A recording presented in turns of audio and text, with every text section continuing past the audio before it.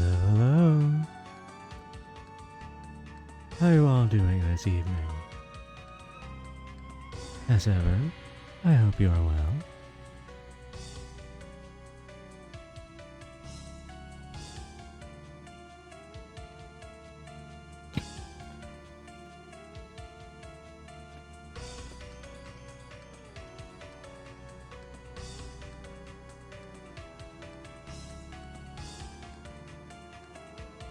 So then,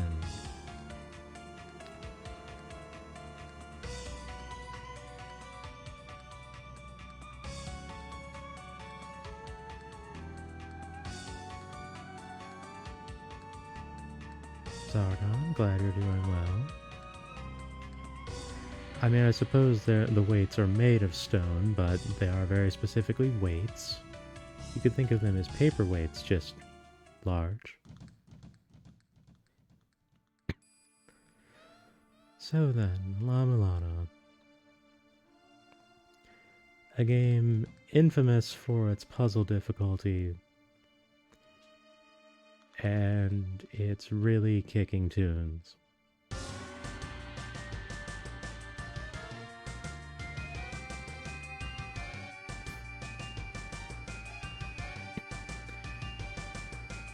So, while I won't be playing the original version of this game this evening, I was on the ground when the classic version came out way back in the day, when it was translated by Aeon Genesis, before Deceased Crab LP'd it, very famously, and infamously LP'd it immediately again.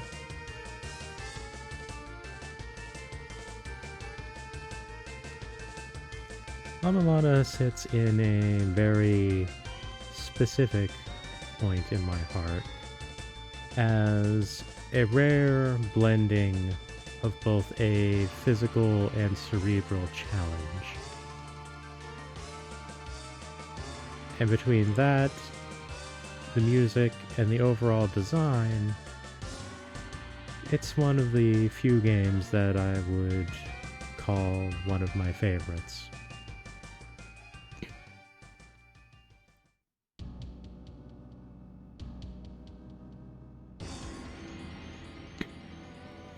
So I'll be doing mostly a casual playthrough for now. Not going to go too hard into routing or anything else, although I am going to get the early parts done with quickly. If anyone would like me to explain a puzzle that I don't adequately explain myself because I just know what the solution is, by all means, please do ask.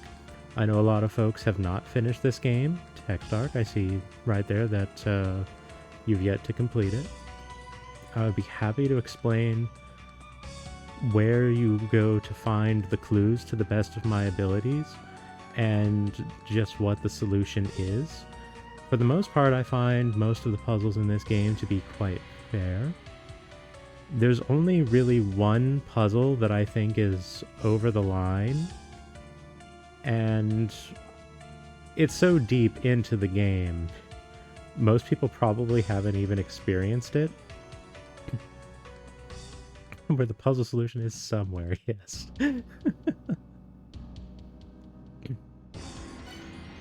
So again, if anyone has any questions, by all means, please do not hesitate to ask.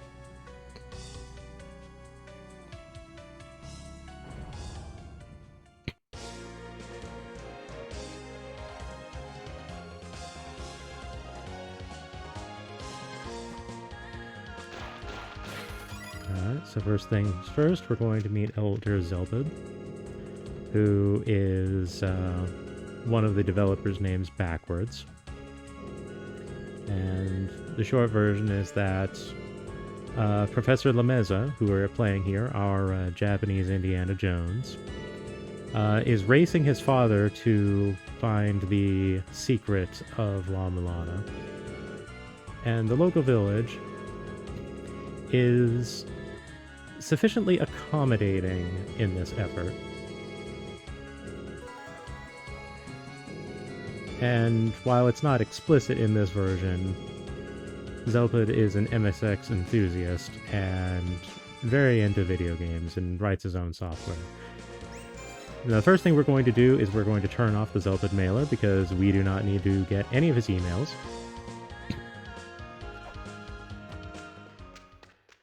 We're going to grab the hand scanner real quick, like.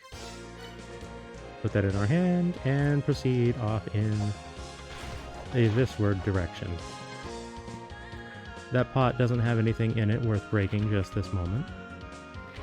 These birds will always level themselves out with you on whatever plane you are currently occupying, and their speed is going to be proportional to just how far they are from you.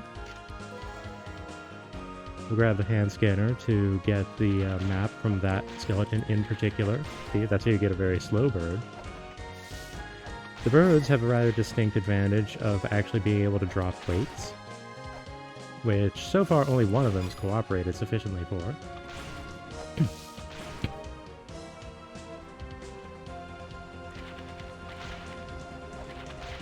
Oops. Bit of a foobar there. Now I'm going to this map over here at the very beginning very specifically because there is a money box here. Whoops. Uh-oh. 1 health. Let's see if we can make it back.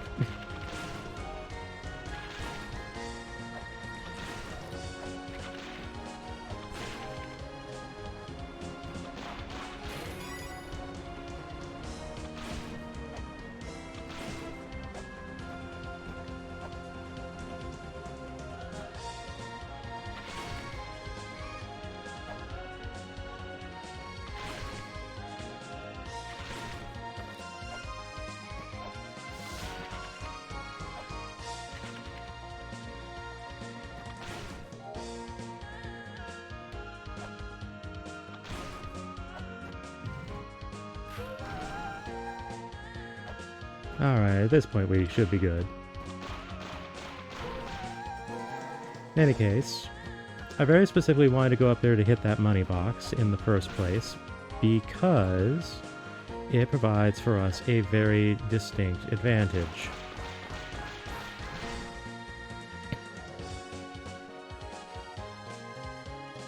Over this way, we have another jar up there.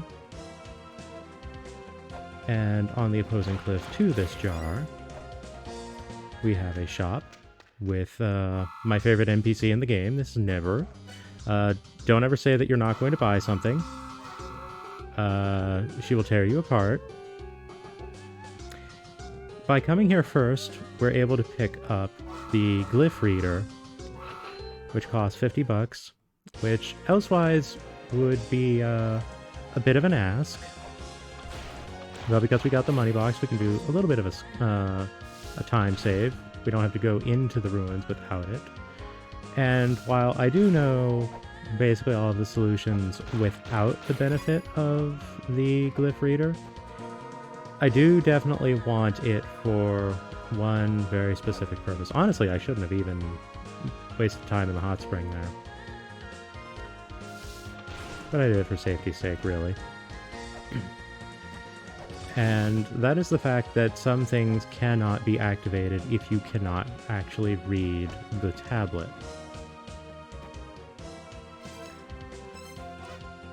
For example,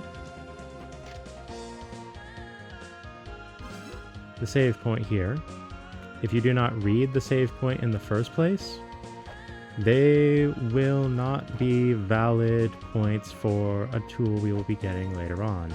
And said tool is quite unignorable. It would actually be quite the challenge run to not use that tool, all things considered. In fact, I think you even need to collect it. Using it may be technically optional, but you do have to collect it as a point of mandate. Now, I have made an error because I forgot to stop by Never's on the way back to get some extra weights. So that's unfortunate. Sacred Orb, that extends your life max by 32 points, very specifically. Oops, blew that jump. That could go me. That pot above has money, which is the principal reason why you would go for it. There's some other routing things that I'm going to not really be doing properly because I didn't go to the village like I should have. But it's also not a huge concern because there's things I can do that don't necessitate having all the weights in the world. Like this one I can come back to. Like, that's just the map right there.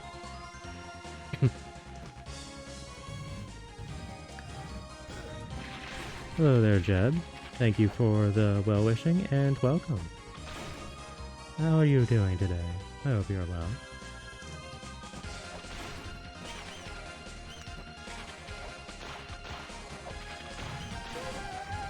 Alright, so that activates a thing over there that we definitely want to activate. Let's see here.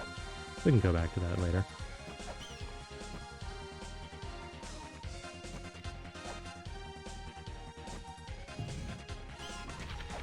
So this is a tricky box that involves the new, the new jumping physics with the breakaway platforms. Oop, and I hit a thing that I shouldn't have. Go me.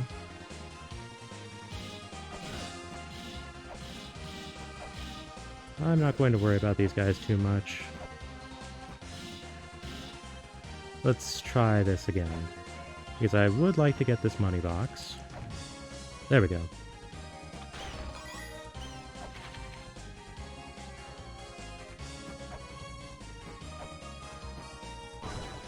I could take a swing at that, but I don't care to run the risk of getting hit again. I'm going to be getting hit enough.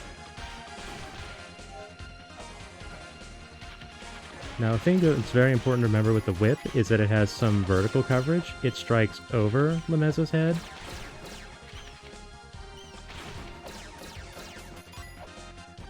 Now, this skeleton is the source of a lot of frustration with folks who don't really click with certain parts of the game very well. The skeleton very specifically says that they found an escape route, and they're leaning up against this wall, which you can walk through. A lot of people don't really put that two and two together, and don't realize that it's, you know, a false wall.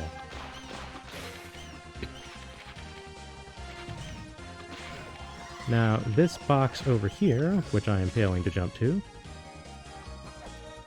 I'm having a very poor run, is a very, very, very important box.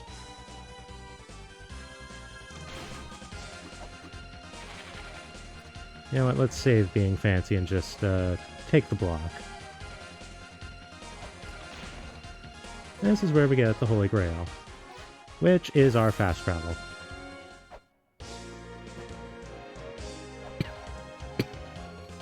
And the first thing we're going to do with our new financial acquisitions is we're going to stop by and get a bunch of weights. Now, if I hadn't kind of blown my routing back there, I could have stayed below surface a bit longer and not had to make a return trip to Never's shop in the first place. So I could have just not gone back there for a while and it would have been fine. But because I blew my routing, oh well. So much for that little optimization trick. Alas.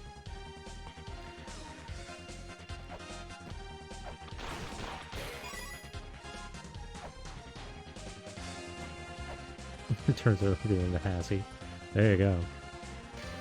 Alright, so now that we have read the Holy Grail tablet, we can warp back here. I don't think I broke this one. No, I did.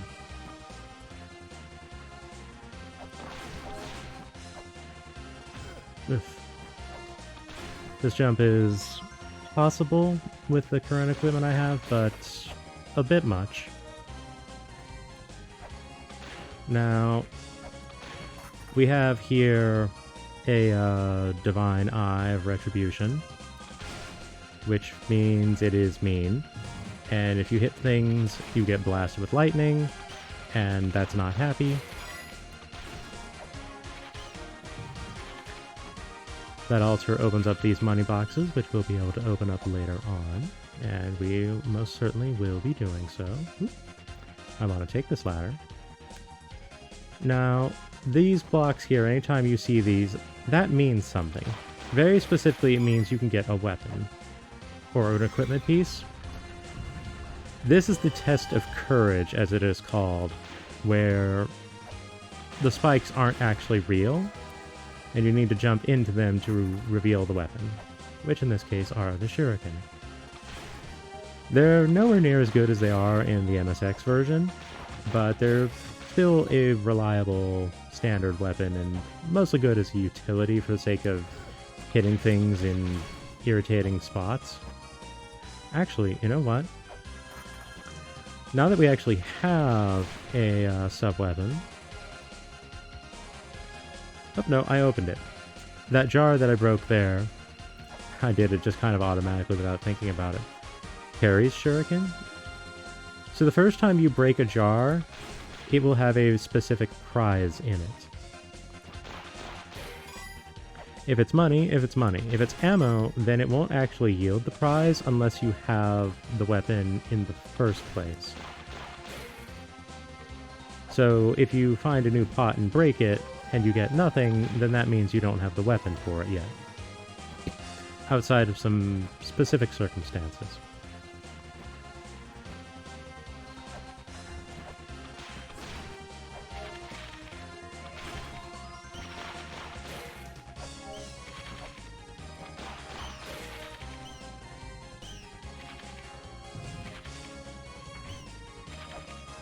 There's audio cues whenever something is affected by something off-screen.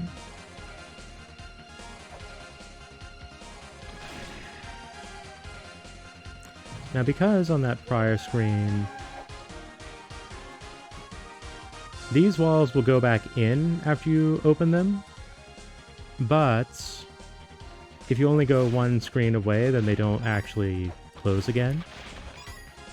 Which allows me to come through here and not spend an excessive amount of weights to collect these money boxes. I'm going to be taking a further detour while I happen to be, whoops, in the neighborhood. I always forget about that drop.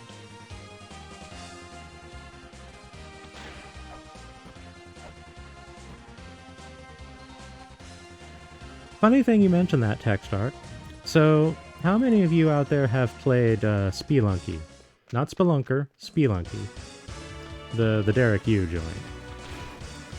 Well, I was, while not part of the community directly, I did actually see on Derek Yu's old forum when Spelunky was still just an indie game with a pixel art graphical style, much like original La-Mulana.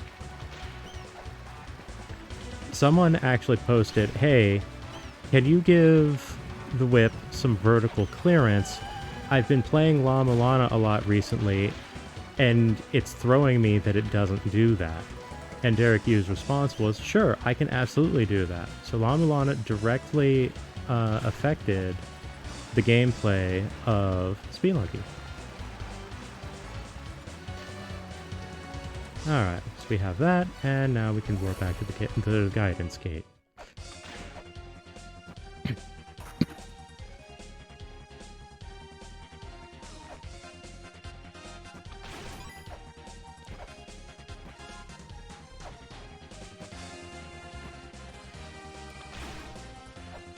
Now usually I wouldn't just walk off an edge like that because that causes you to lose all of your momentum, but my health is a bit on the low end right now, so I'm playing things a little safe at the moment.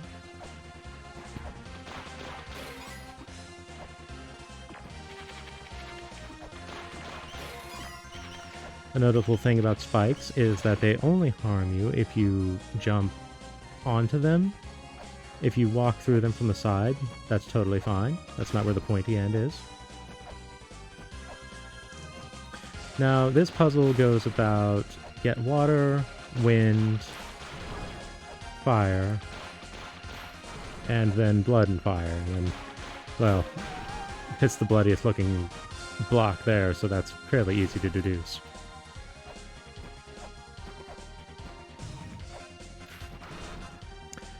That is a secret shop that has some things in it that I'm actually going to opt to not pick up in the immediate. Ka-chunk.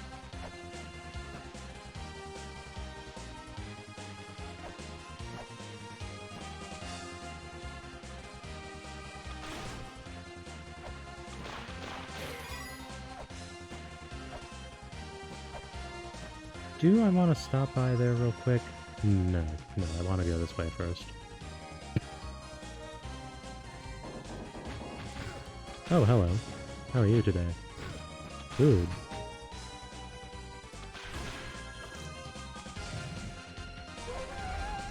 There we are. And now no more risk of actually hitting the thing. Alright. So now that I have this, I'm going to dip into another area a little ahead of schedule again.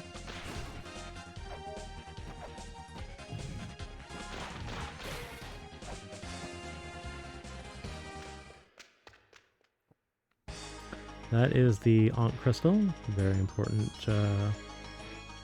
subject. Now, oh, right. This little area here, this is the Temple of the Sun. And it throws what appears to be a mean trap at you. But you might notice, if you're of the more astute variety, that this block is suspiciously bright. That actually opens the way out and back up. And this pressure plate opens the box over there. And you might notice that over there holds the Holy Grail tablet. Oop, which we are very interested in.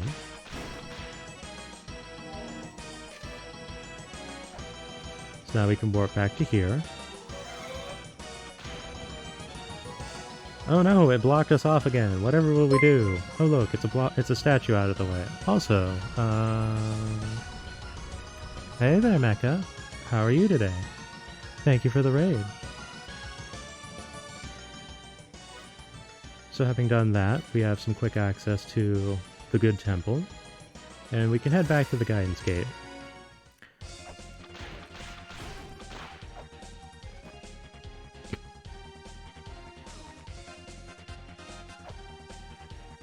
This altar is a trap. The skeletons, if you examine them, will say, "I can't believe I fell for such an obvious trap." And if you look at the statue, the lip is broken. So little bit of communication there.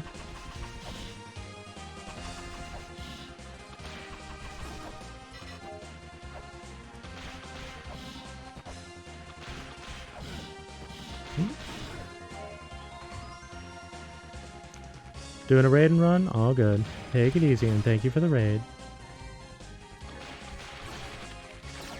So now we're able to properly do this room. Let's clear off the bats. Just because, well, they're bats.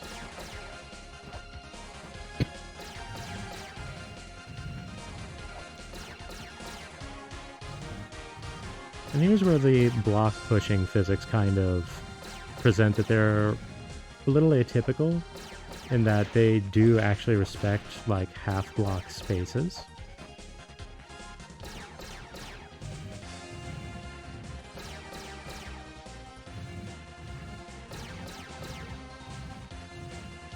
I unfortunately don't yet have the glove, so I can't push the blocks quicker.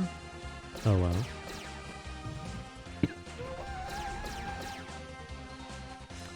But, fortunately, I am able to proceed into the inner sanctum now. Did I already get that jar? I guess I did.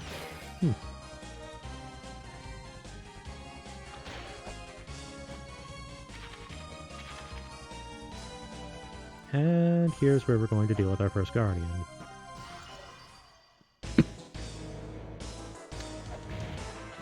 This is Anthespena. One of the two heads will project fire in your general direction, sometimes even at the same time. Oof, I'm actually doing rather badly here. The more damage that Anthespena has taken, the more aggressive the flamethrowing occurs is, if I recall correctly, the one on the left always flames down, and the one on the right always flames up. No, seems like that's just wrong. Oop. They'll do it whichever position the head is relative to you. Broadly speaking, the one on the left is more susceptible to a good whipping. Even with the rudimentary arsenal that we have at this point in the game, Amphisbaena is not too much to particularly challenge us. Well, it's worthwhile to hold off on various guardians until later in the game when your kit is more fleshed out and you're able to do more damage quickly.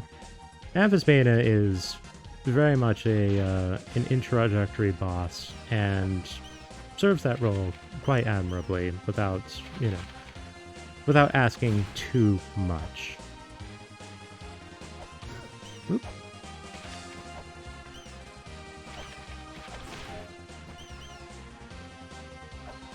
And so, having completed that little objective, whump, we can move on to the last of the adjoining locations to the Guidance Gate, the second official area, the Mausoleum of the Giants.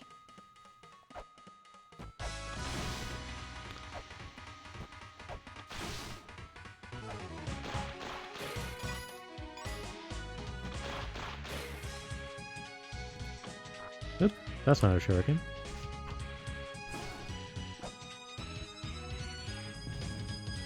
Now right out of the gate, we have a rather sneaky coin box right here.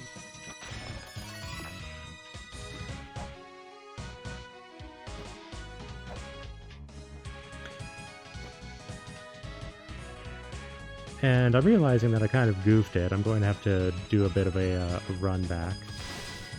But not a particularly terrible one, fortunately. Woo. That's bad positioning there. So this room, if you read the tablet there, basically says, oh, there's a big ghost, oops, that'll come out to play if you hit enough of the little ghosts. So we take out 3 of them, and by their powers combined...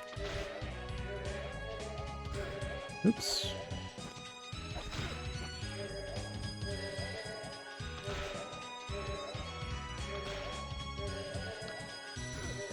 I don't properly know the name of this ghosty here.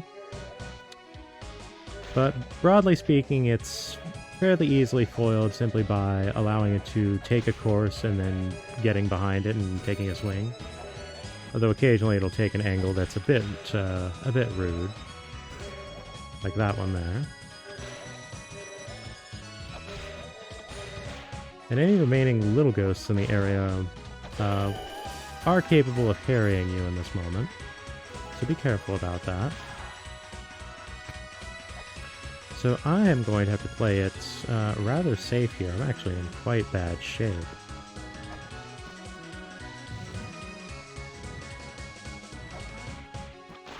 I did quite poorly in that whole engagement. Rather embarrassing, really.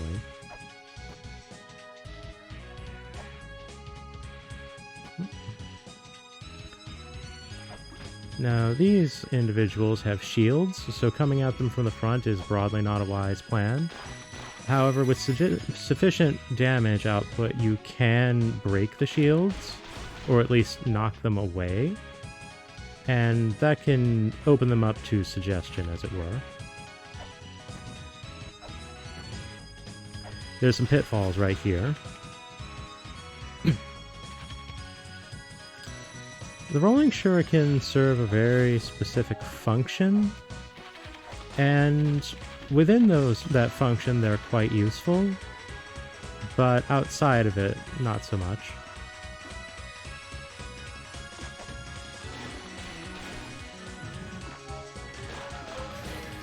Oh wait, no, I did it. I did it correctly. There's a button down and you press that first. Whoops. Oh well. So if you do that before hitting the button, then the spike falls there and, you know, that'll hurt you. Not the healthiest activity.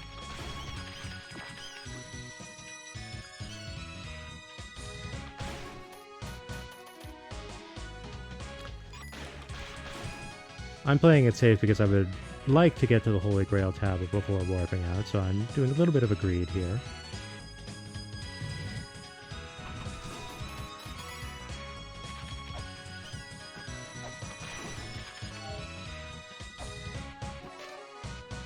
There we are.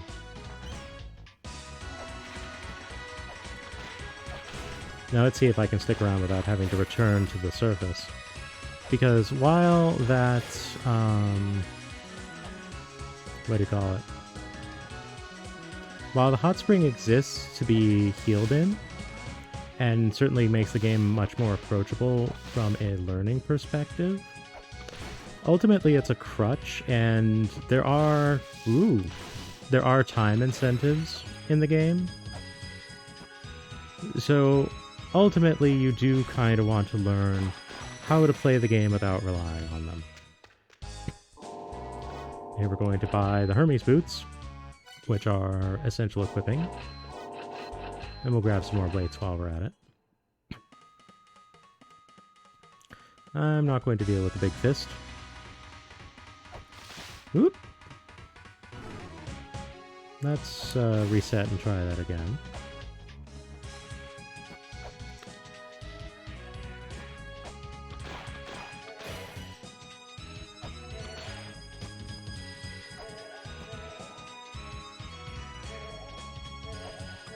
No! Ah, so close. So that room in particular has something very worthwhile and kind of justifies my little jaunt here.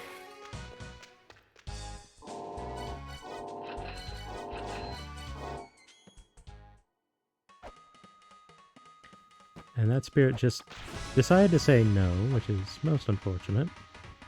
Really, the spirits are just kind of being unkind to me in general today, it would appear.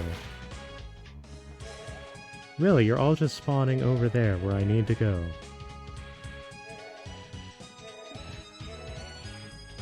Do you mind?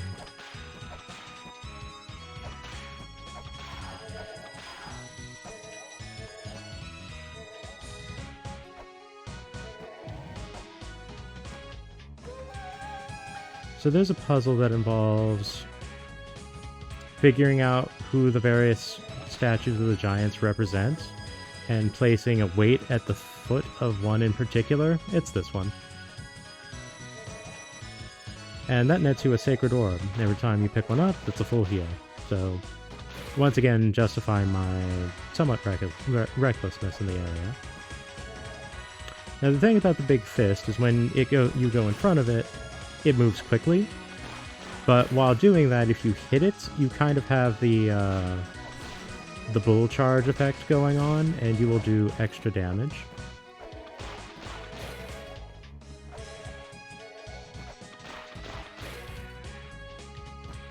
And we want to take a little dip over here really quickly.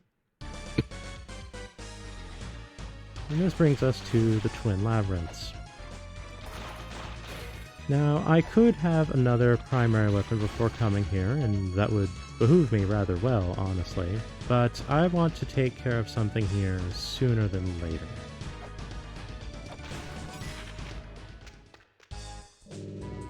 One, I want this helmet. Two, I want to make some purchases. And the little brother allows you to purchase things at the big brother's shop. This is a puzzle solution for much later in the game that can entirely slip you by very easily. Now, that concludes everything I need to do in this area, so I can just warp back, and that's entirely fine. Before I do, however, now that I have the Hermes boots, I'm going to dip around in Temple of the Sun for a little bit, with a very specific purpose. On this room, on the room adjacent to this one in particular, as it turns out. Oops, and this requires some precise shooting, which I'm not always up to the task for.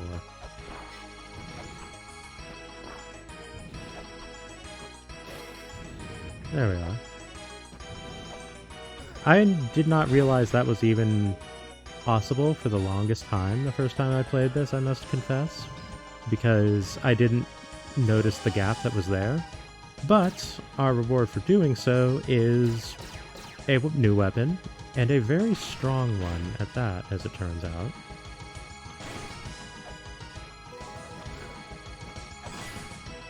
So this is the knife. It does twice the damage of the whip, and its attack speed is significantly higher. We have the software here, Text Tracks, which allows us to save a text for later if we read it off of a glyph, or even from a conversation. Really just allows you to record information for your later perusal. Very, very, very useful in this game, especially on your first time through.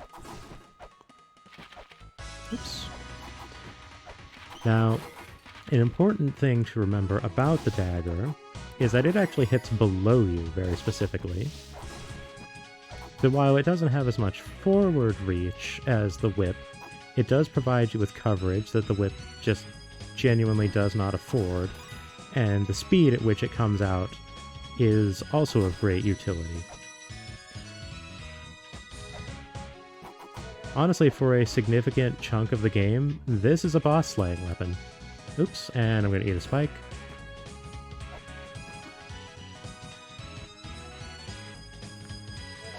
This room is actually revised from how it was in the classic version.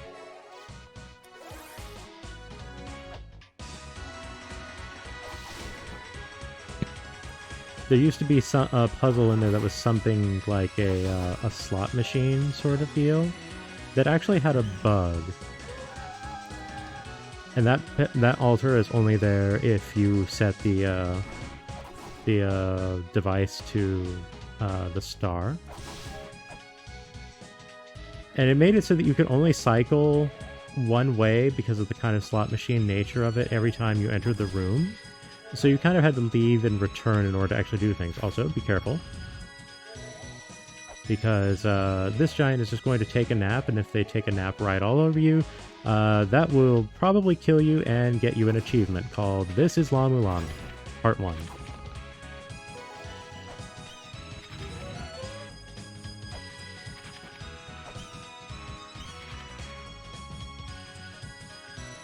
There are a few pretty much certainly kill traps in this game, but they're very few and far between, and they kind of are more like jokes at the player's expense rather than, you know, genuine meanness or like, haha, you blew it, you fool.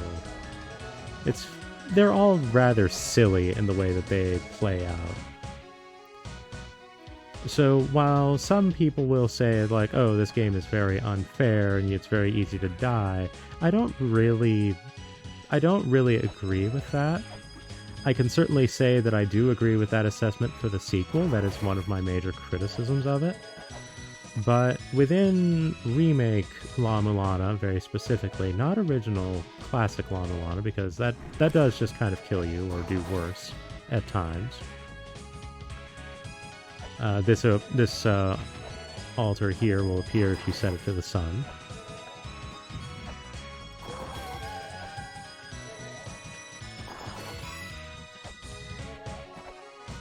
Remake La-Mulana is far more reasonable in that respect, I feel.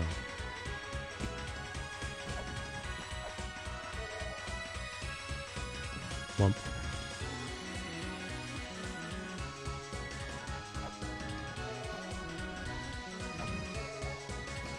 And the last thing we set it on, and then we never come to this room again, is the moon, which is going to do things over in this direction. Take note that this statue is pointing at this pot. You'll note that the pot gives us nothing.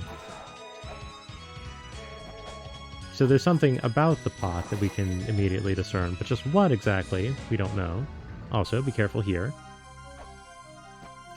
And while, yes, I could be doing this fight right now, I value my time, my sanity, and putting on a show that is not an incessant pile of failure over and over again. That boss is not reasonable. So instead we're going to go this way.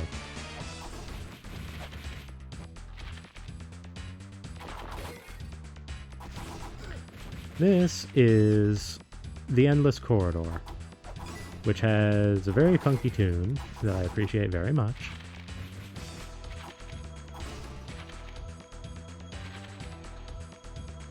Hey there, Wizzy.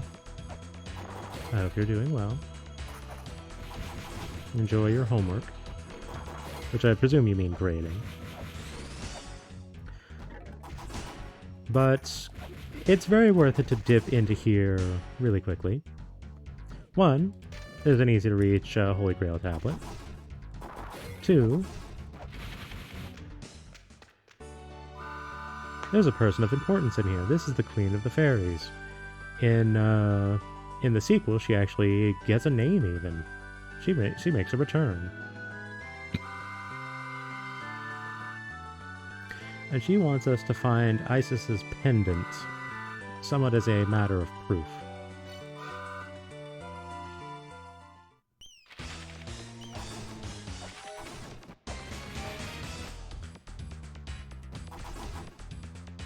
But before we do that, we're going to walk through there, warp back to the tablet that we just passed, and oh look, the box is open.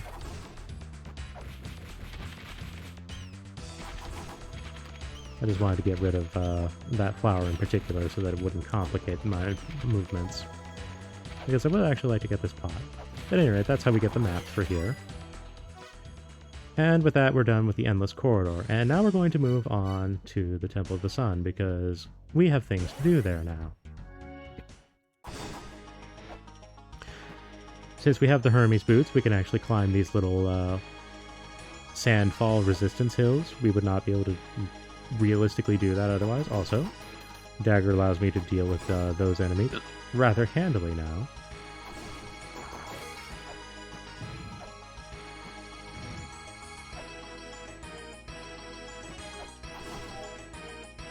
And we're going to take a little pit stop into this room. And I'm going to equip the Rolling Shuriken because they are particularly good for this mid-boss. Oop, this is actually an occasion for the whip, I think. Or perhaps not. Oop. Yes, this is Where, who is kind of a pain in the rear. But the Rolling Shuriken are the way to go with them, because they hit harder than regular Shuriken, and Where pretty much stays entirely on the ground. Oop.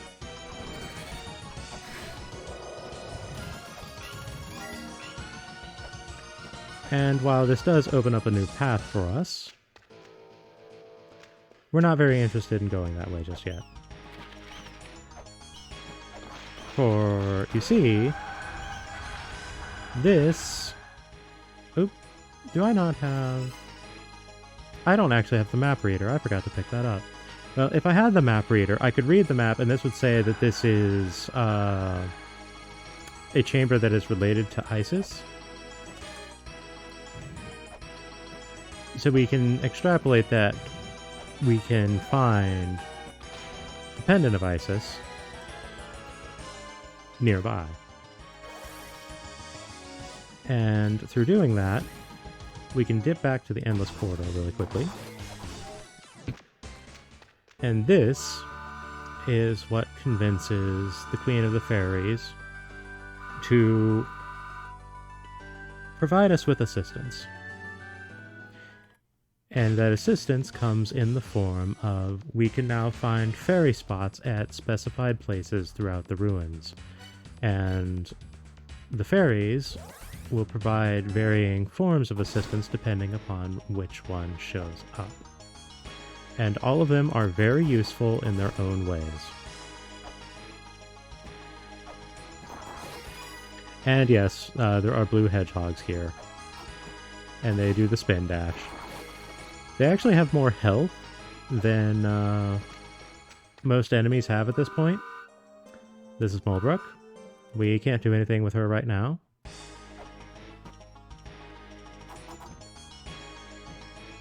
Let's see here. Do I want to go down first? Oh, wait a minute. No, I want to go back up here because I forgot to make like TF2 and push the cart.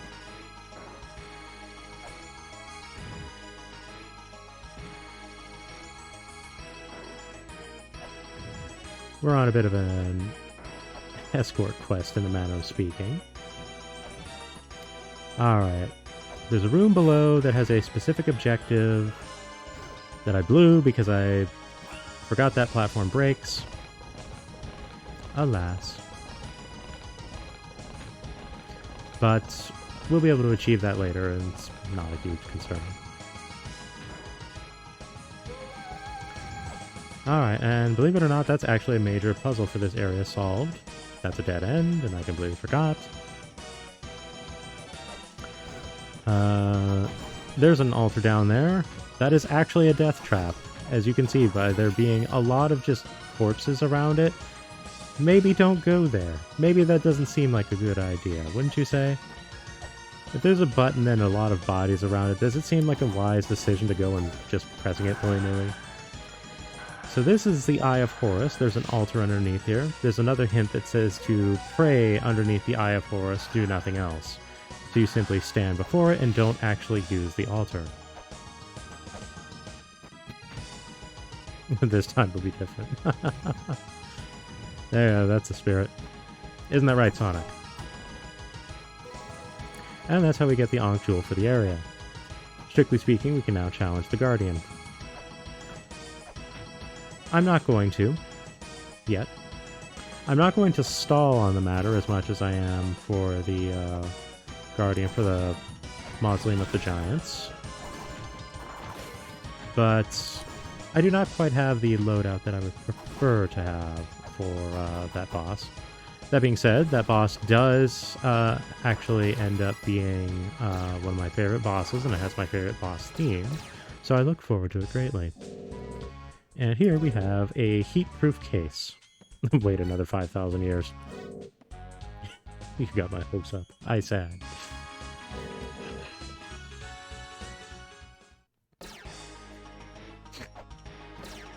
Imagine just being like a tormented soul who just can't pass on until you sell one piece of merchandise. You wait 5,000 years for a customer and they just tell you wait another 5,000 years.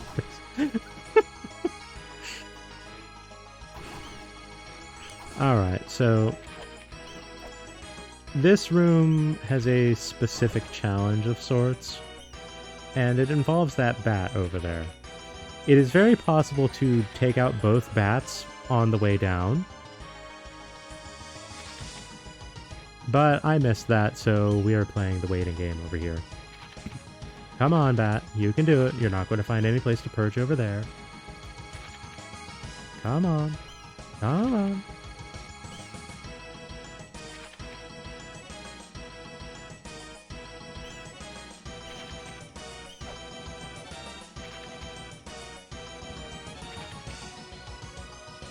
Come on.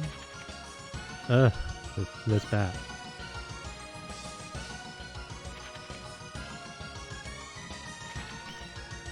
Fine, we can come back later. It's not the hugest of concerns.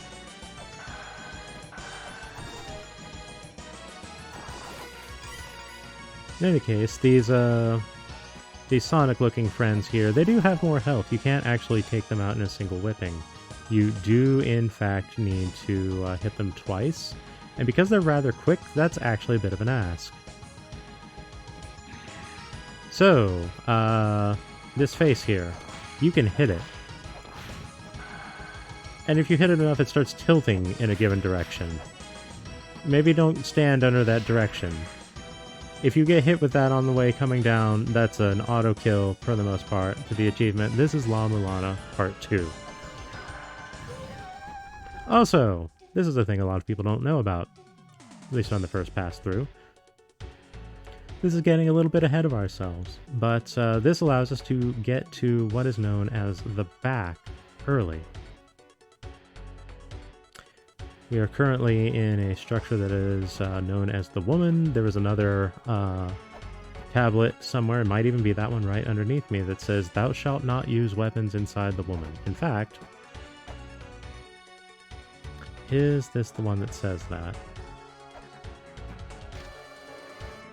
Nope. Shame, because that tablet is one of my favorite out of context subjects in the entire game, because it is utterly hilarious to me. In any case, we're going to dip over here really quickly, because this wall is breakable. And oh, look at that, there's a weapon.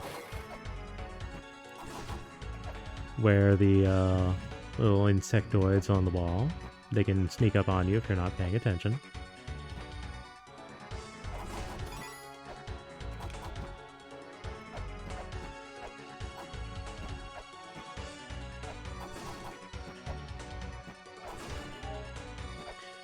This would be particularly easy if I had a particular tool, but I don't. So we'll do it the conventional way. And that gets us the axe. Broadly speaking, the best weapon in the game. Also, there's a secret here. What's in the secret? Absolutely nothing. But music.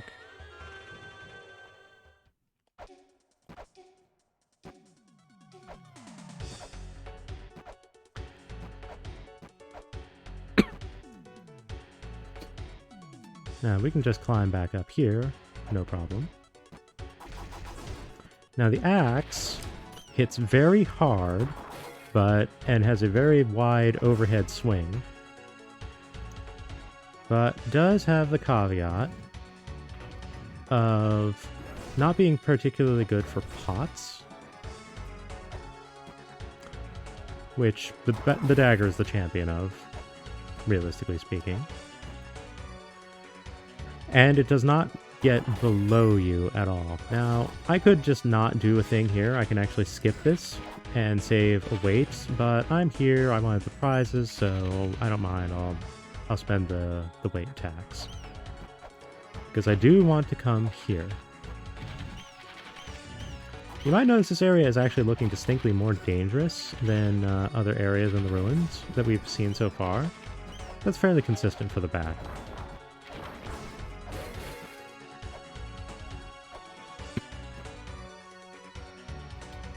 Alright then. Whoop. So skeletons only take damage when they're on the ground. Whoop. If they get up, they will not take damage.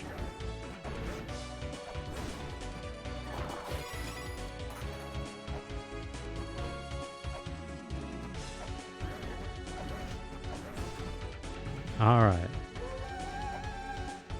Before I grab that, there's a little thing right there that's part of a puzzle solution we'll deal with later. And we get the grapple claw, which is a mobility tool that I've been aching for this entire time, because it lets you hold onto a wall and then launch off of it in expeditious order. Then we have this huge tube of corpses. And oh, look at that, there's a Holy Grail tablet up there, but we can't quite reach it, alas. We'd have to come down from the other way, which I'm not inclined to do right now. But we get the map. Now, that lumbering stone fellow down there, if they're all rocked up like that, you can't harm them, and there's not really anywhere to go. So, for the moment, I'm going to cut my losses and head out. I've basically achieved everything I wanted to here for the time being. Do I go there? Do I go there? Let's get that health up. I would, in fact, prefer to be healthy.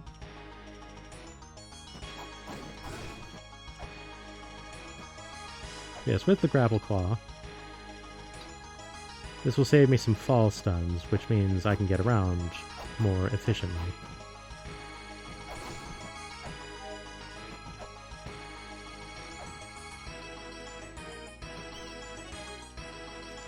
Alright, now... You'll notice that there is an Eye of Retribution over there. If you actually hit the exterior of the pyramid here, that will get you blasted. So I need to be careful about how I handle this.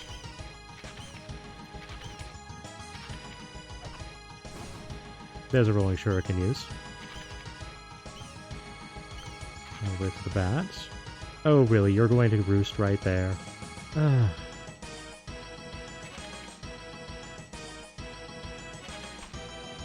Oop, this with the shuriken.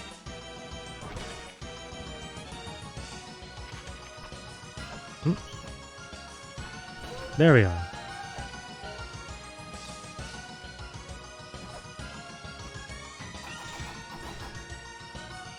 The dagger does enough damage and swings quick enough that you can reliably shield break those guys without being, without putting yourself too much at risk.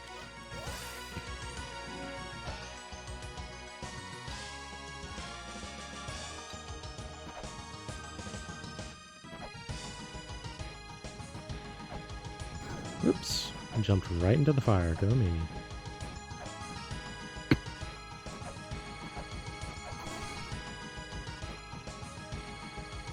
Now, strictly speaking, it is possible to make the jump up there. There's no point in doing so.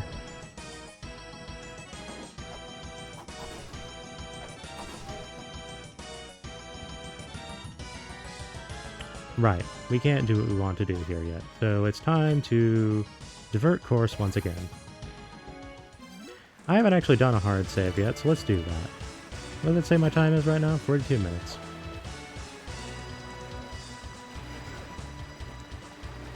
Oops. I went and got myself fished.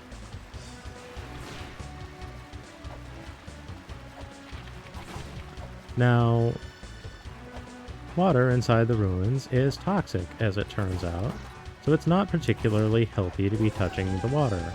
At least not being submerged in it. Being under the waterfalls is fine. If you do not have the helmet, then they will severely hamper your movement.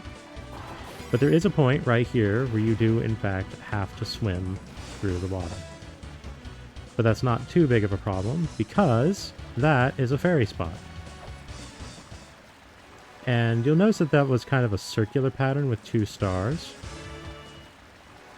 Whereas that's a more wild pattern.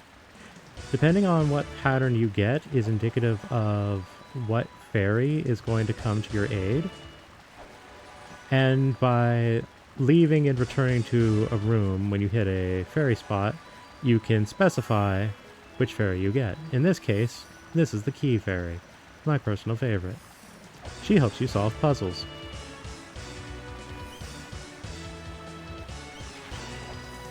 Oop, why did I jump there? That was foolish of me. Of the 4 fairies, 2 of them will remain for a short duration, and 2 will remain for a more extended duration. The Key Fairy is one of the more extended varieties. We're going to dip into this room. And there is a big friend here. Who does some reflect laser shenanigans. But a few hits with the axe, and they're not a problem.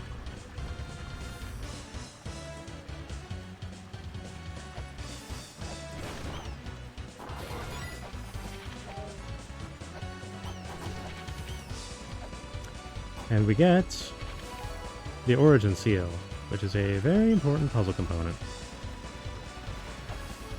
We reach the top, and this is the Scale Sphere, which is necessary to be able to actually not die with all the water around here. And I think we have successfully met the conditions where we can... No? Wait, there's no...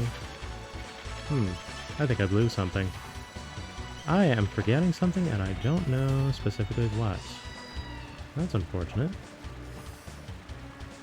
Well, regardless, there is in fact a secret in the immediate area here, and I am intent on working with it, but it would appear that I failed to make the conditions for it spawn just yet.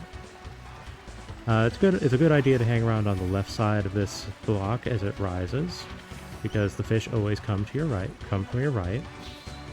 Alright. So the seal allows us to use those back panels, which will cause varying things to happen. So an interesting point here.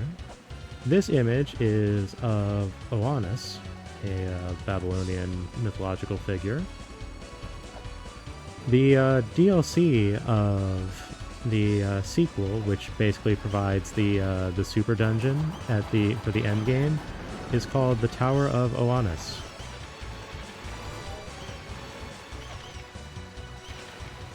So, don't forget that. Really, still nothing. Also, why is that blank? That should not be blank. What's going on here?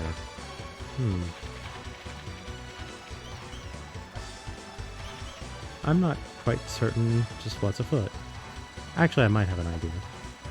We'll return there in due time, but now we have the scale sphere, the water is no longer harmful to us. Oops. And we get the glove. The glove allows us to push blocks quicker, and that's why this block is here, even though there's no puzzle element. It's simply to demonstrate that, yes, you can push blocks quicker. So we're going to head in this other direction for the time being. There's actually a secret to be had if you take the right path. You'll notice that there's a breakable block over here. There's also some water trailing through in a specific manner. Those are some visual clues that there's something afoot. It's purely informational, so there's not really any need for me to go out of my way to do it right now, but worth noting. Oops, that's an error on my part.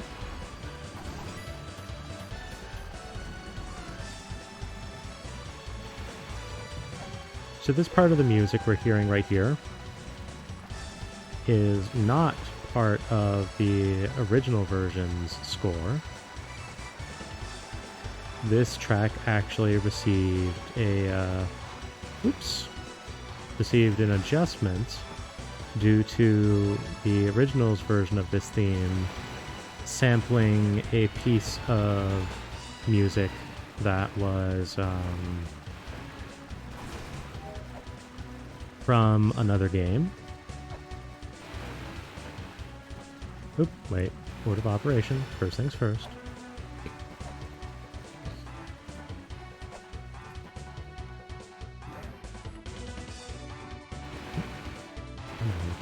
Come on, Pixel, work with me. There we go.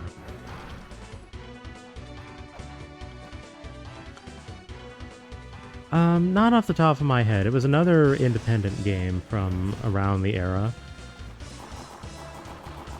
In any case, we removed the brake, and now that chain is able to do its thing.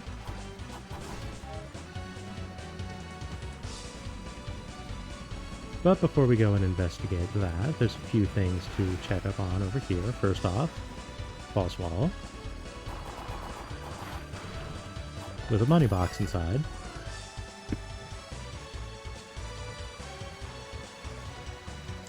And I'd like to have a take two on this room in particular, seeing as how it, whoop, didn't quite work out.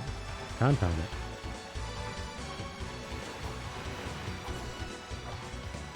I have been subject to rudeness from this bat. Ugh. Alright, let's see if I can do the quick way out here.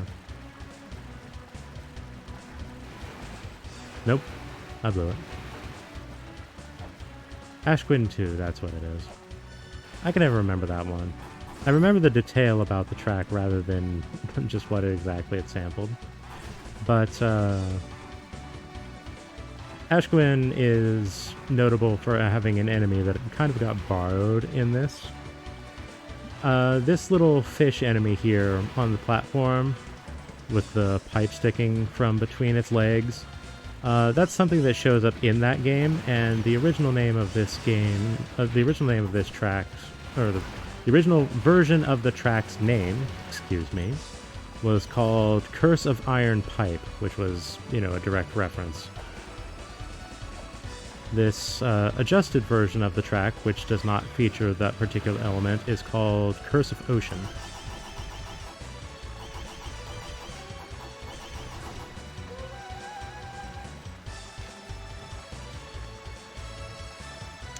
We just wrecked the aquarium.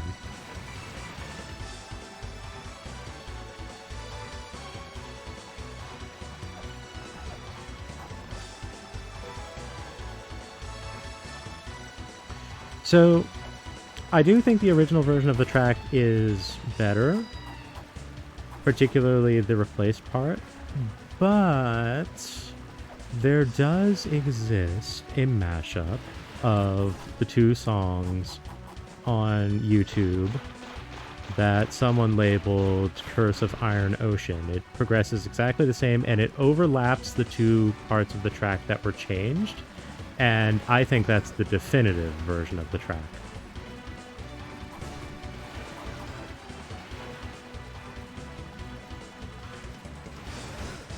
All right, buddy, you're very testing my goodwill here. There we go.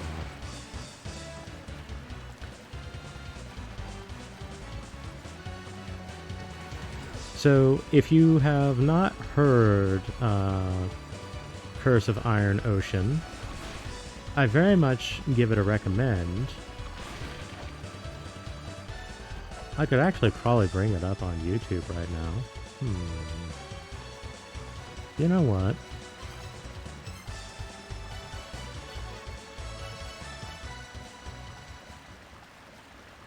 Let me actually dig that up really quickly.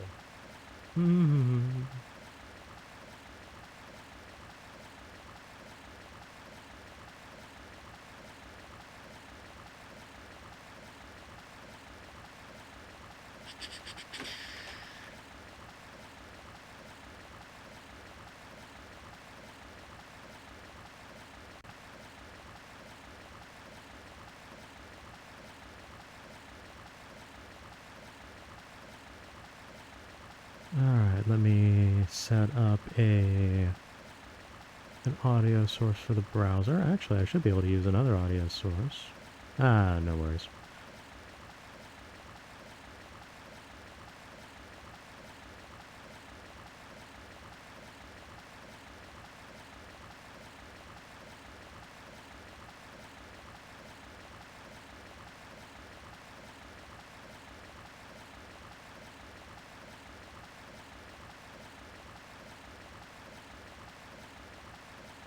Let's see here. Here we go. Should be targeting the correct window.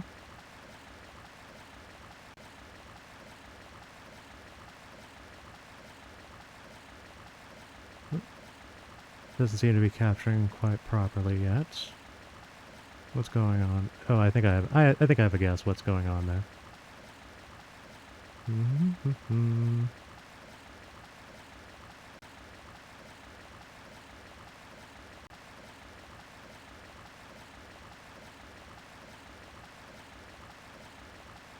What's going on here?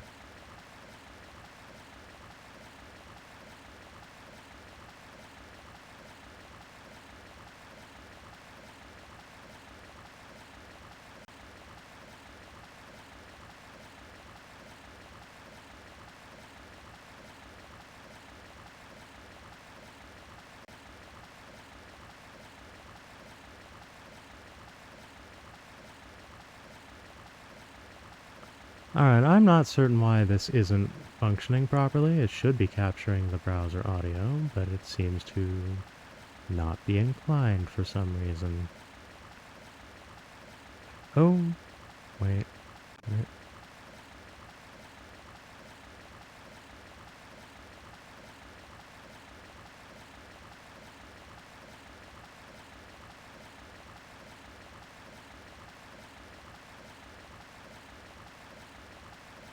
The browser tab is not muted. I'm hearing it very clearly.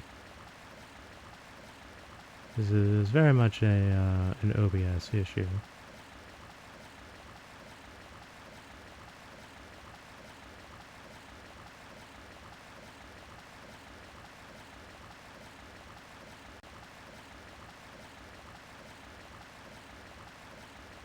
Well, I tried. I'm not going to worry about it too hard today. I will science that for later. I'm not going to halt everything too terribly. Alas.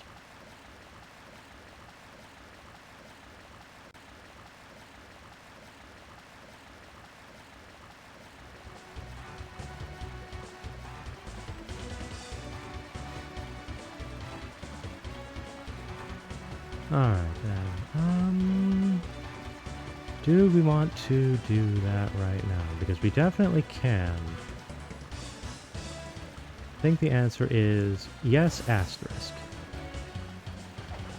Let's get a quick save in there.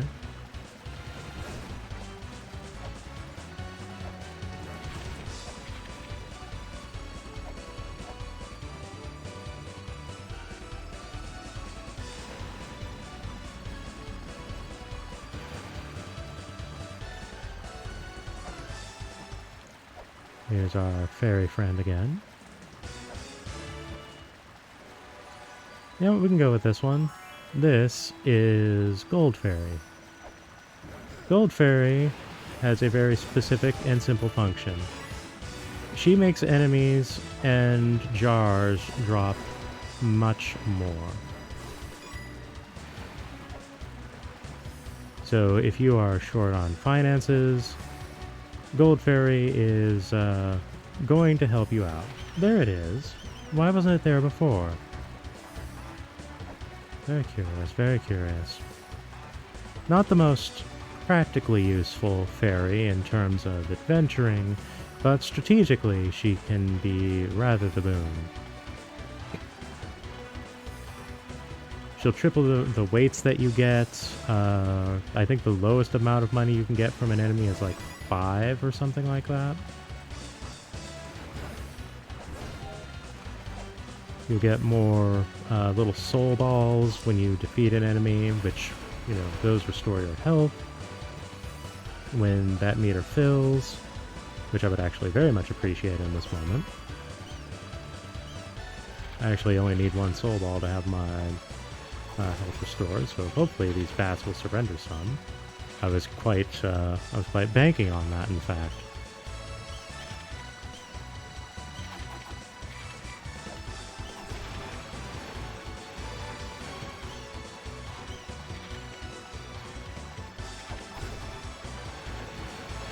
Really? You're going to do this to me? Well, while we wait for a soul ball, I can actually hit this. And that's the thing that didn't show up earlier.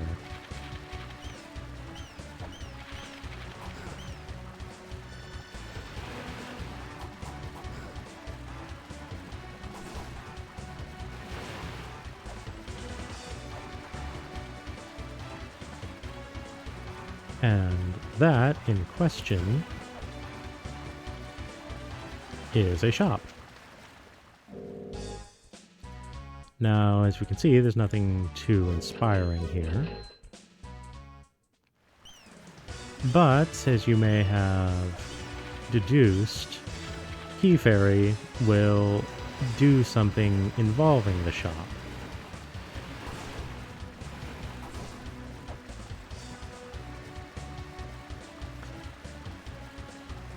I think I have a guess as to why the seal wasn't there, but it's not a firm one.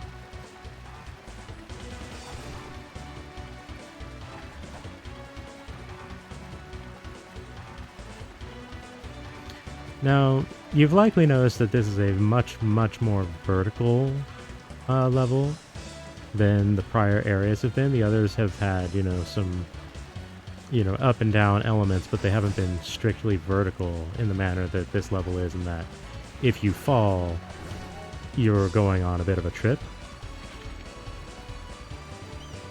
No, I don't think it's a glitch. I never once said that. I said I wasn't certain.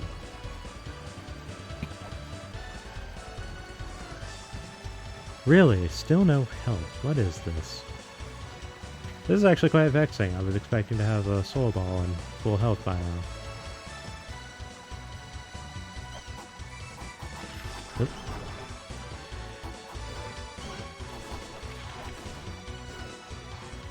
Come on, Kelpie, do me a solid. Nope. I could probably deal with the boss with the help that I have.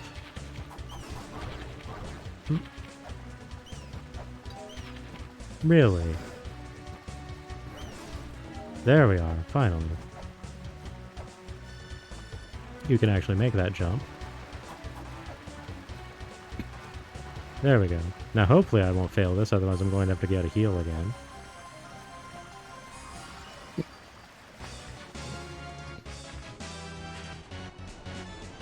So I'm going rather out of order here. This is the 4th area and the 4th Guardian. This is Bahamut.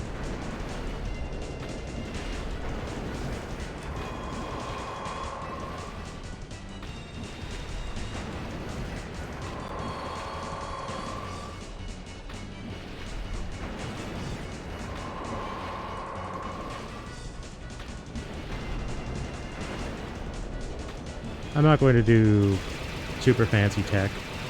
Broadly speaking, though, for this attack you want to try to stay more towards the center-ish, which I am demonstrating very poorly. I'm actually doing exceedingly badly here. Ugh, I can't believe I did that bad.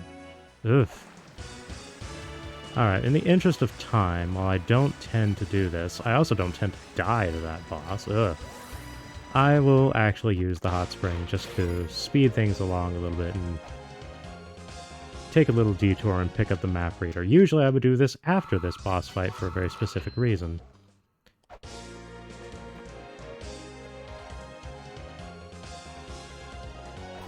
What an embarrassing display. Very frustrating. Fortunately, the hot spring does kind of scale with the amount of health you have remaining, and will not always just restore a single point of health.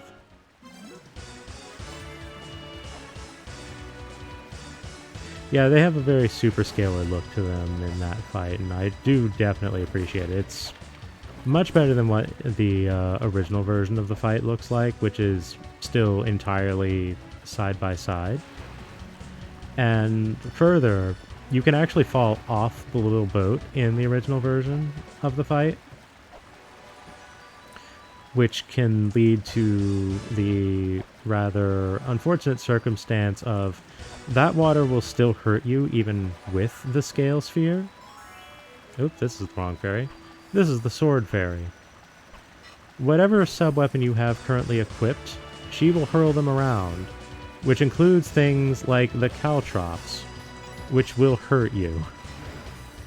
She can also set off the Eye of Retribution if she hits things that she shouldn't. So, be very careful in having Sword Fairy around.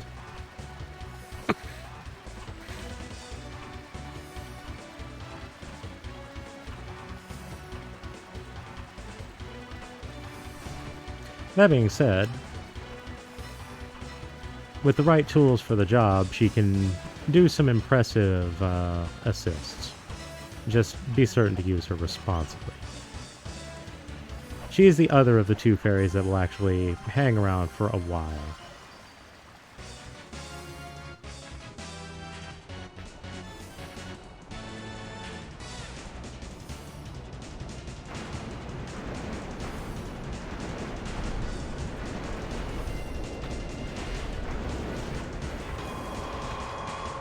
There we are, I got the double hit that time. Really? You're just going to do this?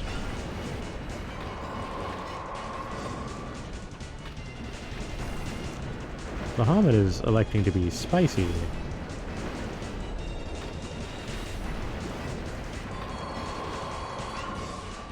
Alright, there's a triple hit.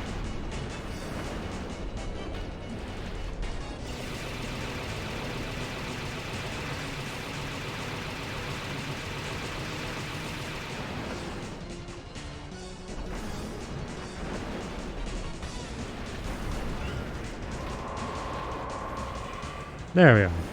That's a far more usual performance. Oof.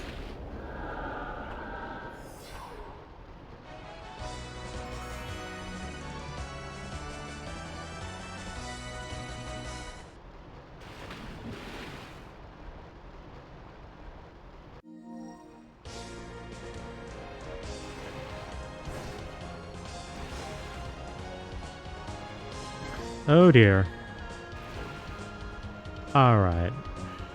That's not going to stand. I forgot that if you have current going like that, you will still have momentum. And that caused me to not go where I wanted to go. Frustrating. Oh well. I don't have to do the fight again, I just have to leave the area through that door again.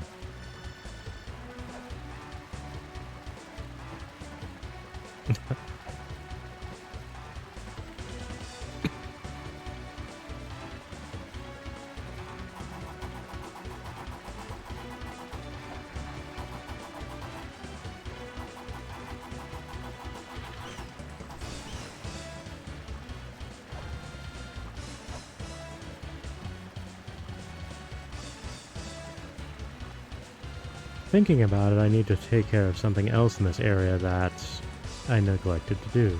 Whoops. I'm just making all the mistakes here.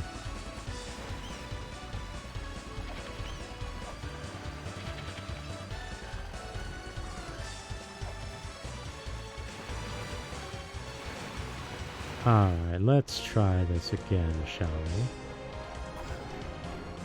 Let the bird get its hit in. Ugh, come on. Here we are. And here we have the birth seal.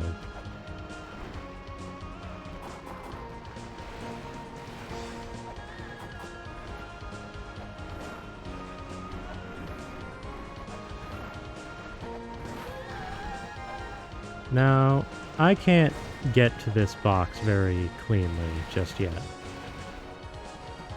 But I can get to it. Just not in the super immediate.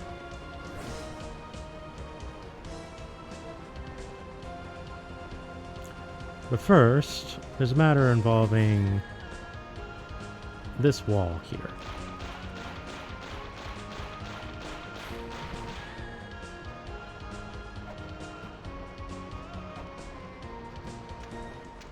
Which involves a tricky jump, and we get one of the softwares of the game. All of the softwares that involve, like, games are Nigoro, the developer's prior works to La-Mulana, which includes La-Mulana itself eventually. Basically all of their independent softwares before they went professional, which was with this very game. The original involved collecting Konami MSX games, since that would be a bit of a copyright conundrum. They don't have you... Oh, you rude bird. Ugh. They don't always go immediately for you, but when they do, I swear. But since that would be a bit of a copyright kerfuffle, they simply made it their own games. Accursed avians. This is why marine life are the superior life forms. We know how to relax.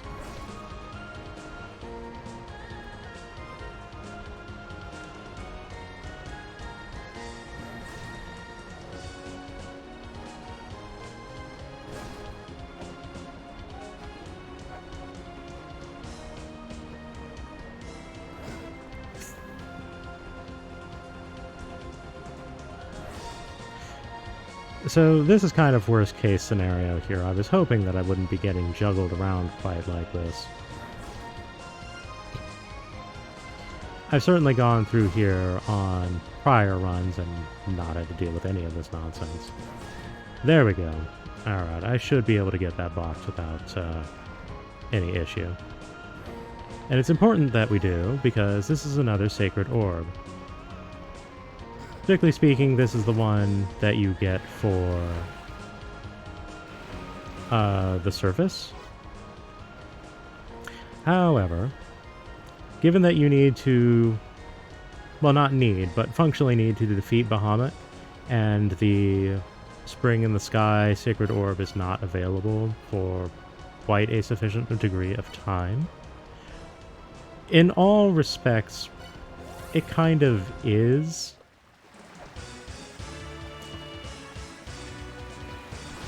Just not technically.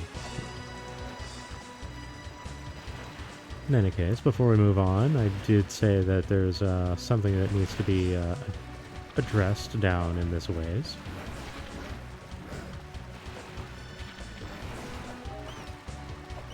Namely, there's a bit of, oh, what's the term?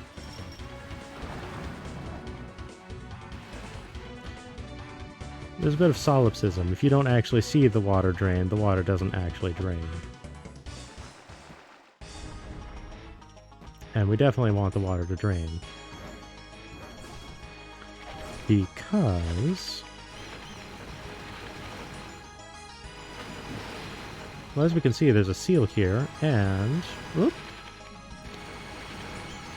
there's a vent that allows us to reach it, which opens up that path over there.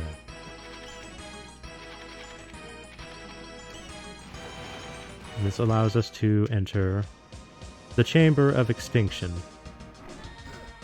which is dark. And at this point in time, I have no means of navigating. However, we don't need to go far, as what we're directly after is right there.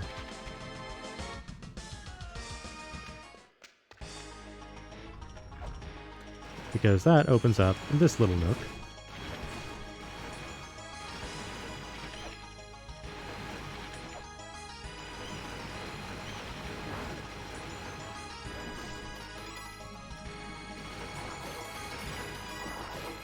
Which gives us many, many jars.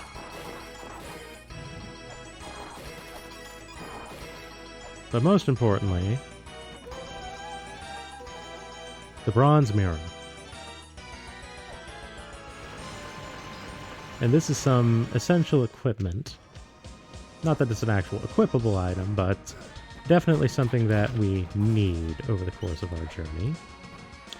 And before we proceed all the way through here, we're going to press forward just a little bit. There's a ladder here. And while we can't see it very well... oops. There's a few things in this area that we do find ourselves interested in.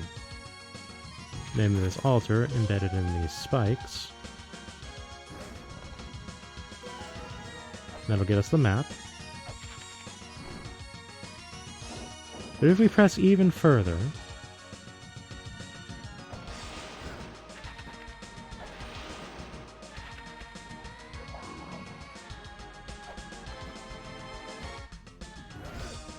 there's a friend here.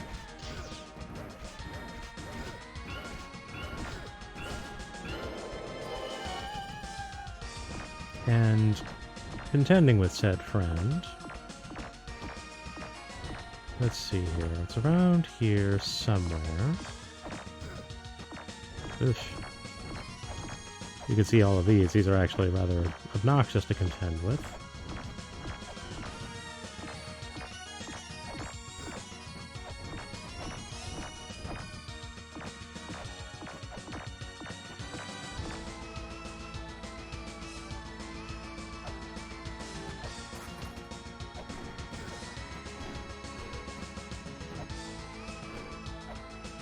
I know it's somewhere. There it is. And that gives us the chakram, which is a piece of equipment that we're not supposed to get for a while, because we're supposed to have another tool before we come this far, but the chakram is very, very worth having. It is probably the best sub-weapon in the game, all things considered. So then, what shall our next stop be?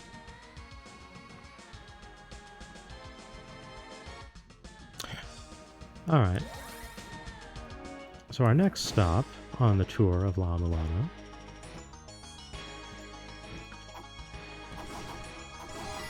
there was another area over here that I dipped into very quickly and then left just as promptly. We're going to be giving it our due diligence.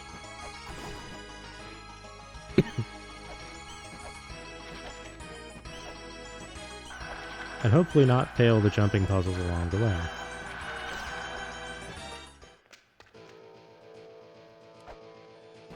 Not that there's much puzzle to this, but I think you can see why we would not want to fail. Oh, right. I forgot the fire lingers for a little bit there. Oh, what? A sacred orb right there? That has to be too easy. It is. It's a trap.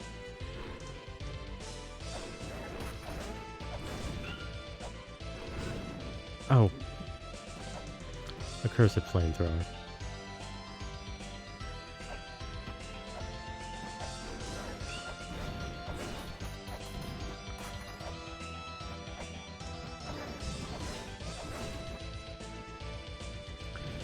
Now, what the glyph tells us there is to anger the serpent.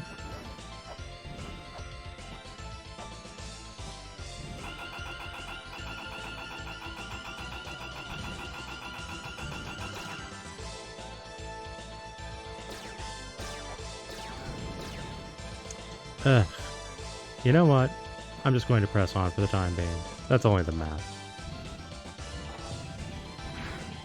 Ugh. I can't believe I got hit by that.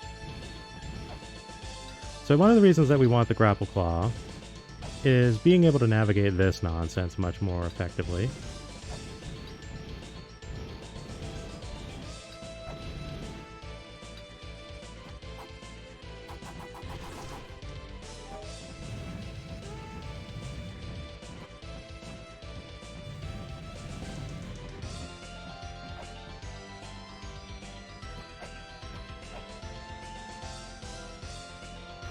Oh dear.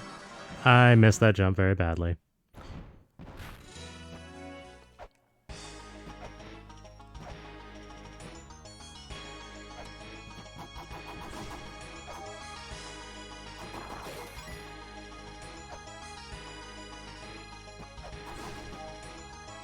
Ash, you can't possibly boil from that. The temperature's far too high, and there's not enough hydration. Let's just melt.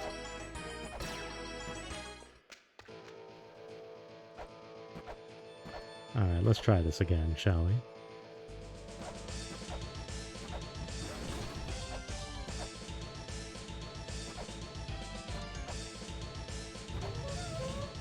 Oh, look at that, it's fake. Also, if we dip in here real quick and hit this seal, it was very slight right there, but that did actually open something up down there.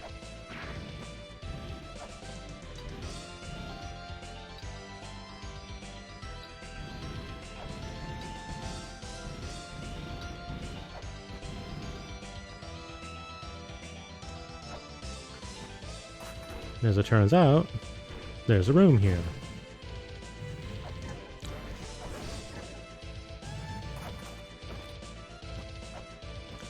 Now, I don't think it's wise for me to proceed through here because I don't have much health.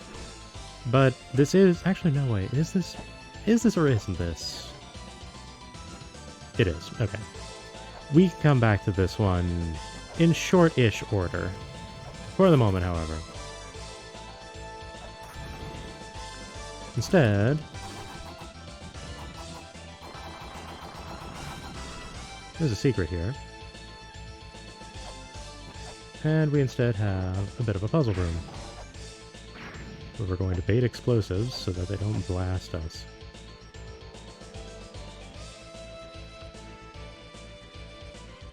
Now then, it's actually been a bit since I've done this one.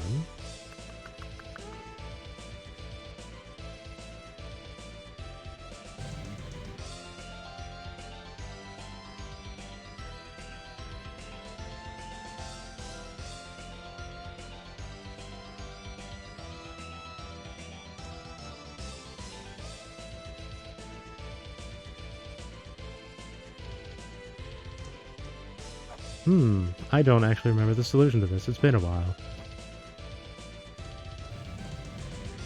Because you'll notice that I don't actually have any purchase with which to push this over. I'm fairly confident that's incorrect out of the gate. Oh well, let's push things around and just see what happens, shall we? Ah, wait, no, I recall. At least I remember this part of it. This one goes on the button. We skip over this. Make use of that right there. Make a little tower. And then we can push this one over. That's how it goes.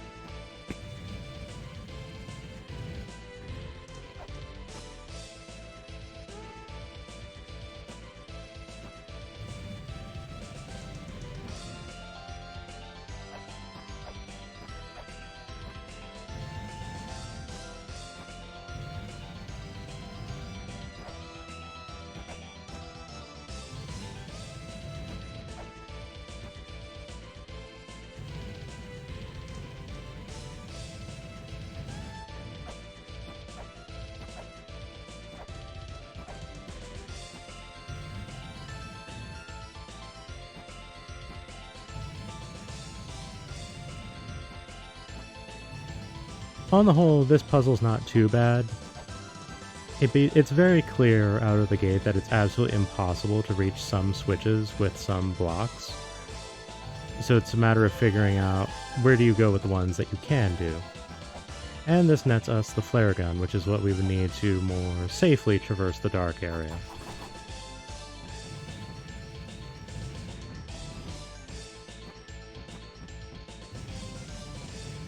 Now let's see if I can actually make it to the Holy Grail tablet without jumping into awfulness this time. Nope.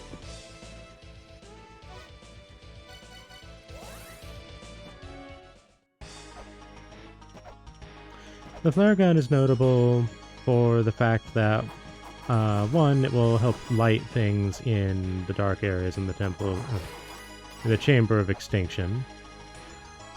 It's also the only sub-weapon that goes directly upwards. That being said, its damage output is not particularly great, so its actual usefulness is niche. It's okay. It's basically a vertical shuriken.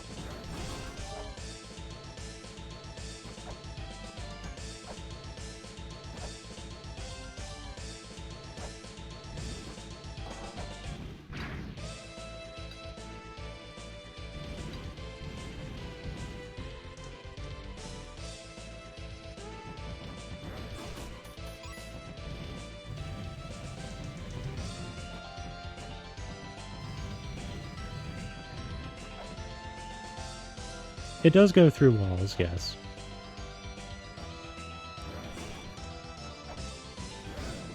Oh dear.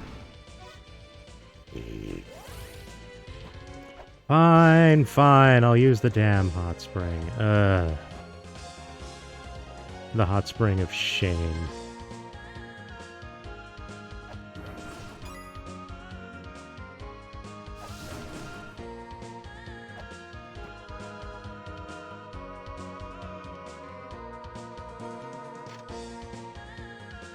Evidently, the hot spring gives you curry addiction incidentally.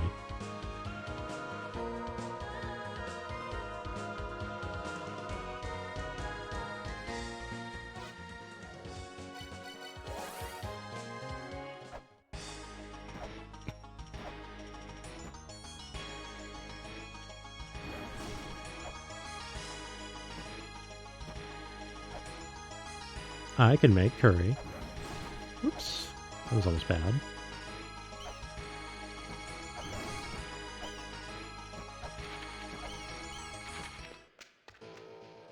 At the very least, I can make Japanese curry. I can't make Indian curry. That's actually a very different beast, as it turns out.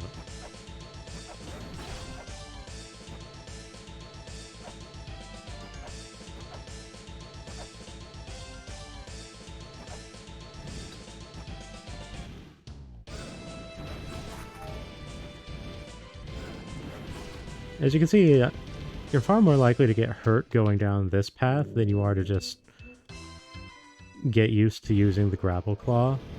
Then you have to wait for this jerk right here, and it's a whole to-do. This is why I don't ever really take this path downward.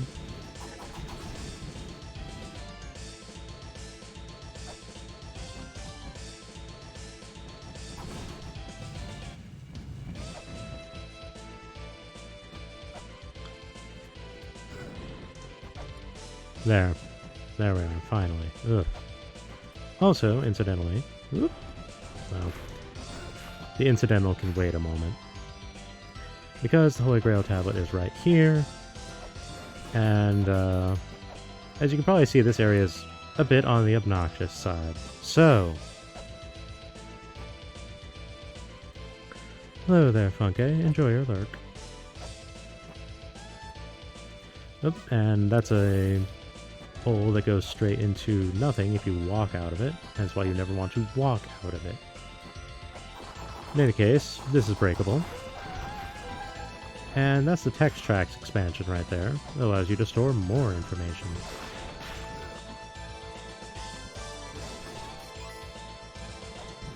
Now if we're willing to dip into the lava really quickly,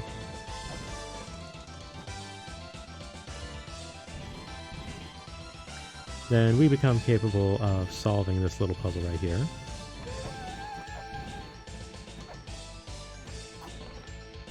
And that gets us the ice cape. We can now proceed to broadly not care about the magma. It is slightly hurtful water now.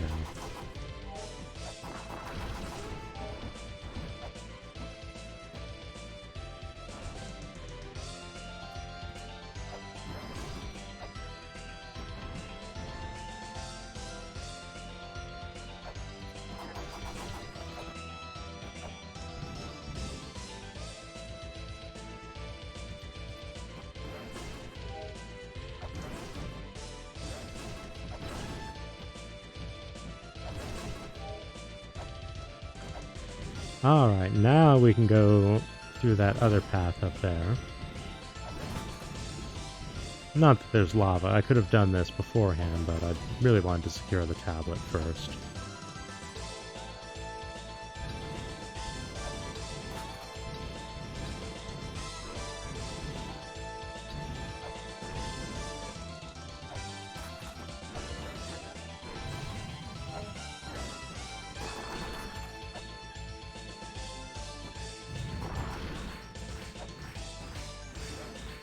So this is Pazuzu.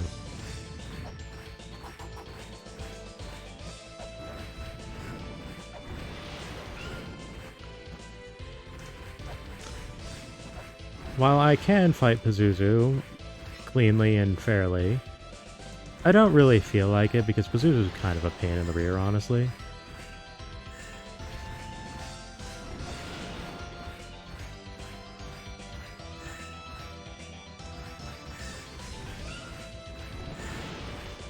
So I'll just make use of these chakrams.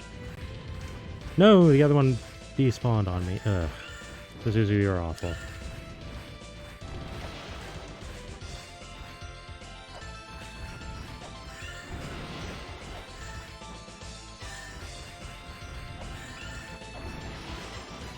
Now, what's not immediately obvious about the chakram is that chakrams hit very, very hard.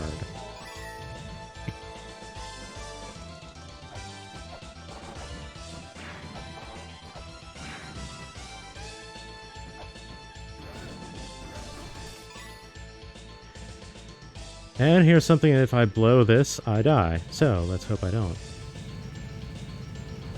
There we are. And here we have the Chain Whip. An upgrade to the Humble Whip that makes it do some decent numbers.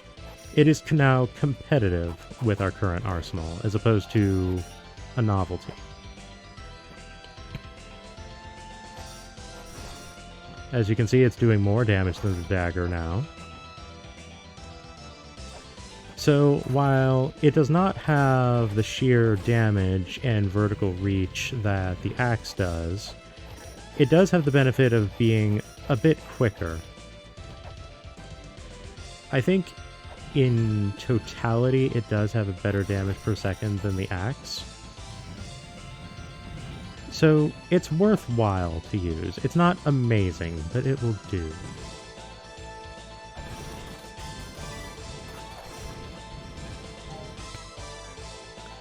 But yes, the Inferno Cavern has some very, very useful equipment to acquire.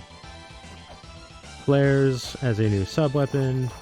The Chain Whip is a new primary weapon. Ow.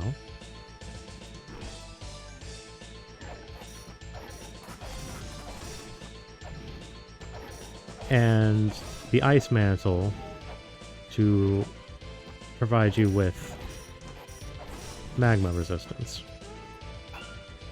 which one might not necessarily think is so immediately valuable in the outset of a journey, particularly with how few areas actually have it. But for the areas that do have lava, it is, of course, incredibly useful.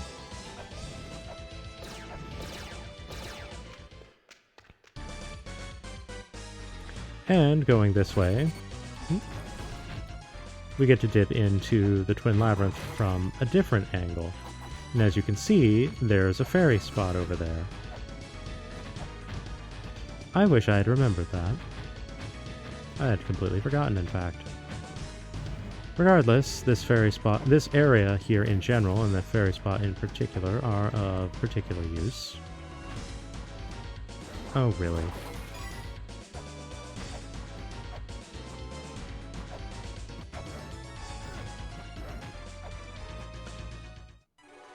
So this is the final fairy, and the most common. This is the Healing Fairy. She will restore, I think it is 16? 12 points of health per tick. Also, puzzle right here.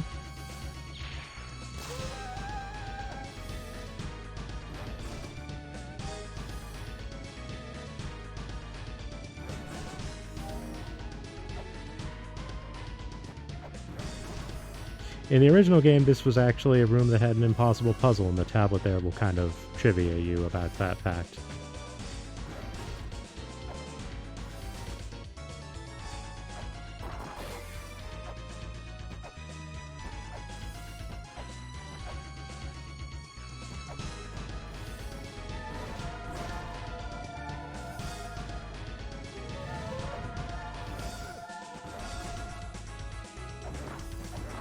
Oh wait, I went about this the wrong direction. Oh dear.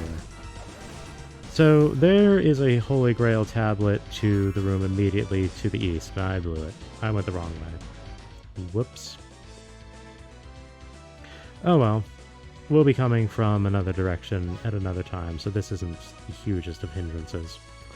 In any case, now that we have the flares, we can more easily navigate the Chamber of Extinction. So back to the Temple of the Sun we go.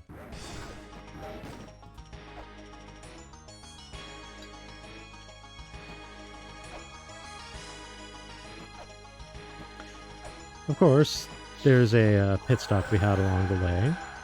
We're able to undo the seal. And Mulbrook is not a statue anymore. She has awoken.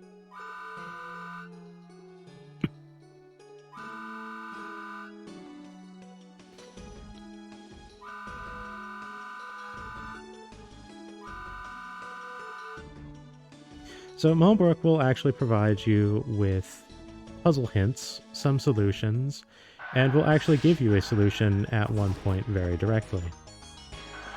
Of course, when I stop to think about the progression of the game, I realize that I want something in particular. And that's going to mean fighting a specific boss. A very local boss, as it turns out.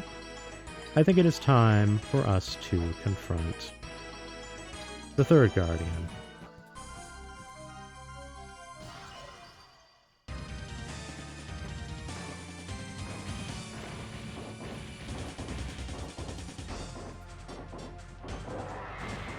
This is Elmac.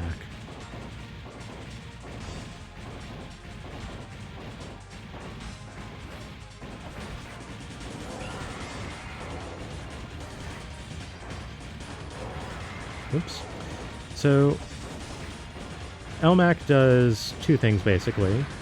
Will hurl fire along the track and charge.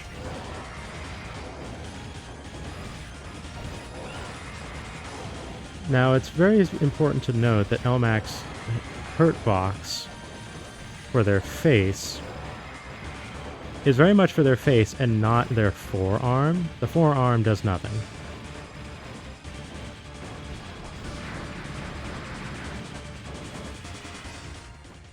So you can touch that quite safely. And I have so much health that I can kind of brute force the fight. And handle it a bit graciously.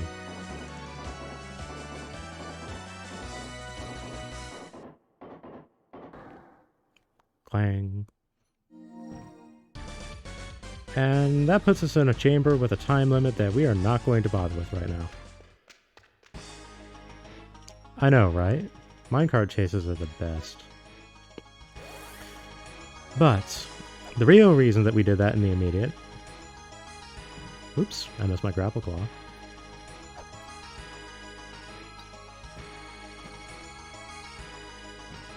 So we got the bronze mirror a while back, and I noted that it is incredibly important. Well, you might notice this door here now. The bronze mirror is what allows this to open. That's also the La-Mulana's character for 3 over the door. It is corresponding to the third Guardian, Elmac. So with the death of the Guardian and the bronze mirror in our possession, we can enter it, and oh look, we're in the back. This is how you're supposed to enter the back.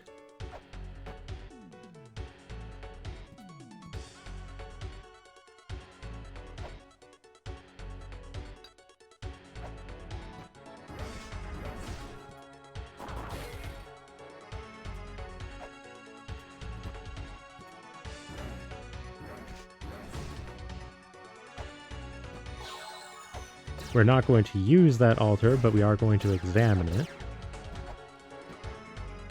For reasons of a later puzzle. Whoop! We're going to go this way expeditiously because, yeah, I forgot to deal with Anubis back there. Thankfully, chakrams and their high damage output come to the rescue. That is a life drain, a life-sapping beam that they just throw out there. And yes, it just continuously hurts you. There is no hit stun, there is no mercy and vulnerability. As long as you're in it, you take damage. It's not very happy.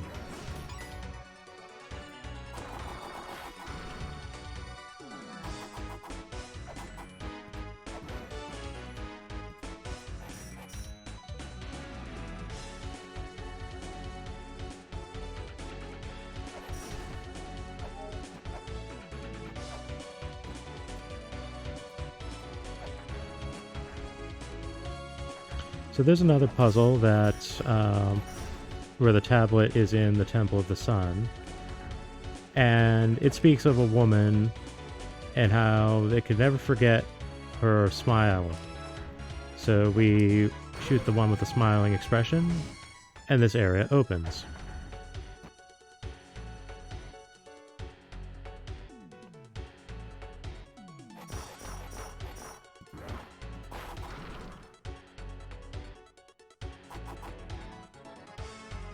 This also allows us to get a little bit of a mini shortcut here, so we can go straight to the ladder as opposed to having to wait for that platform.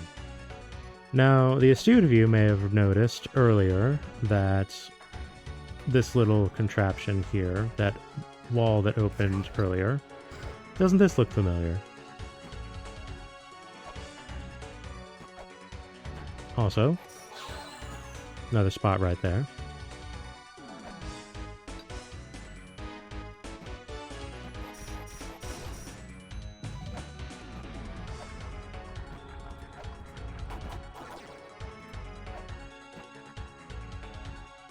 We can see a seal there. We'll want to tag that. We can also see that there's some broken floor action going on here. So clearly there's a way down. But we also want to be careful about it because, oh look, there's an Eye of Retribution over there.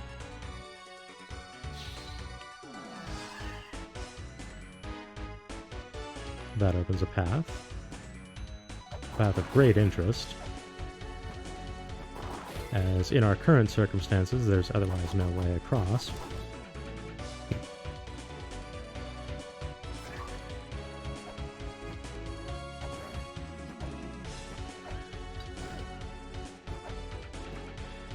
This enemy is called the Soul.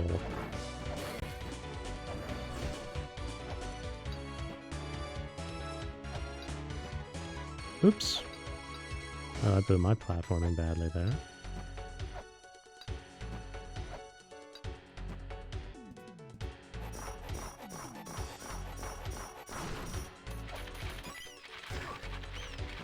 It can be a little scary to be going around trying to hit things while there's an Eye of Retribution. However, it's worthwhile to note there that we did make a wall section disappear with that seal, and that's what it's actually concerned about. Also, if you observe this column, you'll see a dancing man. This is actually an homage. That also completes a puzzle for us.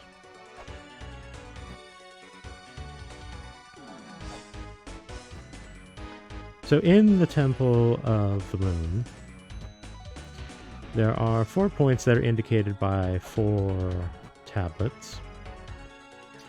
And they build up towards a, basically a whole level exercise. Oops. It's nothing too brutal, but you do have to go all over in the area. Naturally, knowing where you're going helps tremendously. Oops. This little climbing section here is far easier if you are proficient with the grapple claw than not.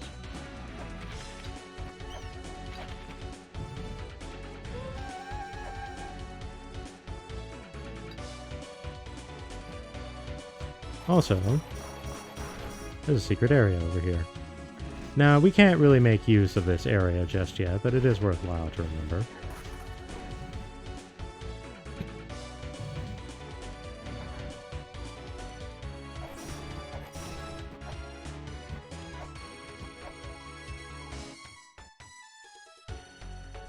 And our path has opened. Oh, well, there's an Anubis and a treasure box. Oh, wait, excuse me. That is Anubis. And you'll notice that when he actually shows up is when this staircase appears. If you actually try to fight him, you'll realize very, very, very quickly he is invincible. Turns out, God of Death, hard to kill. Who'd have thought?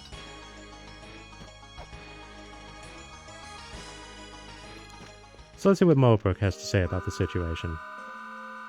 Oh, excuse me, we're getting ahead of ourselves.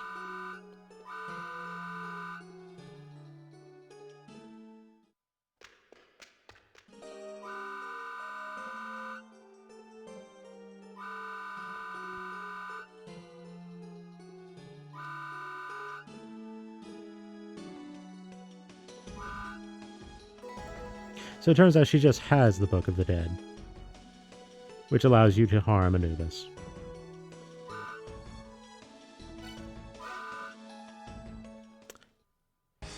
It has another function.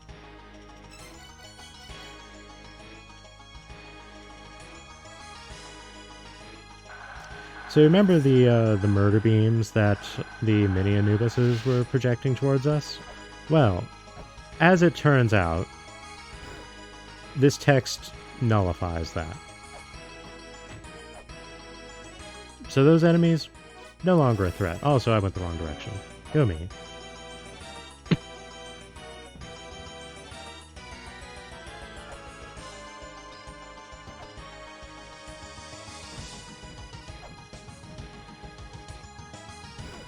Ah, wump. No, I didn't actually wump. But before we go and throw down with Mr. Death himself, see, there's the proof. We have a fairy spot here. And I would favor a healing fairy. I took a position there in case it was the wrong one I wanted to reset. But this fairy will make dealing with Anubis decidedly easier.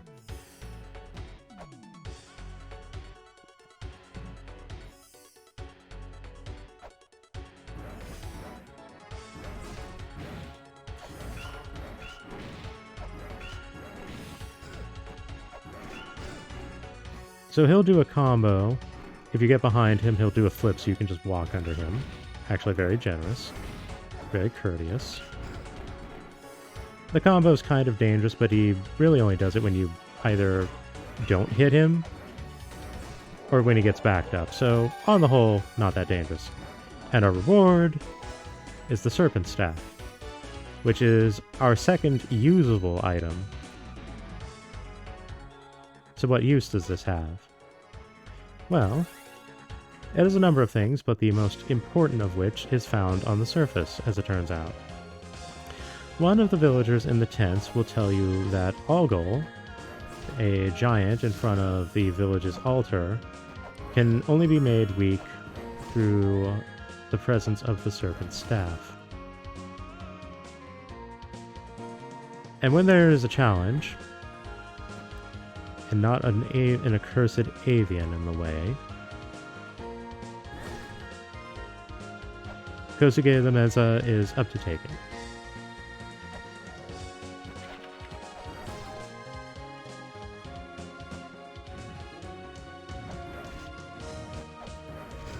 Whoops.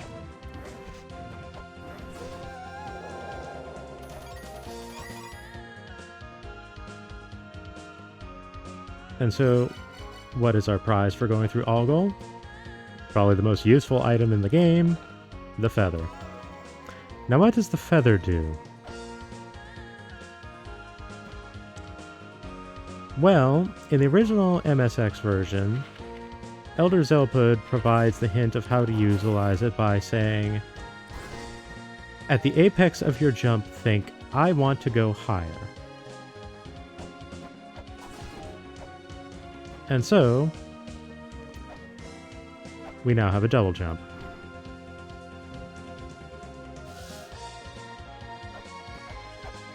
As you might imagine, this makes navigating the whole area far, far simpler. Let's stock up on weights because we're getting low.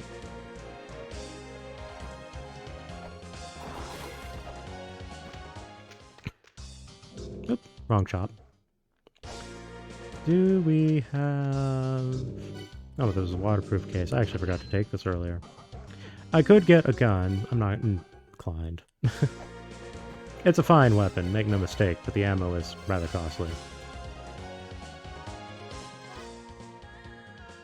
It costs 100 money to get the gun. The ammo refills in the village, 500. Make the bullets count.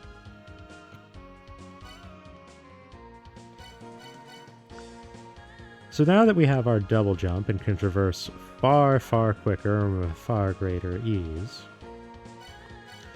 let's resume our journey into the Chamber of Extinction. Also, since I can just double jump before I land, I don't need to do the grapple claw trick as much to prevent a land stun. However, if you see Lameza hold his hat as he falls, and I'm realizing I went to the wrong area here. If you see him holding his hat, then that means you have exceeded the threshold for allowance in the usage of the feather. At that point, you can only grapple claw or swing a weapon. You cannot use the feather at that point. So, while you don't need to use it super early, It's not as restrictive as it was in the original version. Oh, so we can make it here quite easily now.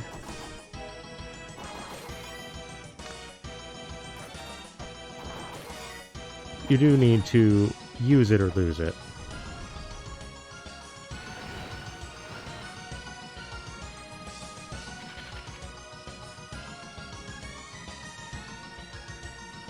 Incidentally, if you have the gold fairy, this is a fantastic room to come to if you can make it. So then.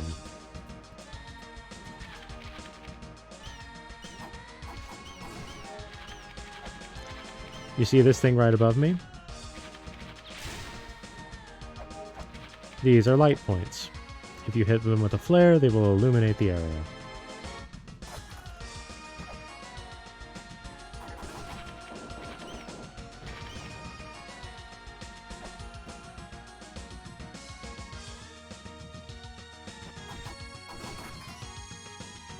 I think this one is about to go out.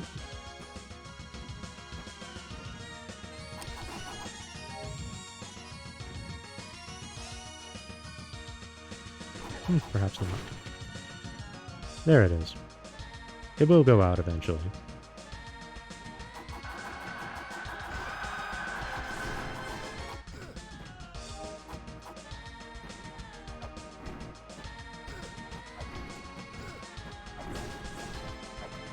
That being said, there are light spots in nearly every room, so it's simply a matter of, oops, locating them.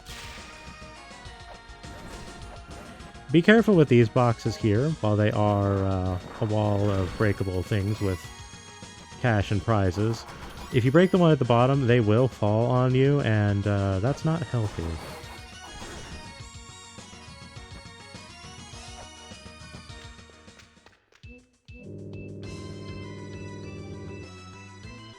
Now this is some interesting information. The Guardian will always be in the front, so you will never find a Guardian in the back. Though they note that the Endless Corridor is an exception to this rule. And here we are, a little bit in, but not too far. We have the Holy Grail tablet.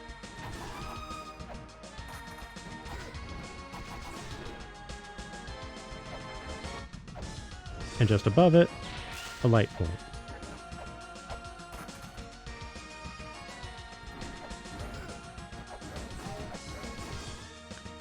Now, there is a little bit of something along here that we are very interested in. I forgot about that hand.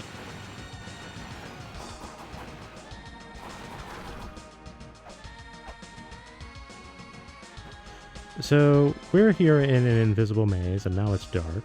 One moment.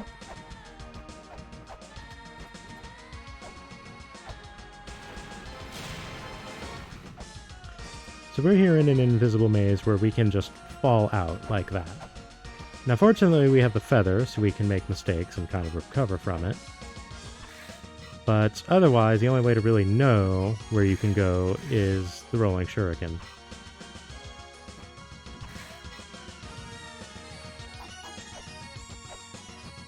You can also kind of notice clipping matters regarding Lameza's sprite versus the area. In any case, proceeding all the way through here, and we hit a seal. I could go through here and use the weight on the other side here, or I can just warp to the tablet that's genuinely right here.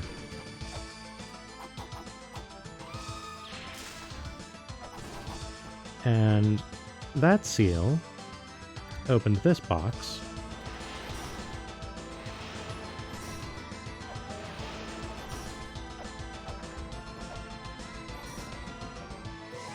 which has the life seal. We now have 3 of the 4 seals.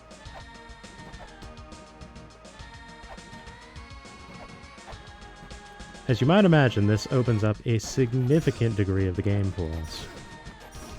These serpent friends here are actually rather resilient, and nothing short of an axe swing is actually going to take them out in one hit. Where are my flares?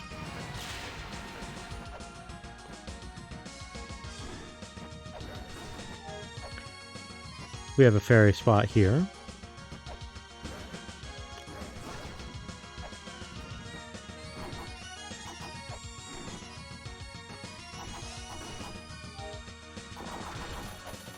There's also various points with breakable boxes here for cached prizes.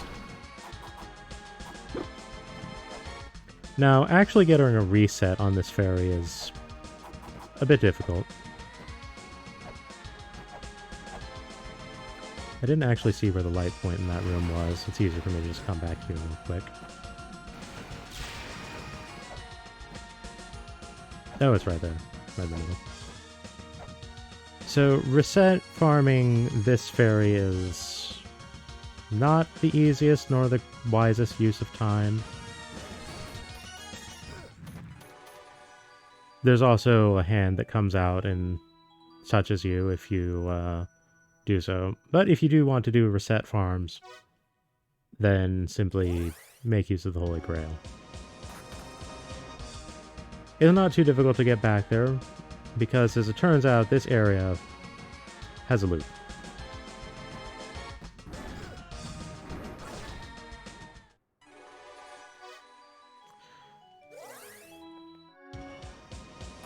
Broadly speaking, it's not especially worth it going about it like this, what with the limited supply of flares and everything else that goes into the whole matter in this area.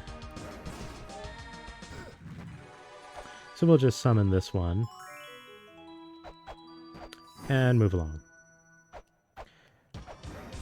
Now, it is worth noting there is something to summon the key fairy here for, and then we have this.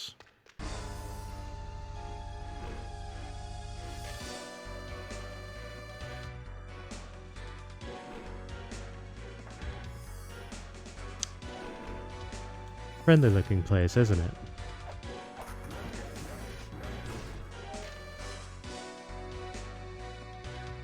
Charming advice. So here's the thing about this area right here. Beyond it being rather imposing,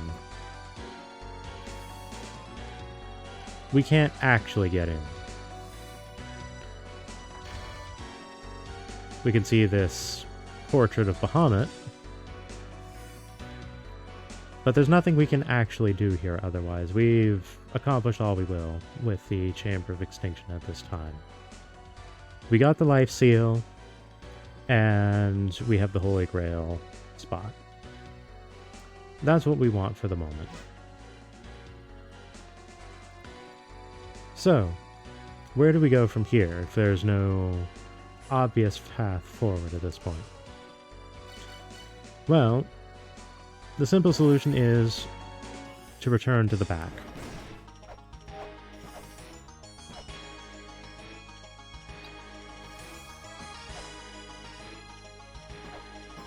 It stands to reason, if the Temple of the Sun has a back, then it is not alone in that, and the other areas will have a back as well.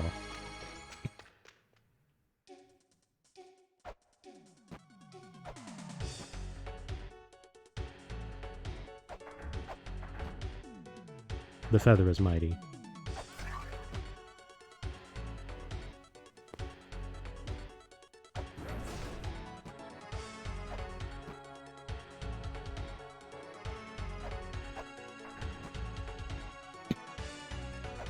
This was the puzzle I was speaking about earlier. You'll notice all the altars in the area.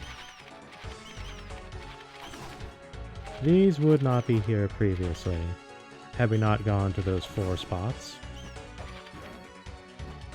There is an order to doing these. It is also, unfortunately, trial and error. And as you might imagine, if you need to do multiple altars several times, then you're going to go through your weights rather quickly.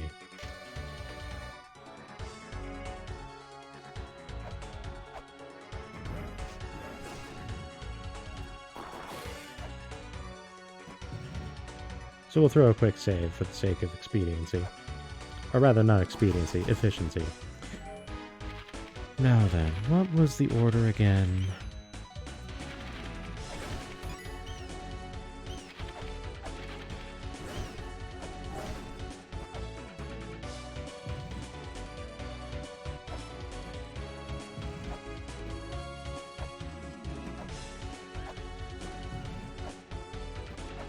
Ah, I managed to get it in one.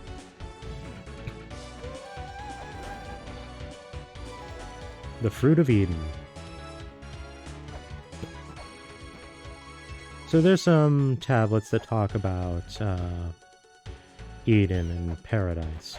Actually, thinking about it, this tablet right here is important.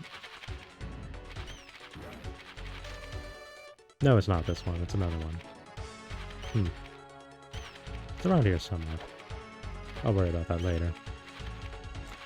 But if we head up here, well, here it is.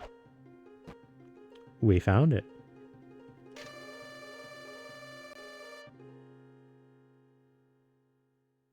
Head for the Tree of Eden with the Fruit of Paradise in hand.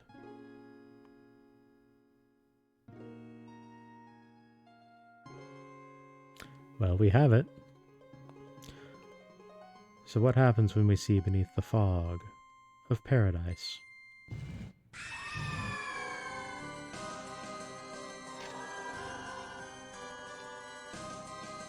Welcome to the Confusion Gate.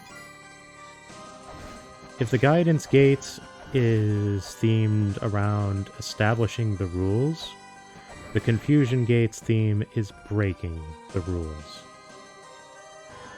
It is meant to confound, it is meant to confuse, it is meant to disorient, and cause one to lose comprehension of what they think they know about exploring the ruins.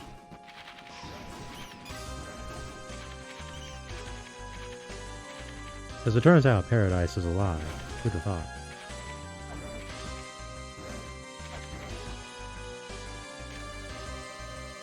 One fool believed in his foolishness that he was wise. He went to the right without hesitation. Another fool possessed wisdom, but his knowledge led him to believe he was a fool. He went to the left. One can only hope that a true wise man stands here now. There are merits to taking each path. Let us follow the foolish fool first.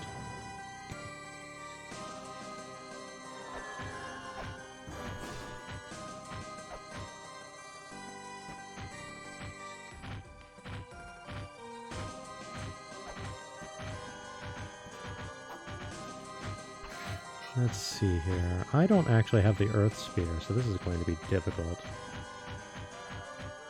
Oh, you know what? I blew it. Well, not a huge deal.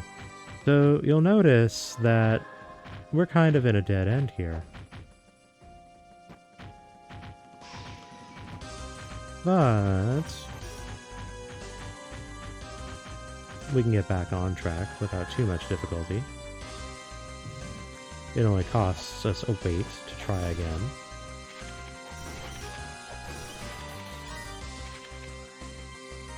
We can see what lies before this path. It seems to have a bit more coherency to it.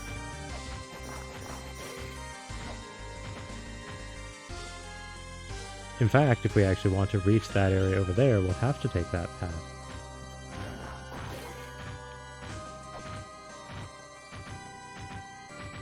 So it seems like it's a slightly less foolish path.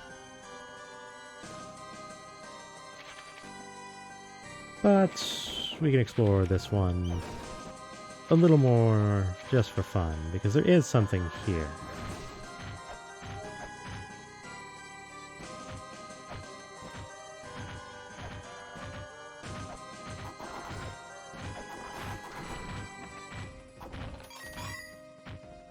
Something, something, fool in their gold.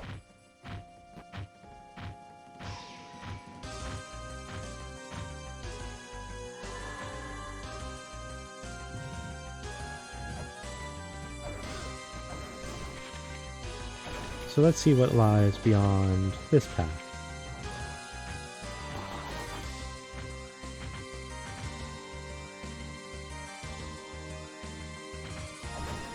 There we are.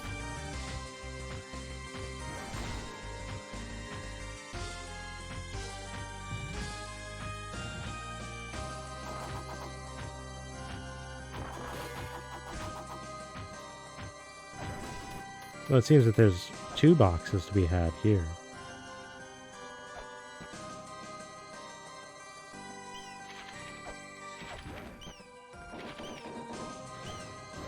We can go through here, and this leads to another area. So this actually has some validity to it. So what's in here? The Graveyard of the Giants.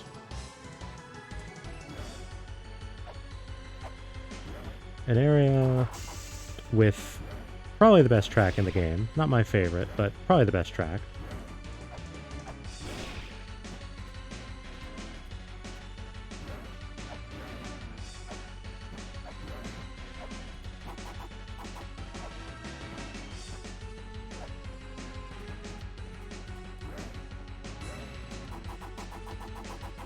These always gravitate away from you whenever you attack, so you have to be tricky in how you hit them.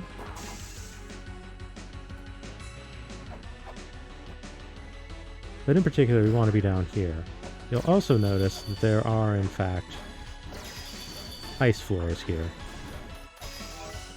And frigid wizards. What we want, however, is over here.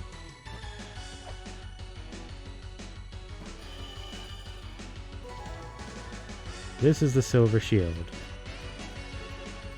There was a buckler back in the shop. This is better.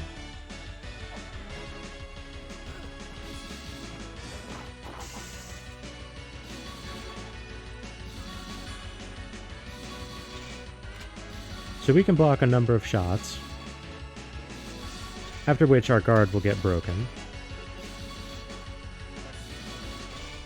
But we can just pull it back out immediately if we're on the ball on the matter.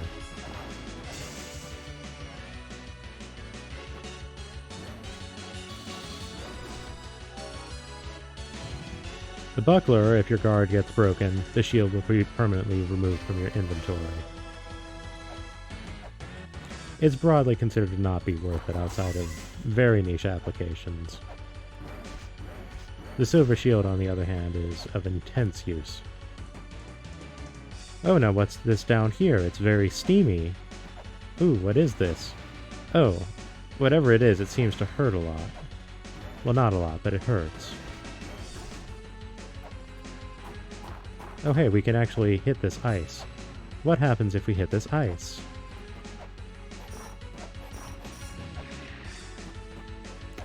Why, it's a hot spring. The only other one in the game.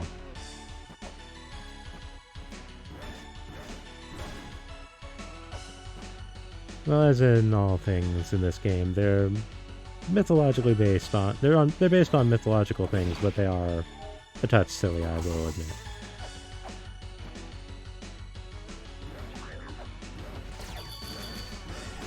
They're not actually backsides, but they certainly look the part. I will not even remotely begin to argue that. Let's see here.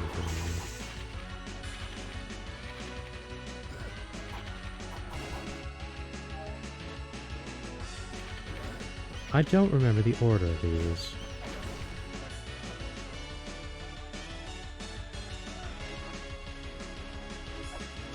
I think it's...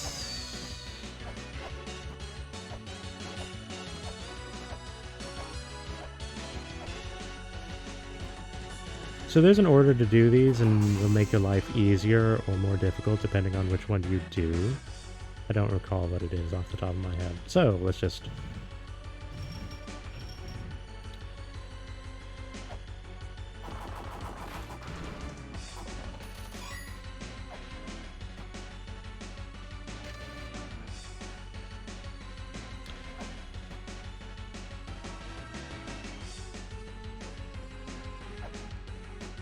Can we just go through here?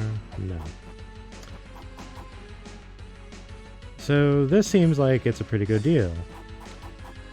This is actually not the way you want to do this. For a very specific reason. There is in fact a hidden wall over there, and I think I've cut myself off from it. If I haven't, then actually accessing it is involved.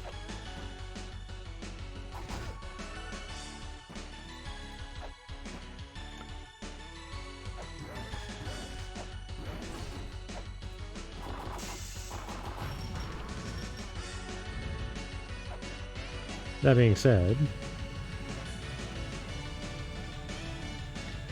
with this, we can now return to the Gate of Confusion. And there are some more things to noodle around with here. Oop.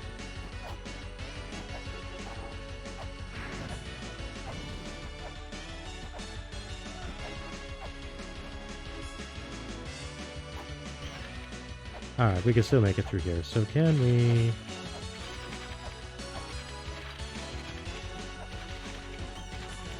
These bats make me nervous for this operation.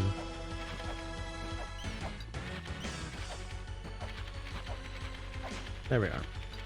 Nope. Guess we're not doing that. So yeah, if you do the other way, then one of the ice blocks will break through, and it's easier to get over here than over there. That being said, it is worth coming this way, because we have the Holy Grail tablet.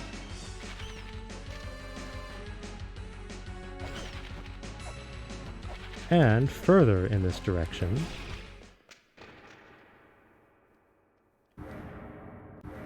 we have a dark room with an echo. This looks familiar, doesn't it? Now, we can't do anything further in the immediate, but now having done that, we can completely open this room. But there are more things to explore here in the Graveyard of the Giants for the immediate.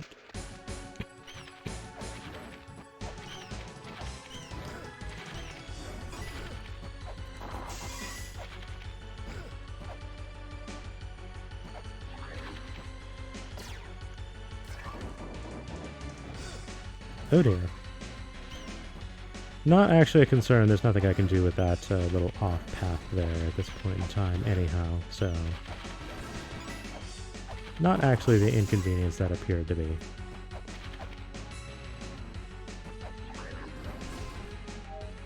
By the way, I really like Lemez's little dabbing ice slide that he does here.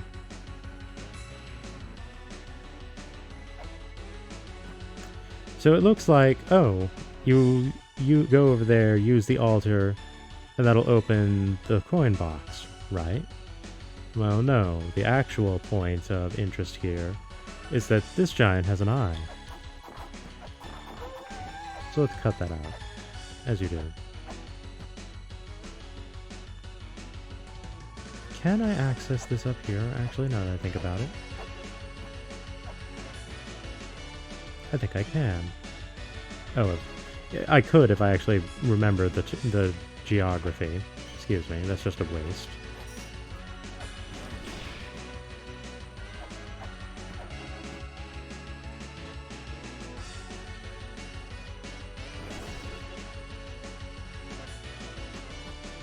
Now, I like this puzzle. This puzzle's clever. So we can see that there's like a little tile over here. So it's like, okay, press the blocks onto the tile as you have been, right? Well,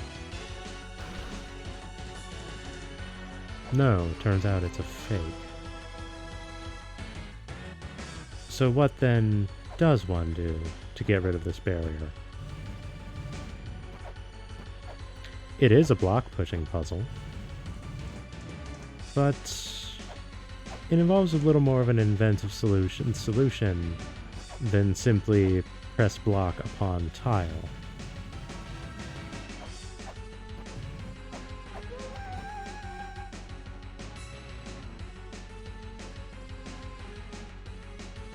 Now, this room is a very dangerous room. it's not immediately evident just what the Eye of Retribution will target you for. There's a lot of spikes, and there are enemies that are hard to hit. It's very easy to accidentally strike something you don't want to here and eat the lightning. There's also a lot of slides. The shin of the giant over there, for example. If you simply stand upon it, you will slide down and into those spikes, and from that angle you will take damage.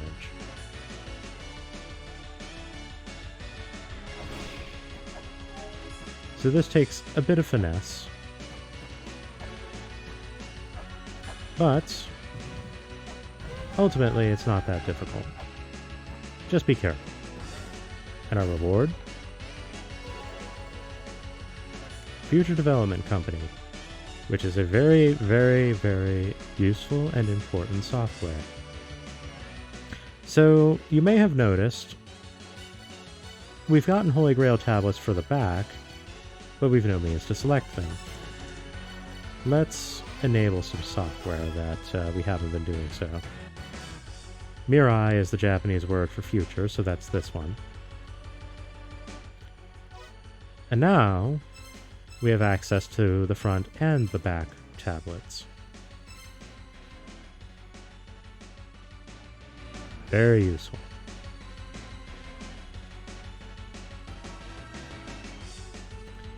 There are further things to be had over there, but there's one thing in particular I very want before we go that way.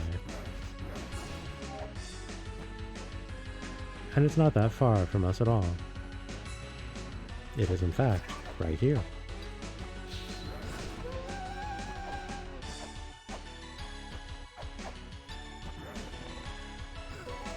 This is the gauntlet. Our swing speed is double. This includes the knife.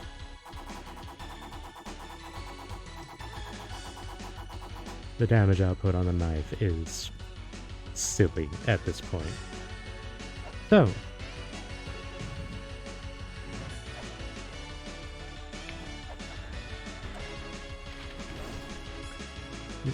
indeed, the gauntlet allows you to stab people faster than Chucky.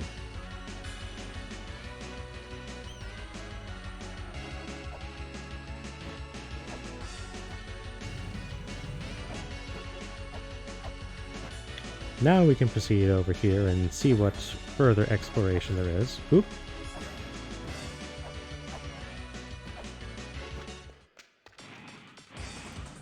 Oh look, more lava. But also, whoop, that was almost bad. We can see an altar down here. We need to be a bit deft. That's not too bad. And our prize is a sacred orb. So even upon our initial outing to this area, we can be in pretty good shape. That being said, caution is very warranted in this area. Those crushers will kill you.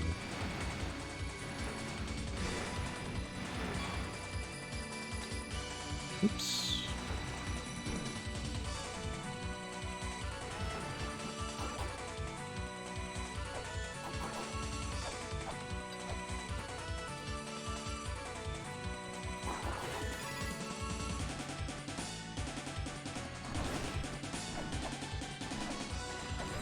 So if you get to this area before you have the feather, you can actually damage boost off of this individual to get to the upper floor there.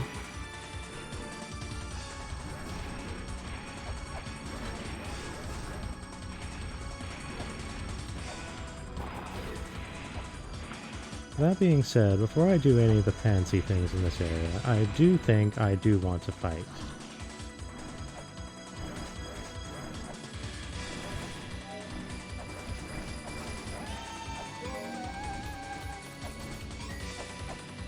That opens the path over here. Another Eye of Retribution here. And you need to be careful because there's a whole room puzzle here that's not immediately obvious. But we definitely want to be here.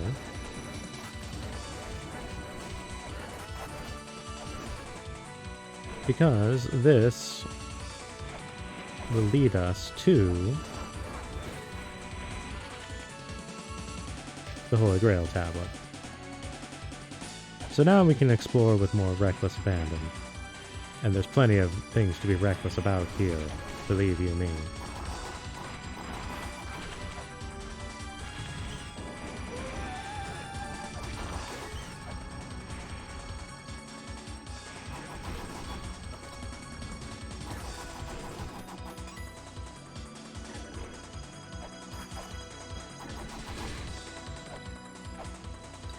Oops. Say now. Come on, Grapple Claw, I know you can do better than that. Snapshots. An essential purchase. Also, our shopkeeper here is a computer.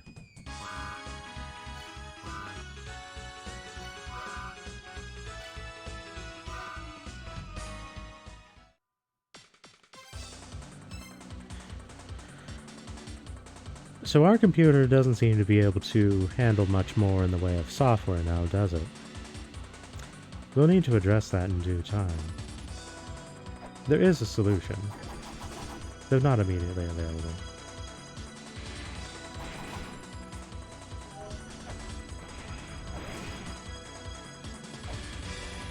Now then... Right, we need to hit that altar over there first, before we can do the nonsense here. But that's fine. There's plenty more nonsense to be had elsewhere.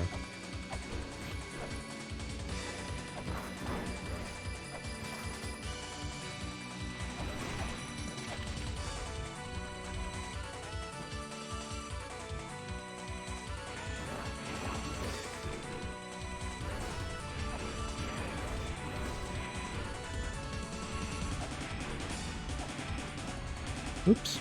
I actually messed that up. In the interest of time, I'll warp.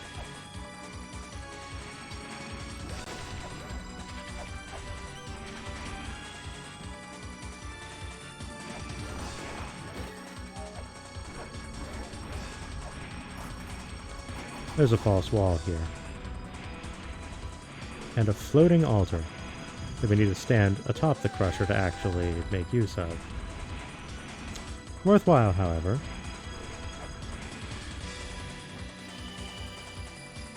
As that allows us to acquire the Earth Spear. The Earth Spear is the flare gun, but backwards.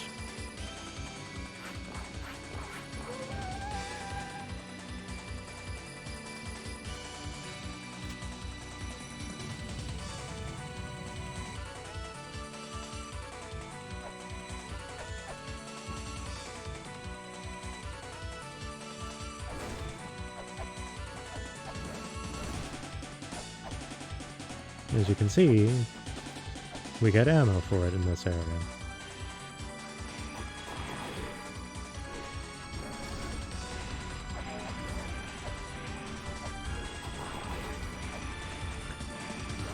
There's also a false wall over here. Now, there is a language-related puzzle here. I never really learned how to solve it properly, but you can just brute force it so it's not the hugest of concerns. If I recall correctly. Nope, not that one.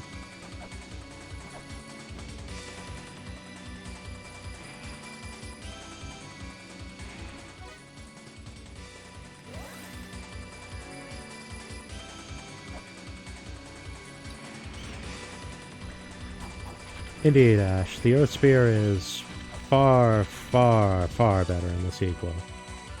The sequel improves upon the utility of the Earth Spear tremendously and raises its damage output. It's one of the best sub-weapons in it. Alright, so we have a reset here.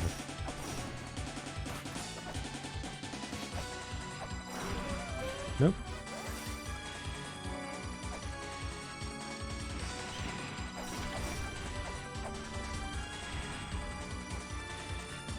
Now, the way that you're supposed to solve this puzzle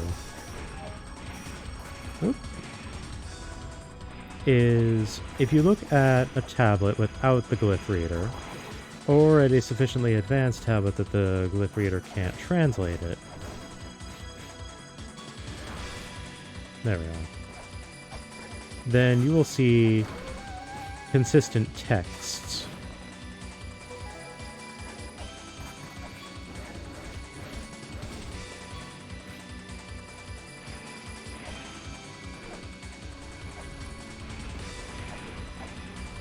Thank you, Zargon. Have a good evening.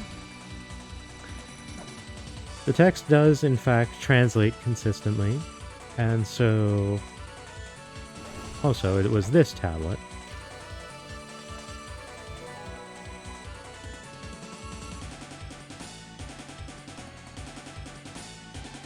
This is one of the 4 Rosetta Stones to find.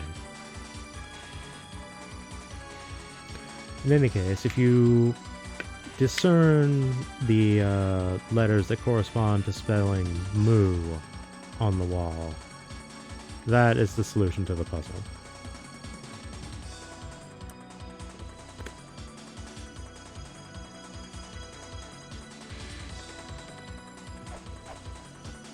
But there's more puzzle to be had in that room, believe you me.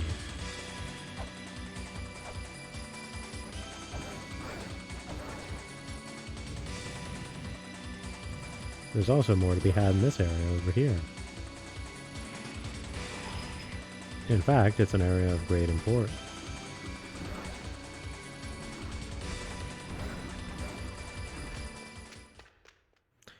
The rare door that takes us from the back to the front.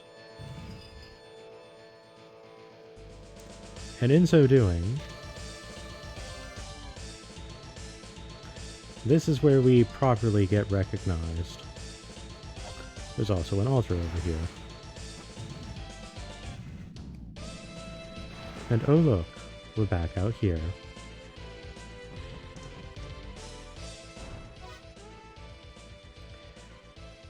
So that was rather the rather fruitful diversion from the confusion gate.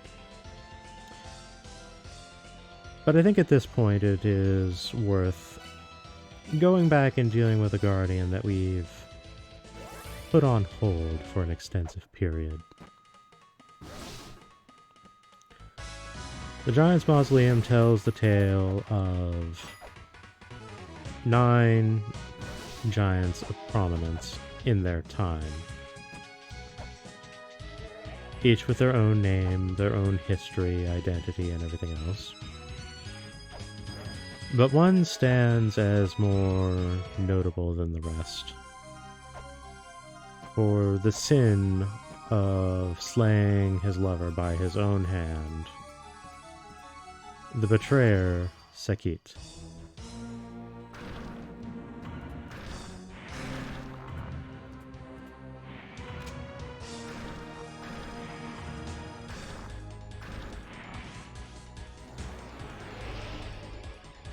You can do a little bit of ladder tech to dodge the plasma cannon. Provided you do it correctly. It's easier to go down than up, really.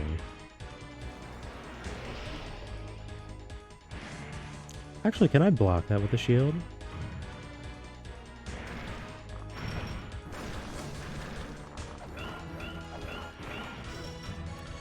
So, this boss is entirely reasonable in the classic version. However, in this version, I think that Sakit is overtuned.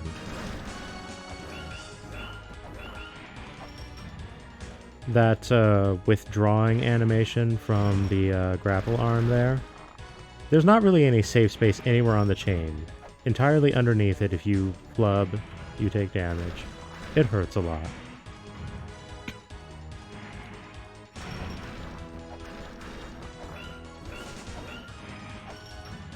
And for the initial part, up until this point, you can't harm him with sub-weapons.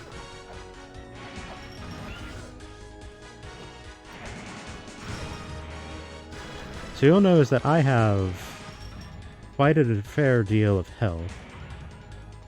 And I'm already near dead from being hit with that grapple arm a few times. Now, I don't like to use sub-weapons. Sakit is kind of a justification.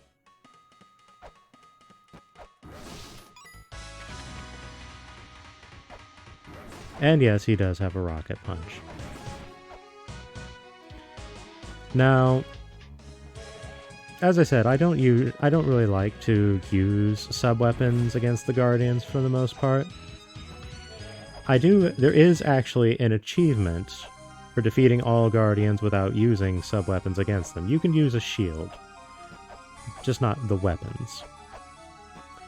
And that achievement is called All I Need Is One Arm. I have this achievement. I am not going to be replicating it here today for the sake of not having an aneurysm fighting Sakit.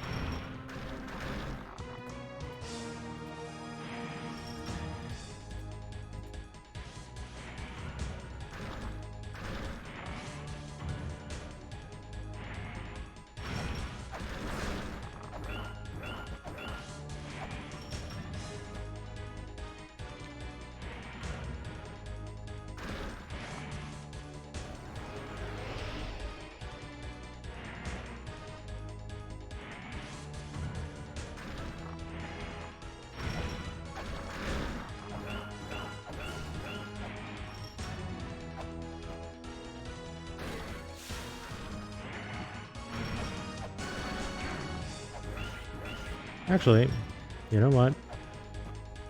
I think I'm doing well enough. I think I can actually manage it. There we are. Never mind. That wasn't so bad. That being said, this is having the axe, which we are not supposed to have for quite a while.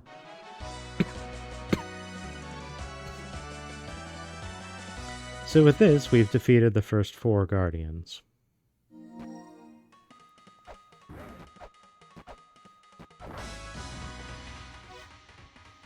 And if we head back to the upper chambers of the mausoleum, we can see there's another door to the back that has been unveiled. As you might imagine, this will take us to the graveyard of the giants. But first things first. There's something we neglected to do earlier.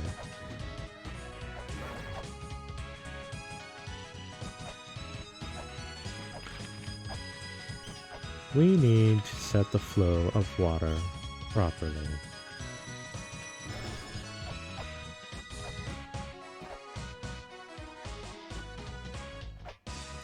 And it is at this point that this puzzle gets solved properly.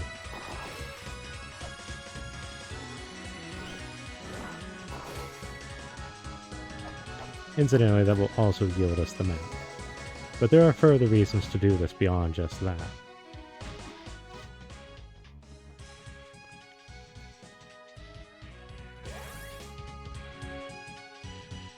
Now, we've actually seen just about everything there is to do in the mausoleum, in the graveyard of the giants at this point in time. So that's one of the reasons that you can absolutely put off doing Sakit for the longest period. So we will refrain for the time being. That being said,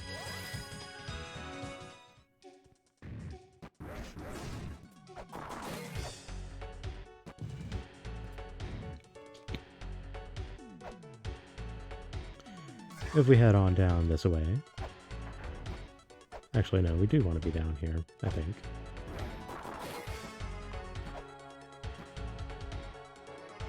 Yeah, this is a little bit faster.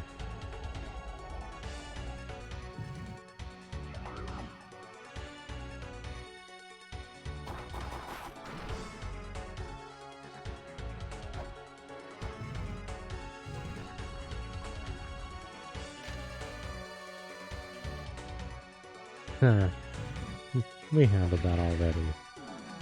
So with this, we open up a shortcut so we can get to and fro the graveyard of the giants and the Temple of Moonlight rather easily.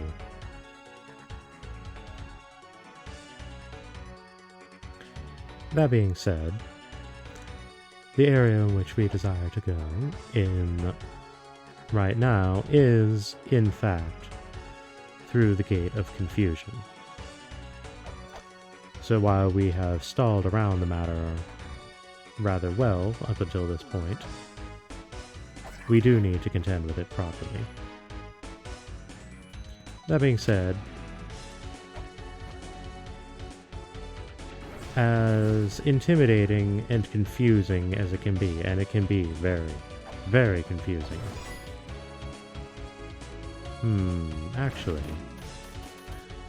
one more diversion. Why not? We're fine.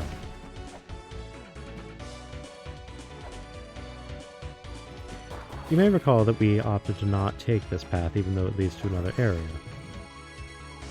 So where does this go? Why, the Twin Labyrinths.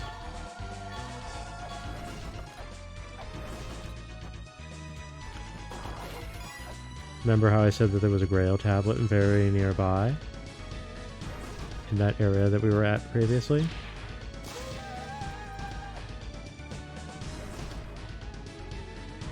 Well, there it is.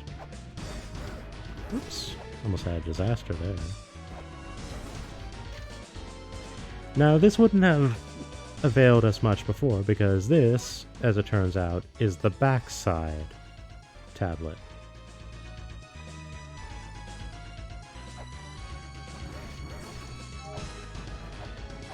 So saying, there's still plenty to achieve here, even bearing that in mind.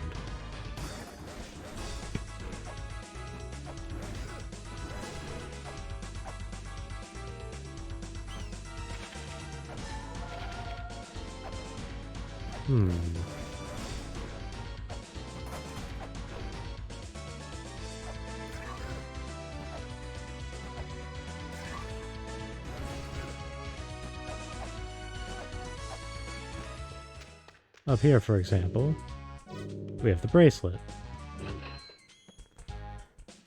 The bracelet improves our sub-weapons. Actually, no. No, it doesn't. I'm thinking of the ring. The bracelet allows us to break pots in a single stroke. Much more effective.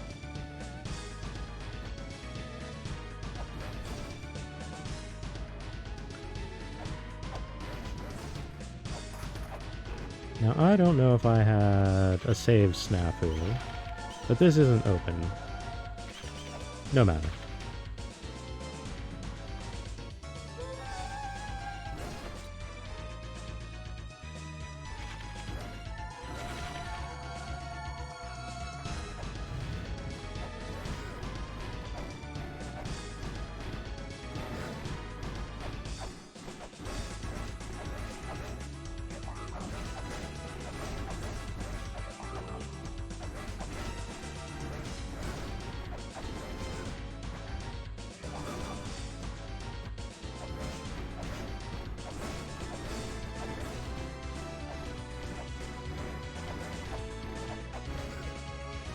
Now, as you might imagine from all the swings I'm making here, this enemy is actually quite durable, taking this many hits from the axe and keeps going.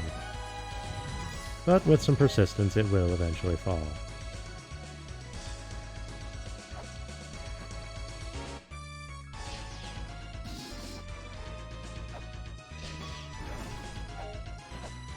And a hidden running box. Now let's see here. Can I get this going early?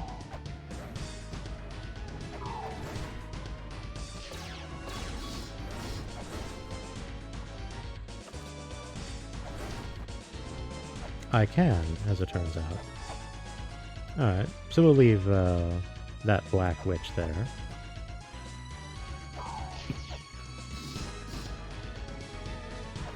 And let's see here.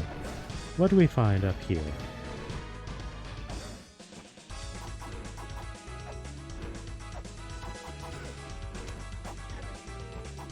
It would appear nothing for the moment.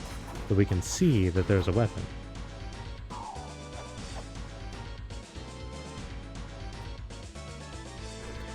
So this is worth remembering for later.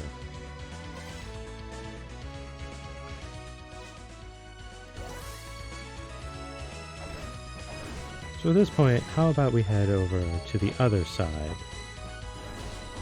There was a ferry spot there, I do recall. Oops.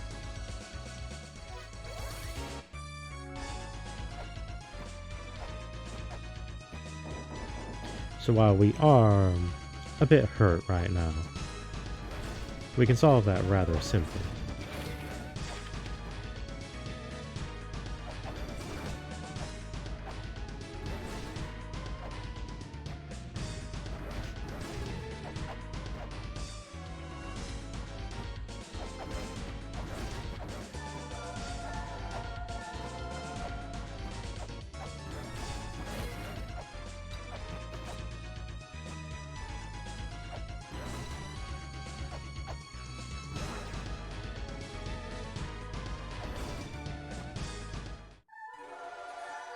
We'll let the healing fairy do her magic.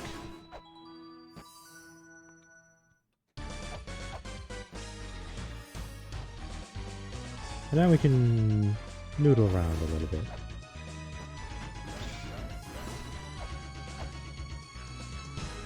We didn't explore this area previously.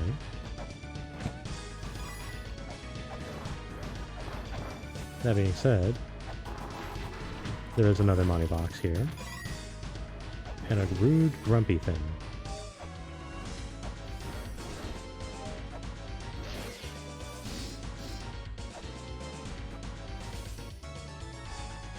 There's also Abzu, who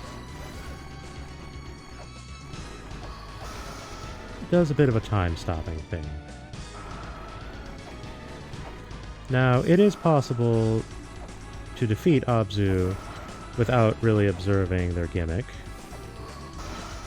but that is a little involved. And I find tends to benefit from having a lot of brute forcing strength available, as well as a healing fairy.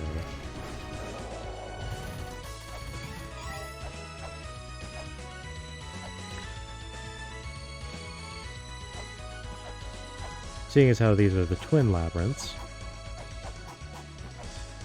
seems that there's a similar secret up here.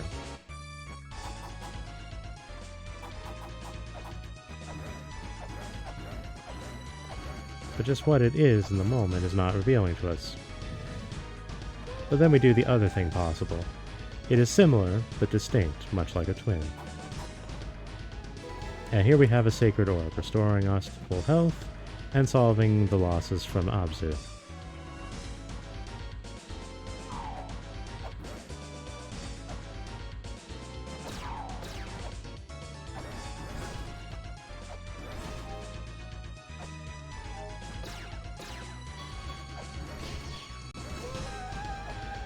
And here we have the White Witch. And that's actually how we unveil the Ankh in this area. It's a rather tricky puzzle that involves some actual thinking to really get to the bottom of. Particularly since one needs to traverse two sides of an entire map to do it. Now, I could fight this boss right now. I'm not inclined in this moment, because this boss is actually quite dangerous. And I don't even have the ability to warp around easily quite yet. So I will be happy with the Sacred Orb acquisition and some other puzzle elements in the meantime.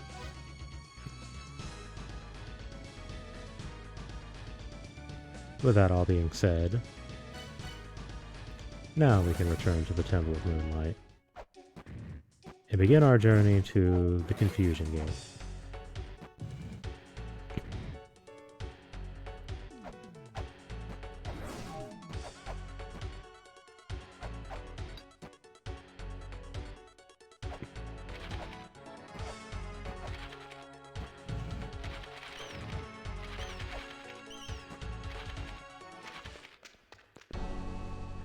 So then, to the east, we acquired a fair amount of money, but didn't achieve anything meaningful. And to the west, we found a path to a new area, but we didn't really prove anything. So what's our solution? Well, you might notice an inconsistency here. You may notice this light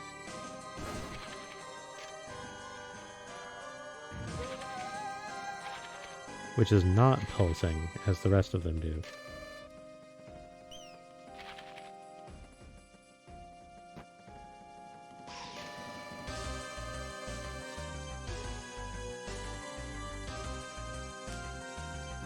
So the truth is, both were fools, and so one must tread their own path.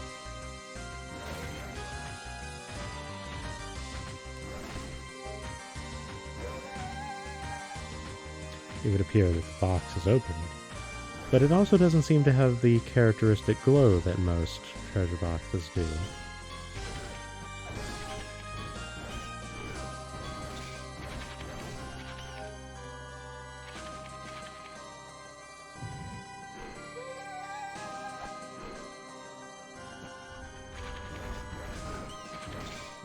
Regardless, we can investigate it fairly reasonably.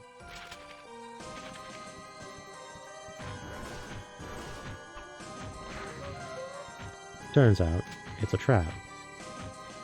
And that other hidden box, that holds our prize.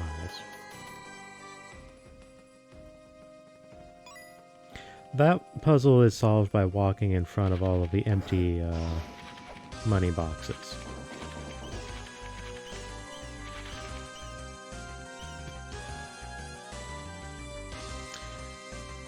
So what is our actual solution here?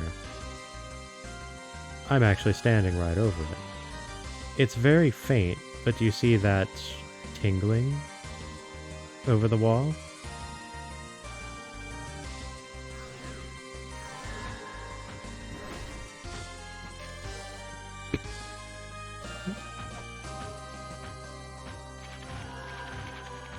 So bearing that in mind, we actually have some options before us to traverse. This is the fool will never find his way, and if we look behind us, there's another, and it takes us here. With pots that seem to yield nothing. A single shuriken, that's curious. There's a tablet elsewhere that states that something to the tune of the wise man will kneel down to pick up a single item. And thus a new mechanic is introduced. Descending down a pipe much like Mario. And while this appears to set us back to where we started, it actually brings us somewhere new.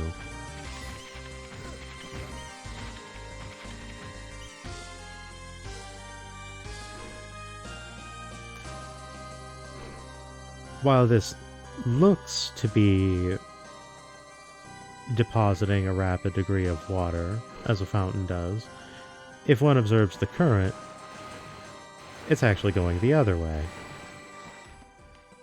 So this statue is rapidly drinking the water.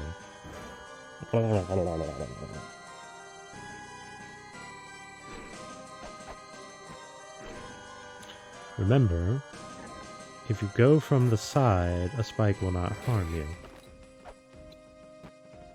It's water. We can swim in it just fine.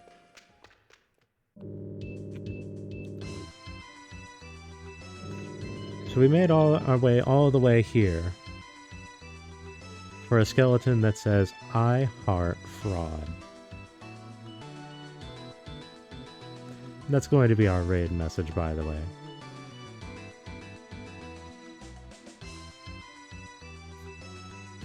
I never get tired of this guy.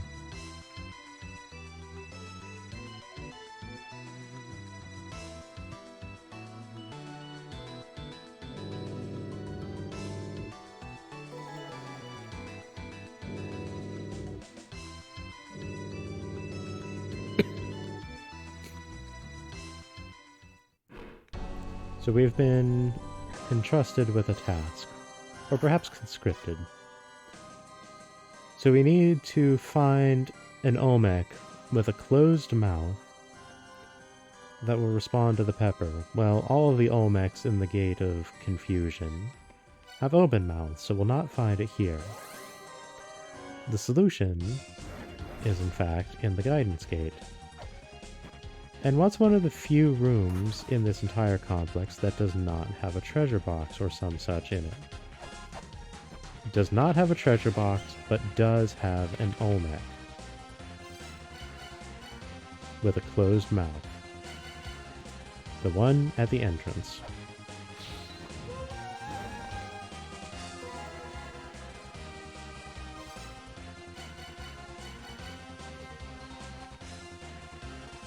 There's some drool from the face statue on it. I'm not certain how that works, honestly. I'm not certain it's worth knowing how that works.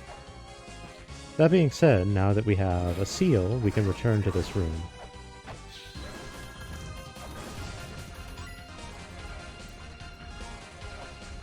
That's a lot of bodies up there.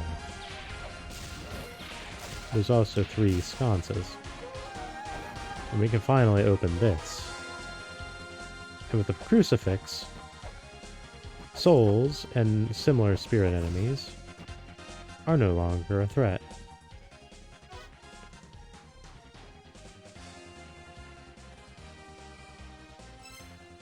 So with that, we can head back once more. Realistically, in terms of optimization, I probably would have been better off doing all of that rummaging around and things after speaking to Broad Skeleton.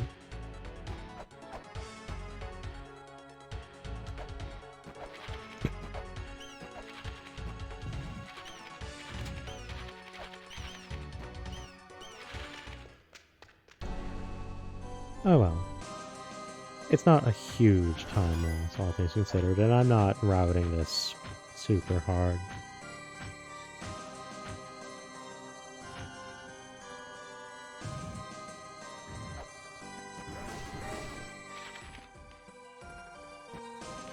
And we know the path now. Forward. Yeah, rather, we now know the path forward. So getting back is not that tremendous of a task, all things considered. Rude. Rude, rude, rude, rude, rude.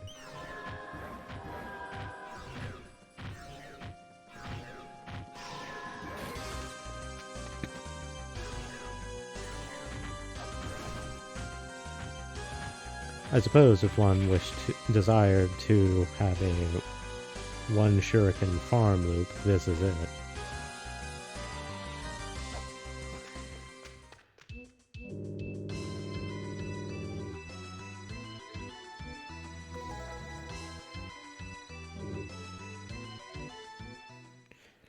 So rather than a payday of 500, we instead get an anchor.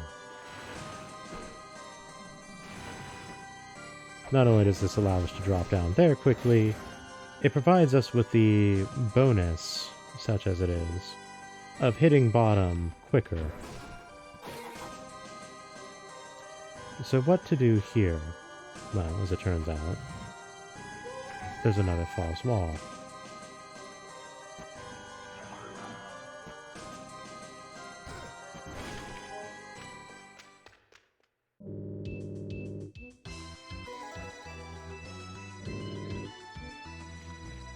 Now we are given the task to prove that we are small.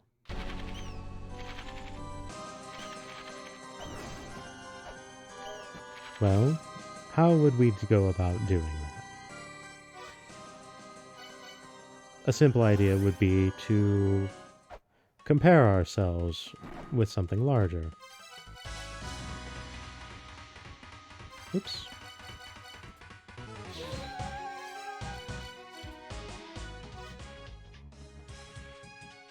There's rather a bit of back and forth in this area, in this section, admittedly. Nothing too egregious, because the path is not overly long. But short of using some zip things to skip around, it is very easy for one to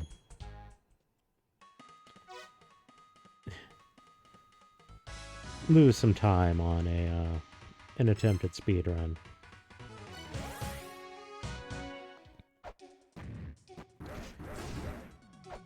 It's all worth it, however. For I do believe that I have solved all of the major puzzles for the first half of the Confusion Gate. Whoop! I accidentally did a raindrop.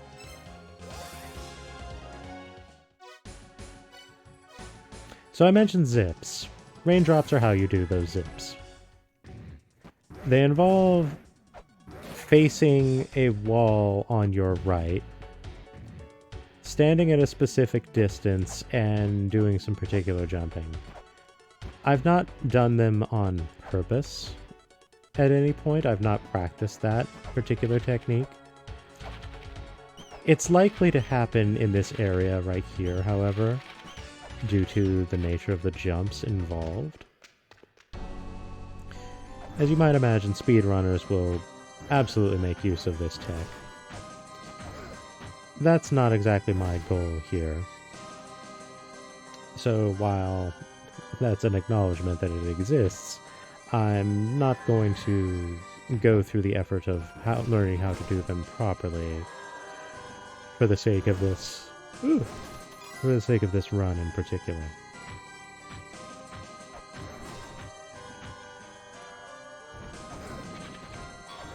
No.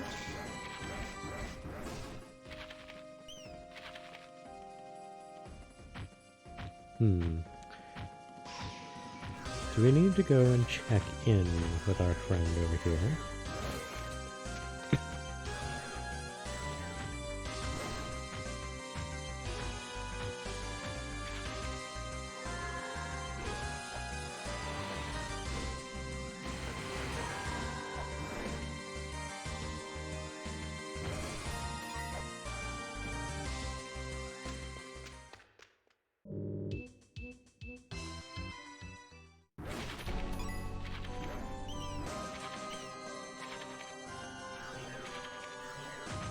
Oh, that's right. There's just a whole nother branch of everything. So it seems like this is the way to go. It isn't. We actually want to put the weight on the skeleton.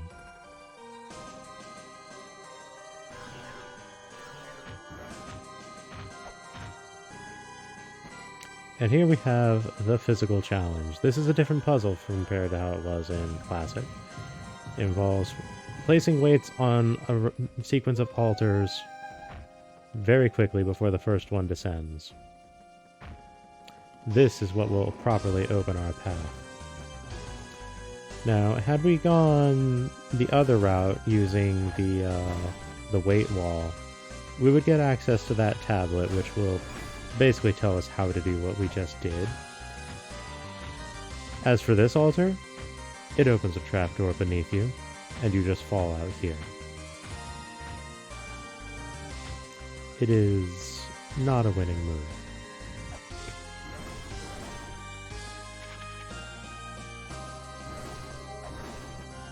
Alright, so having done that, now we should be able to get over here.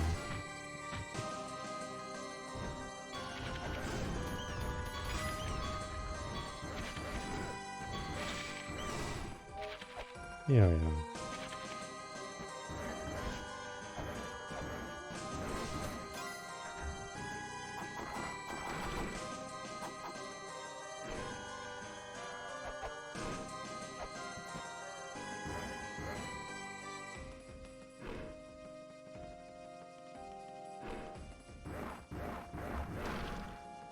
There we are. So we have a block, but no switch with which to press. Our solution is more fundamental.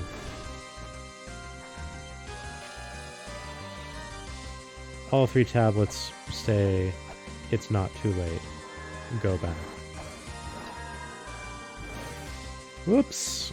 I just ruined a pot. So, it's possible to break that block through the wall. In fact, that's the only way to break that block.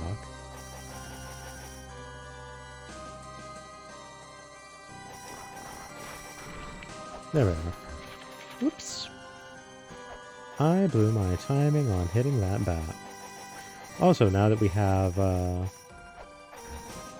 the gauntlet, the whip is suddenly very, very aggressive. As it turns out.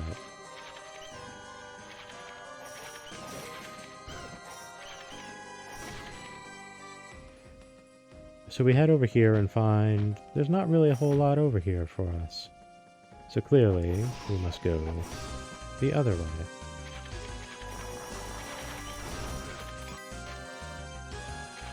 With another tablet that we can't read.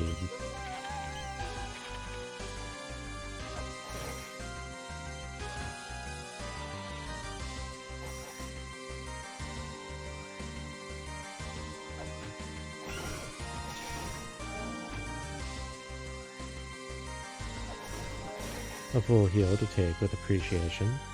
And I already ruined the contents of that jar, so unfortunate, but not the end of the world. And lo, oops! Hello, divine retribution.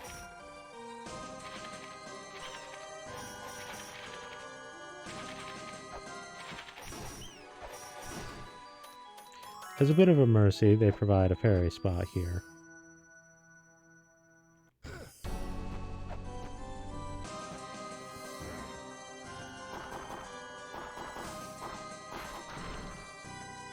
There's a room down there with a prize, but we'll not be able to access it in this current state. So what do we do here? Turns out, we push things.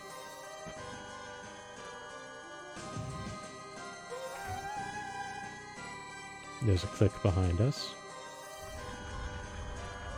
A ladder descends.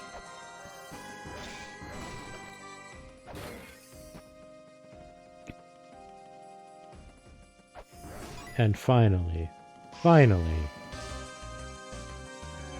we reach the Holy Grail tablet for the Confusion Gate.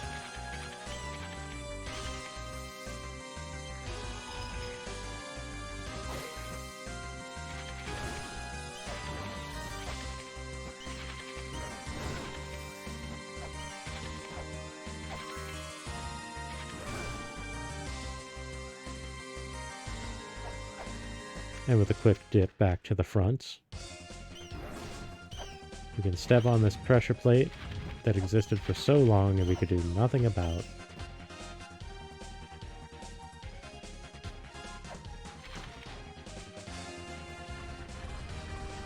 And this ladder appears.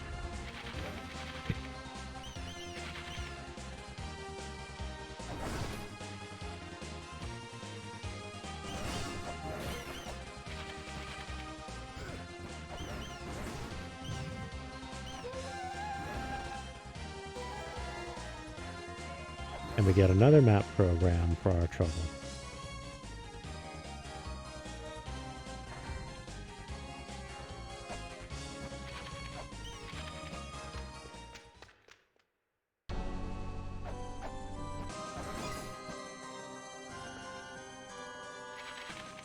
So if we pay attention, we can see that this ladder does not actually go anywhere. Ergo, it will not be taking that ladder.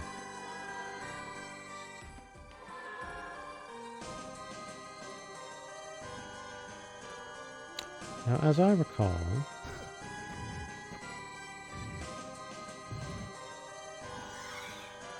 there we are.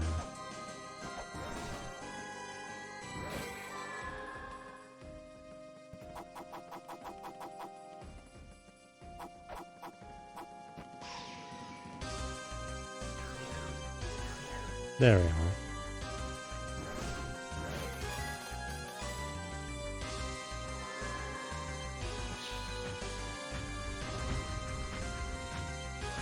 Secrets within secrets.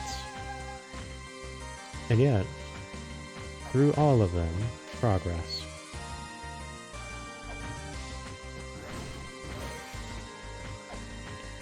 But also,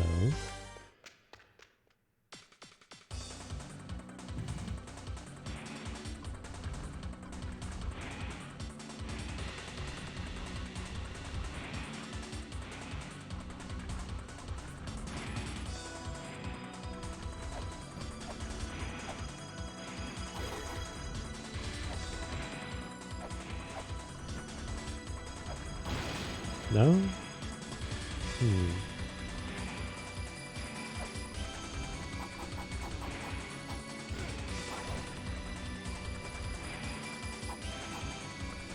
Now, I know that there's something that one can mess around with in here.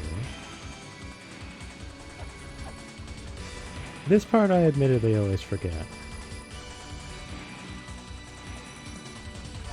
And seeing as how getting it wrong results in electrical punishment, well.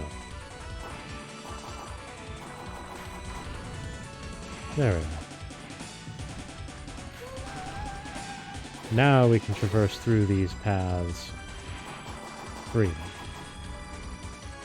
And there's also a secret over here.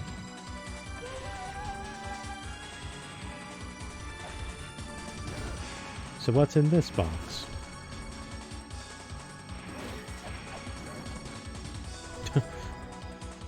One of the more involved maps, as it turns out.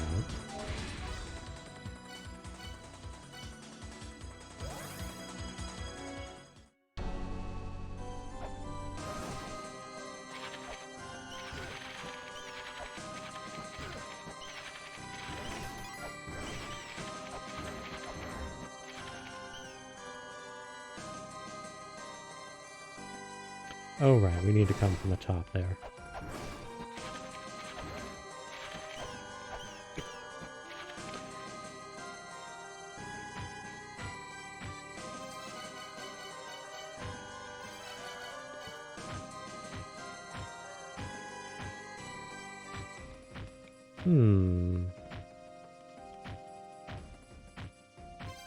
Oh, do I? I bet I need to read this.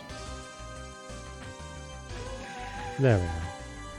One of the few tablets that mandates that it be read. So having done that, our path opens and there is a rude individual down here. That you cannot even be in their arena and they will harm you.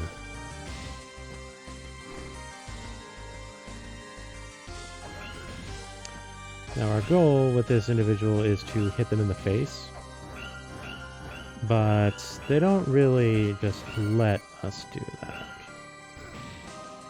And as you can see, unlike Anubis, they're quite content to simply impose upon us.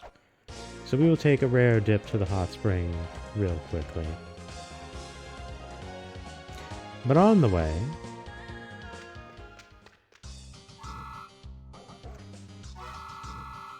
we have a computer upgrade. Quite a load of bull, yes, that would be an accurate assessment. The MSX2, or Mobile Super X2 if you're playing the remake, is an upgrade that provides us with twice as much storage space, so we can start messing around with some things now. Now, in the immediate, there's not a whole lot of anything to really do, but we can enable this, which provides us with another function. We have no need to do this at the moment, but having it available does not hurt.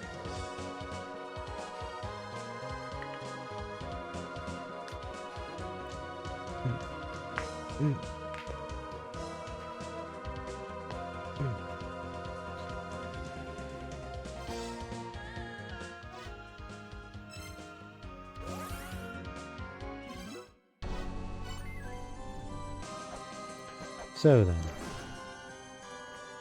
Now, you may have noticed that there were some falling spirits of ladies down this tube, and we covered it up, and now they're not doing so anymore. Had we not done that, they would hit the spikes and cause bleeding, and that bleeding would heal this jerk.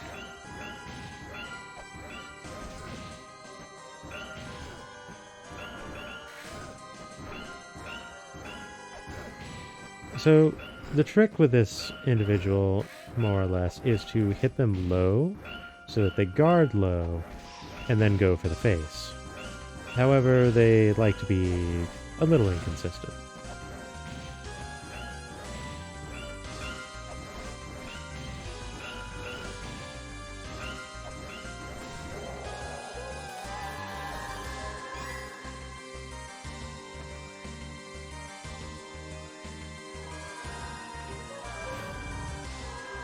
This is La-Mulana Part 3. And with that, we get the key to eternity. Load was a load of beef. I like that. I like that a lot.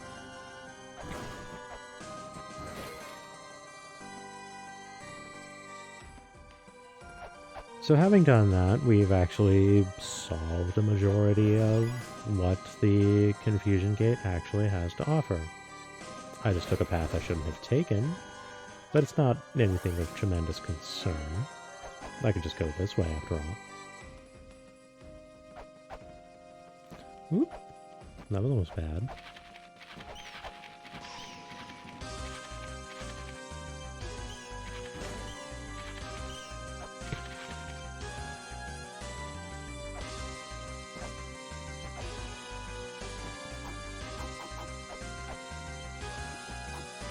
It seems that there's an area over there, but at present we cannot assess it. So we will have to rethink that and approach it again at a later time. So in the meantime, we've had something lingering for a while that we've not really addressed. And I would say it's about time for us to correct that.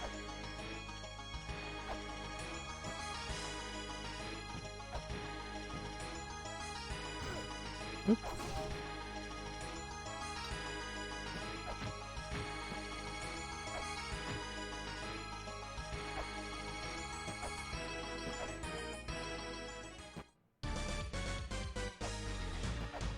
So what we have here is a little bit of a time trial, which I am failing immediately. Oh right, I need to read the tablet first.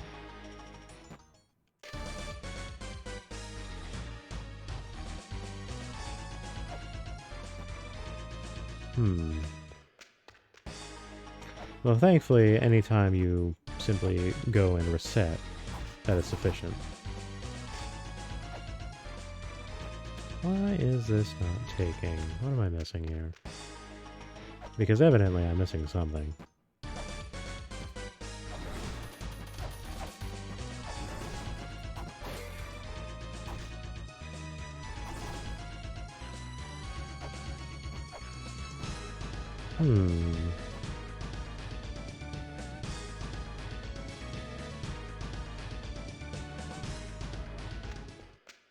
Oh, that's right. I need an item before I can do this. That's right. I'm actually getting ahead of myself. I cannot do this yet.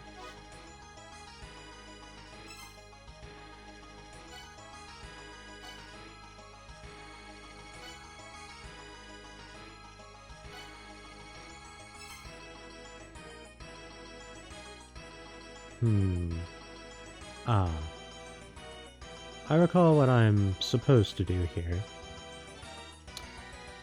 But I'm actually inclined to go a little off script. Let's pay a visit to the good spring.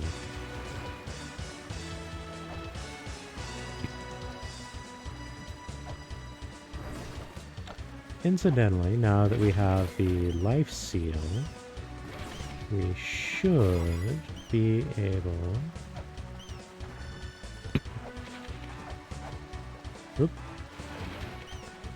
Well, Bat, you intimidated me off of the platform and wasted my time. Well done. Alright, let's try this again, shall we?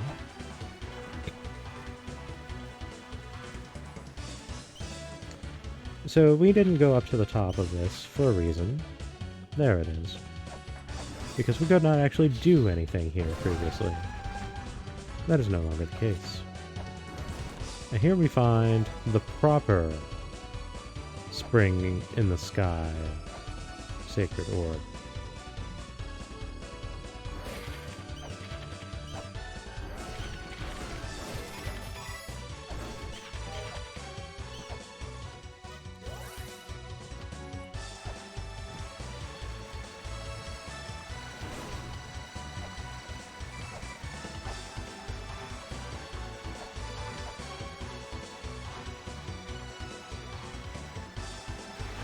So what's the plan here, you may be asking? Well, we're behind on some key fairy action. Not that one. Not that one. So one QOL that the sequel brought in that I actually appreciate is that when it comes to doing this little RNG dance with the fairies, they actually took the RNG out of it. Instead, if you are not using a software combination to guarantee a given outcome, which at this point we are not capable of doing. There we are. Instead, they make it so that they will cycle. They will go healing fairy, weapon, I think, healing, gold, healing, key.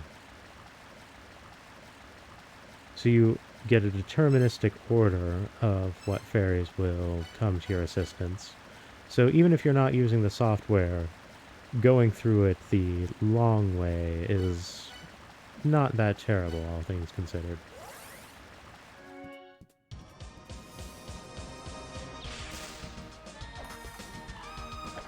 So, what does the Chamber of Extinction's secret have for us? We're actually rather behind on doing key fairy nonsense. But there is, in fact, a door here.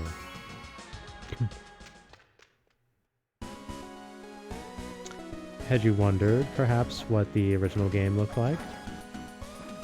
More or less like this.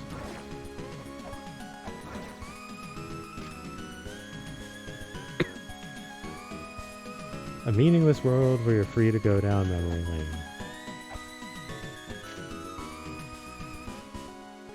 Those are bad translations of the names of the giants. 8-bit is so hard to read.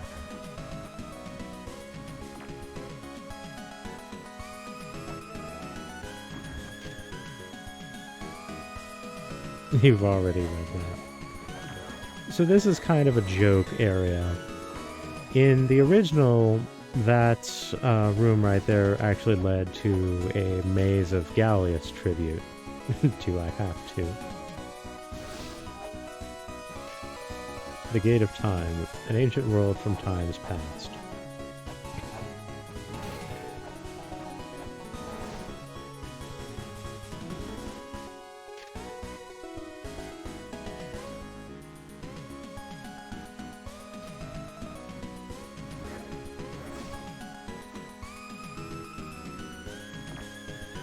So you may be wondering what's the point of this, because there doesn't seem to be any information and this is all simply a collection of jokes.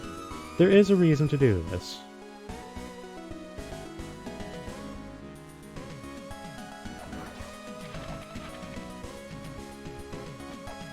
Ha ha ha. So we didn't.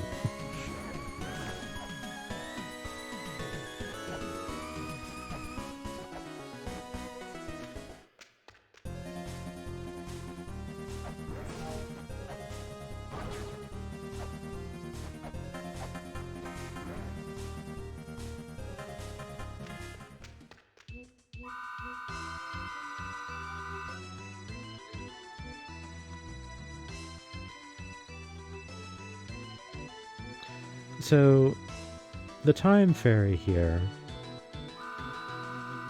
it is possible to permanently ruin some puzzles The event with the chain whip, for example, is one of them. There's another one down the line with another weapon.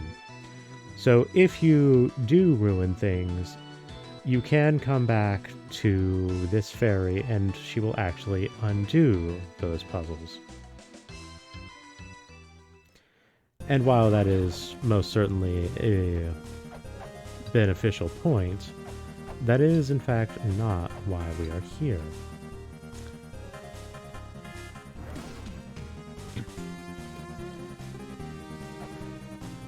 By the way, I very much appreciate the original rendition of the Guidance Gates theme.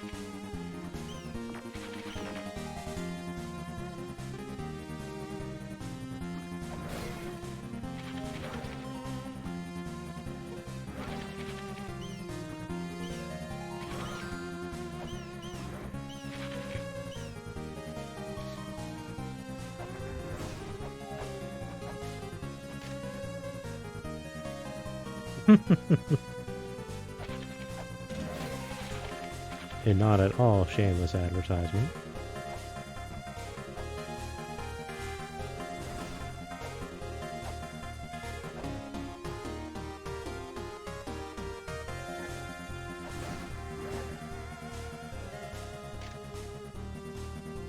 Unfortunately, this is not a Holy Grail tablet. That is what they looked like in the original, though.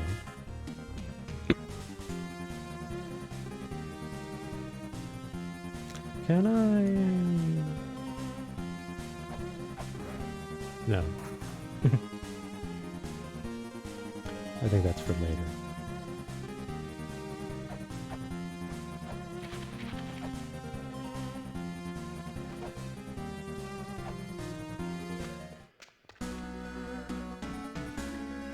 So why come all the way here?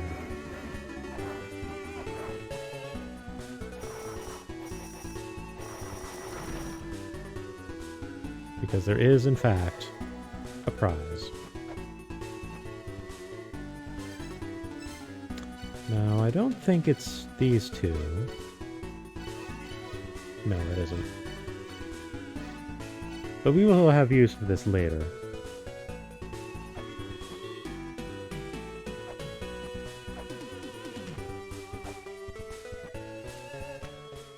Also,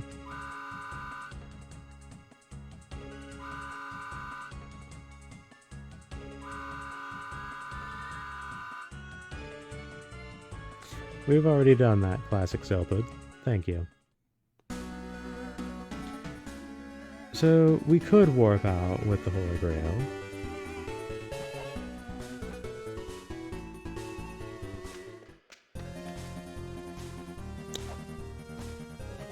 But there's something else to be done here.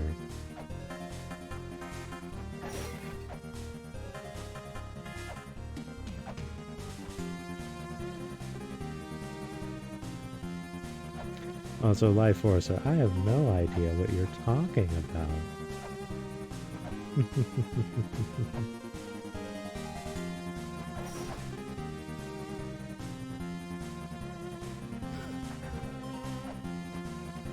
Do a spike to save time. Why not? Oops, and then I waste it.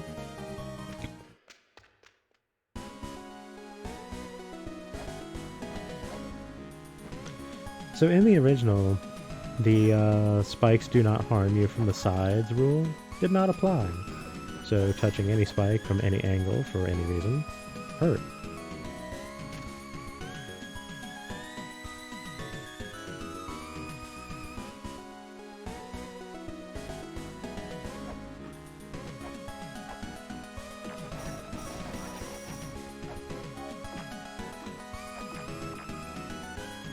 Oh, I absolutely believe that is actually a manga.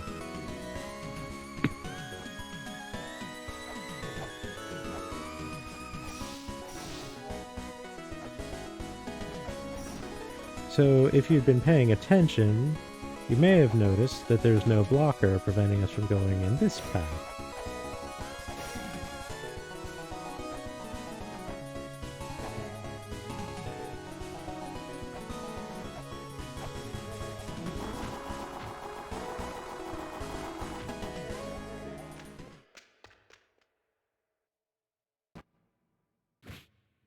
Well, now.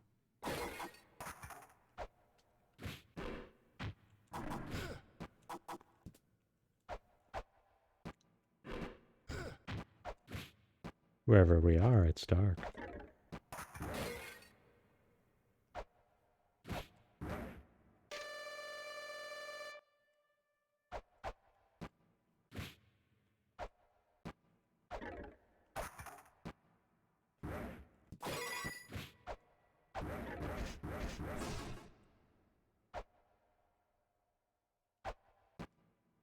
Oops. Did not exactly want to go there, but it's fine.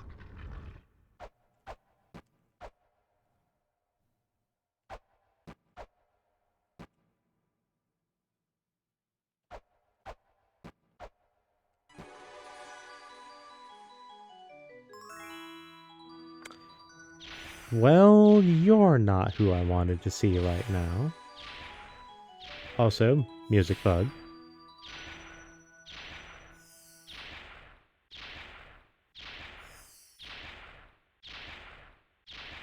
So this fairy is actually a problem. There are a lot of things that will cause the Eye of Retribution to just kind of go ham on you. Let's set ourselves to the shield.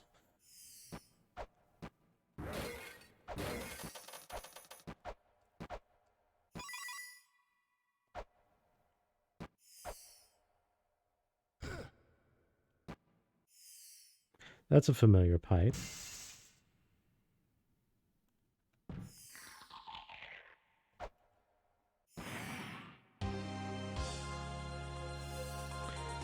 And this is the back entrance to this area. The front entrance would involve going through a gate in the front that has appeared at this point, I think, at the waterfall.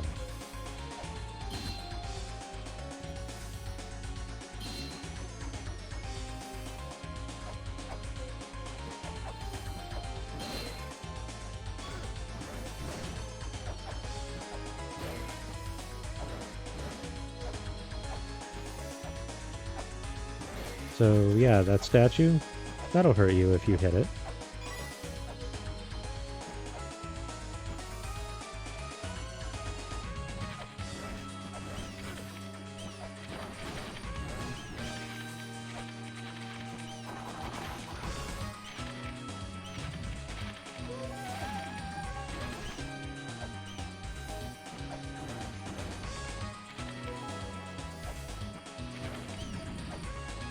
Finally, there's a map here.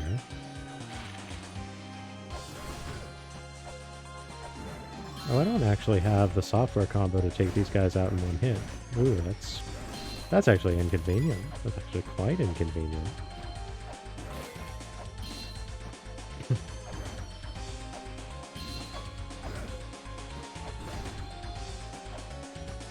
This is an important tablet.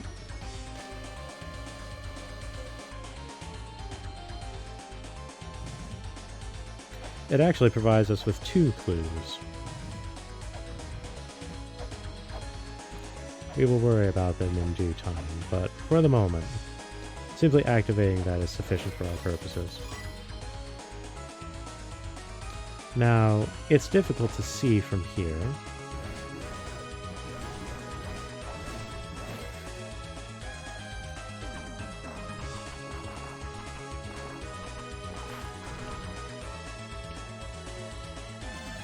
But this is something that we can actually use our scanning software for. It is a clue. And this is a clue that you need to bear in mind for a long, long time.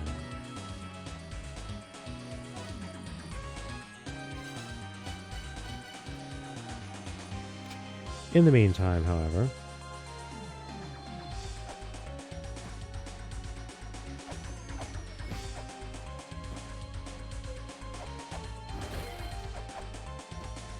you can actually climb these girders. I did not realize that the first time I played this.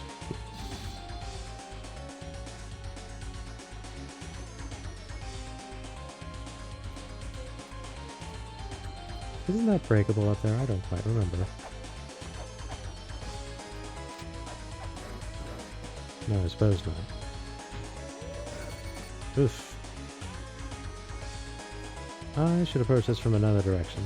So usually by the time I start messing around with this area, I have a software combination that allows me to take these jerks out in a single swing. Also, they're worthwhile. They drop chakrams.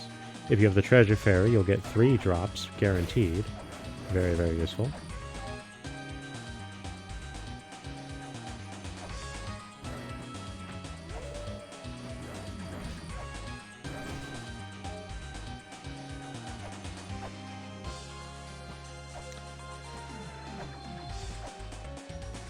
But while I can deal with them without it, not being able to take them out in one swing, top and bottom, is a bit of a complication. So this section involves a tower climb of a rather distinctly purposeful variety. Oop. Now, if you've not gotten a handle on how to use the grapple claw, this section can be demanding.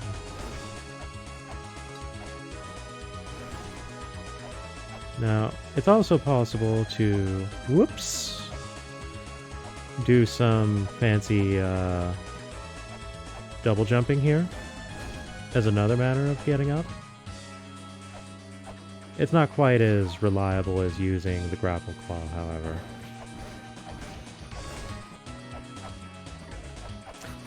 It's worth the climb, however, because it leads to the Holy Grail tablet. Oops.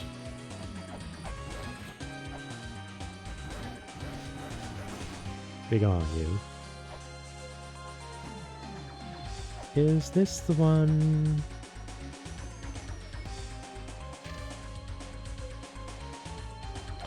Perhaps I simply need to... Yes. So there's a path over here. A path that, admittedly, at this point in time, there's not a whole lot we can do.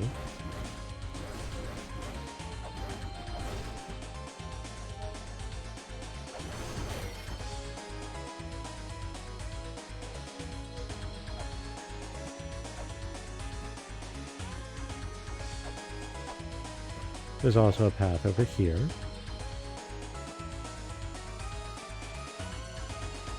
This one, at least, however, has a bit more visible possibility with a money box.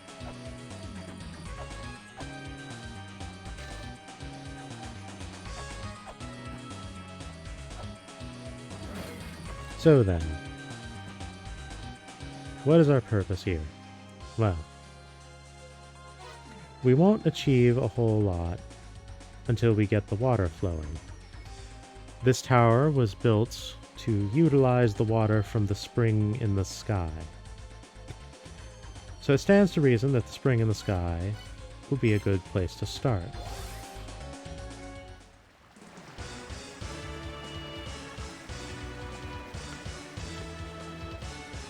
The tablet that we read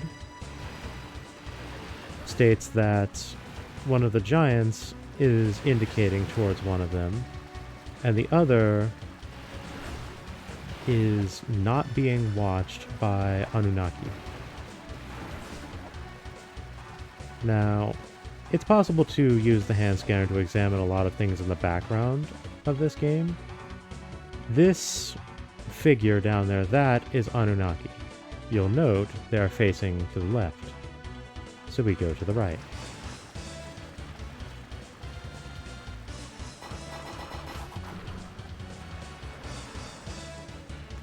That is one water input. Intake? I suppose that'd be an intake. Our other subject will be in the good mausoleum.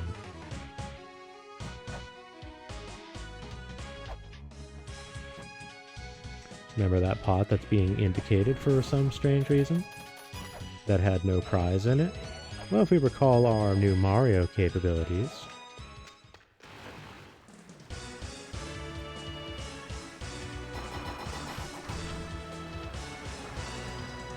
And that's 2 intakes.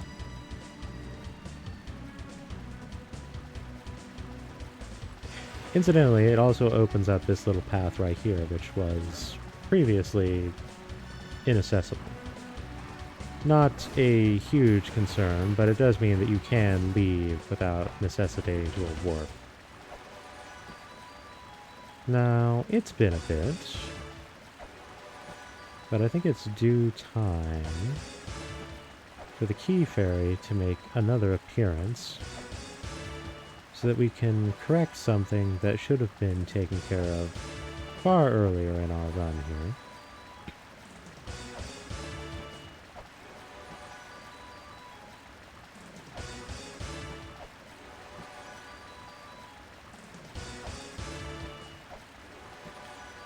Come on, Fairy Spot, work with me. Oof. That's not the correct one. Oops, all healing fairies, yep.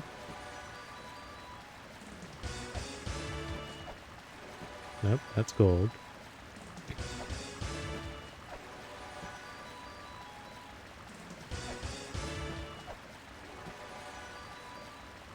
I mean, I would have preferred to have the healing fairy back when we were in the darkness of the Tower of the Goddess. But, as it turns out, no.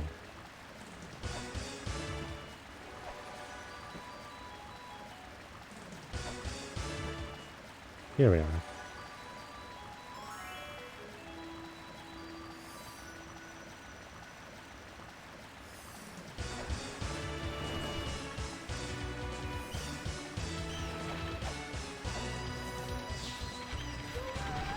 So a funny thing about this secret, you don't want to stand there.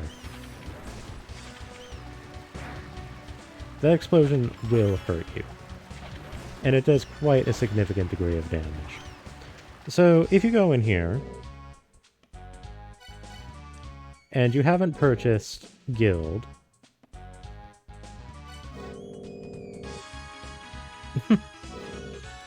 this was available in that secret shop that I didn't bother really doing anything with back in the Guidance Gate, where the Time Fairy is in the Gate of Time. This will actually do a little something about the ending. Also, Rose and Camellia. Our finances have been obliterated. However,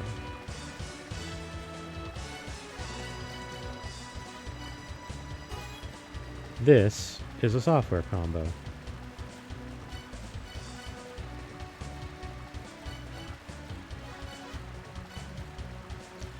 And if I recall correctly, very specifically, this is the one that will raise the damage of your non-whip weapons.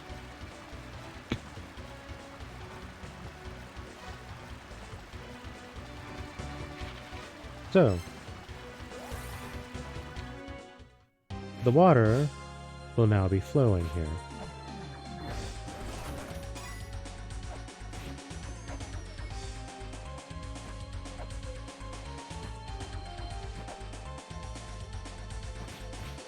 There's also the matter of these.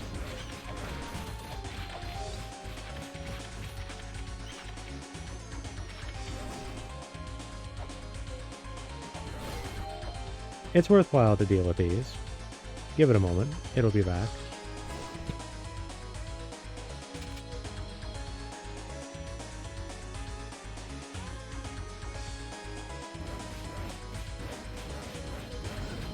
Oops. Well, that's a catastrophe. Oh well, there's an altar down here.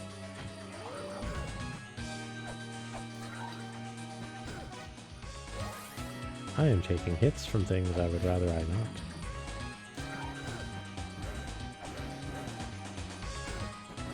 So the invincible enemy here is Abawaku. And we will not be able to see them until we get up to some specific business. The core of it, however, is that Abawaku will hit you if you turn your back to it.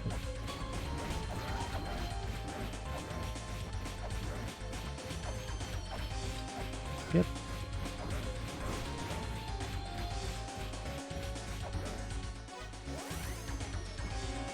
And I am taking far more damage than I am particularly comfortable with in this moment.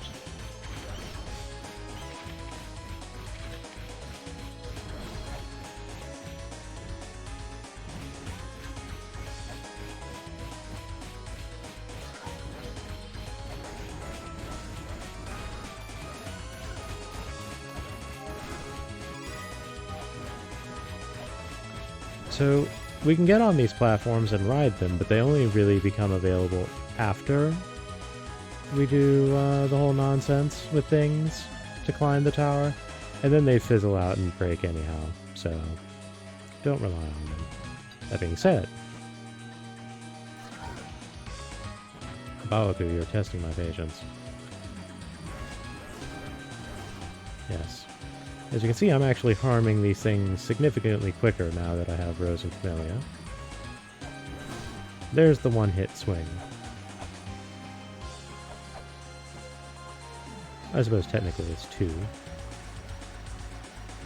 But the water is flowing, and we can actually achieve something here now. That being said, our health is in dire condition. And it will be a bit before we have full health once more. And Abawaku is not helping. Unfortunately, the fairy spawn has not decided to return just yet. So the goal, ultimately at this point, is to climb the tower using that direction, which we can certainly give a try. You can see Abawaku hovering around the arm of the statue over there if you look closely. There's something there that we can't really do anything with. We can't reach that, Oop. And then there's an Abawaku. Unfortunate. Fortunately, not too much in the way of lost progress.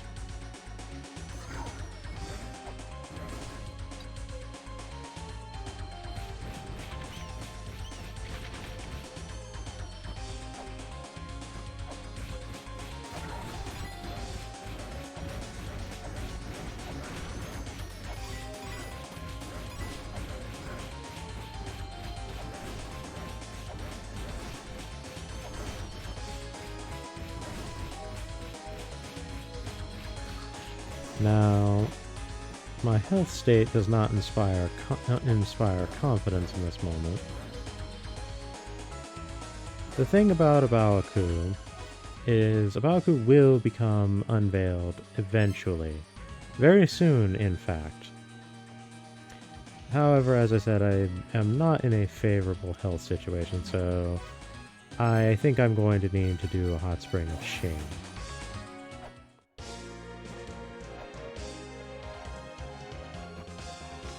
Very unfortunate that I took as many hits as I did and got a weapon fairy of all things when I very, very did not need it, but alas. On the whole, not the largest of concerns.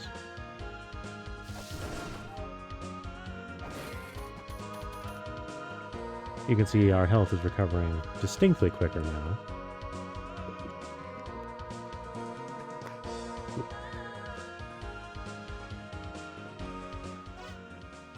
So fortunately, while it is time loss to do this, it is not the worst time loss that could occur.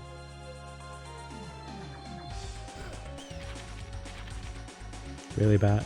Really? If you say so. Hello, Abawaku. I love you too.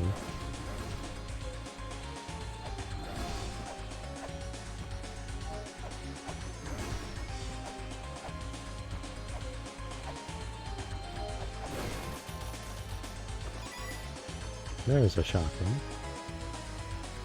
Oh, and now the ferry spot returns. Of course.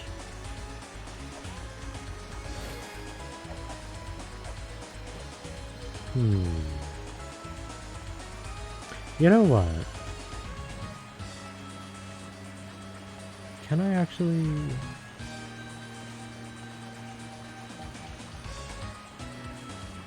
Yes, I think I can, actually. So, you know what? We'll take a little detour.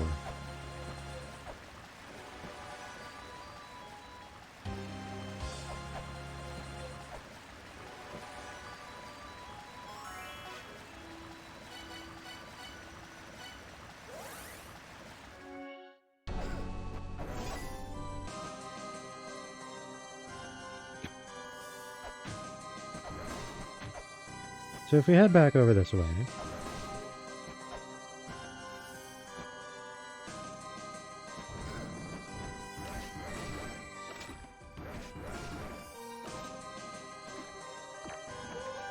The ferry will kindly open this box for us directly.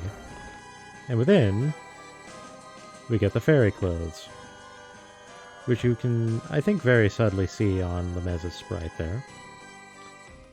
So what do?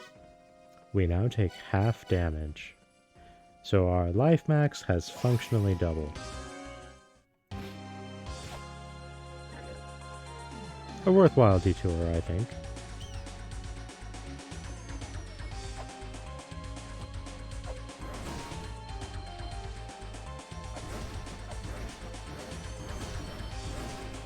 Excuse me, Grimace. I have things to do.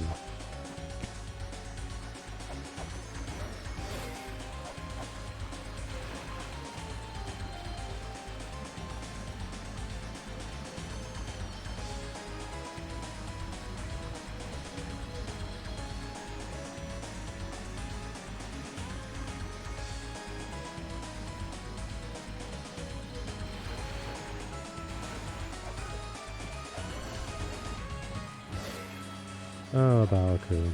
What are we going to do with you?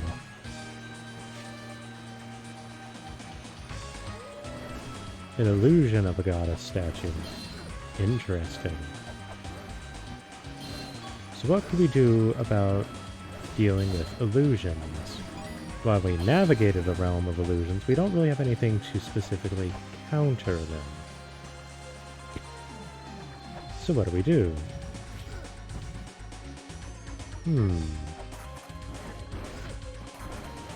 That platform, that altar seemed to have done something.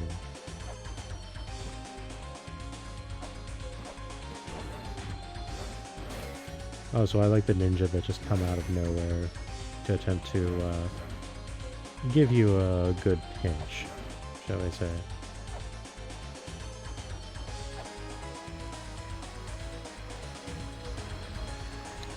The symbols keeps showing up.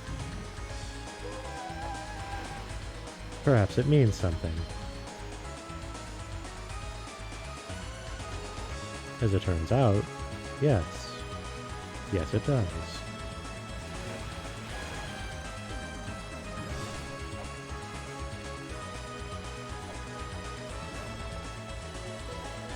It provides us the Eye of Truth.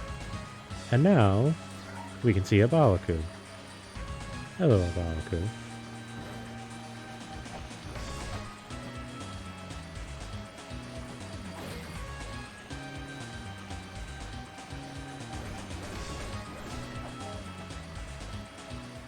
Now this means several things for us, but most immediately...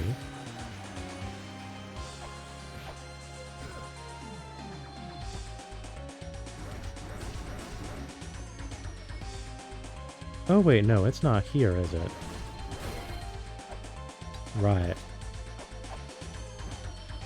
I think I'm getting ahead of myself a little bit. Nope, wait, there it is.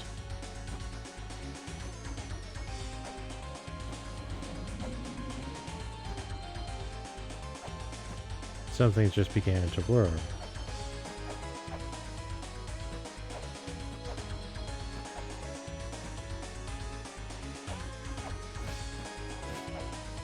Something occurred. There's a similar one over here.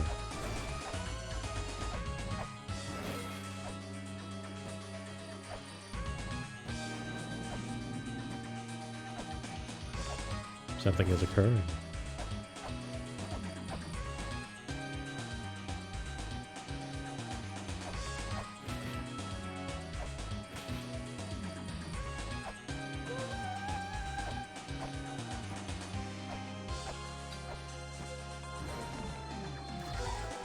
The plane model.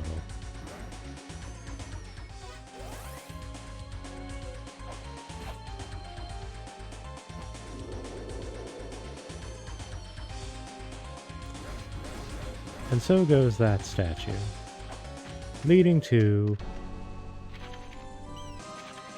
a section of the Gate of Illusion that we've not yet been to.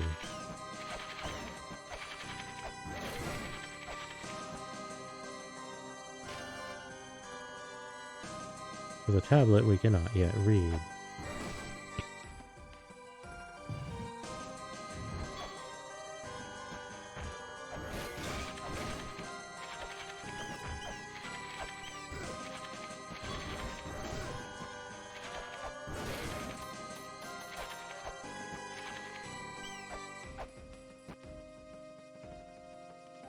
And here's where it leads.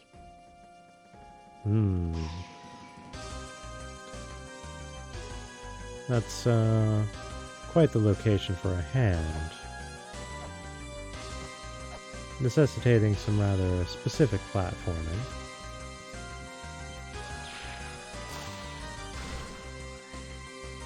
Something below us broke.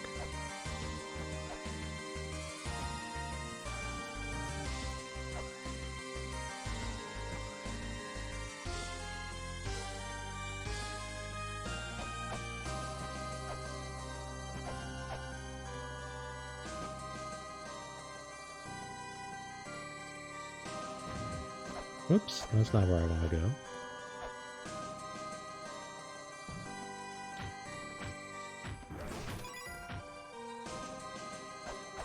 Quick dip over to the Holy Grail tablet. The fantastic thing is that this is actually a rather good entrance to the Gate of Illusion. Also, there's a ladder here now. And if I recall correctly, a breakable wall. Well, this is certainly intense looking, isn't it? And here we have the Stray Fairy.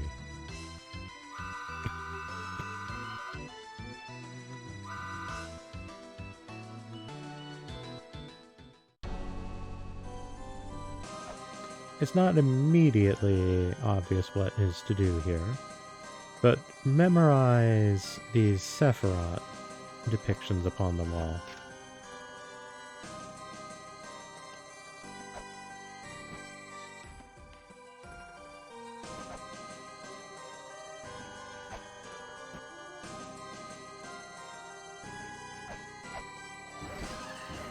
And after speaking with the Stray Fairy, these tablets appear. We need to do something with the statue of the child, we need to do something with a wandering lizard, and there is a grieving bird. Well, most immediately available would be the grieving bird, if one can call it a bird exactly.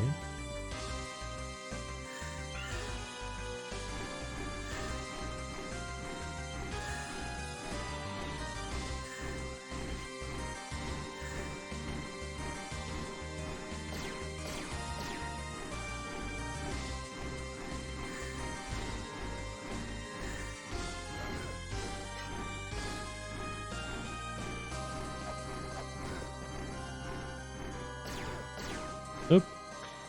That, of course, is the danger. It's not so much being harmed, but falling out of the area and being forced to repeat the conflict. Oops.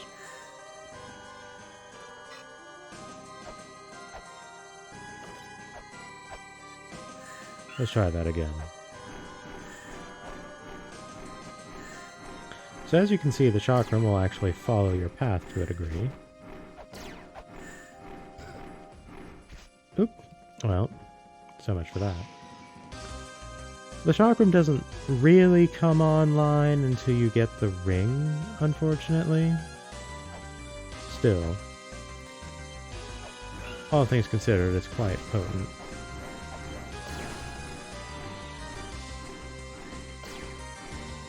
But right now, all it really has going for it is strength. Not so much utility. Also, it's easy to lose a chakram in this arena.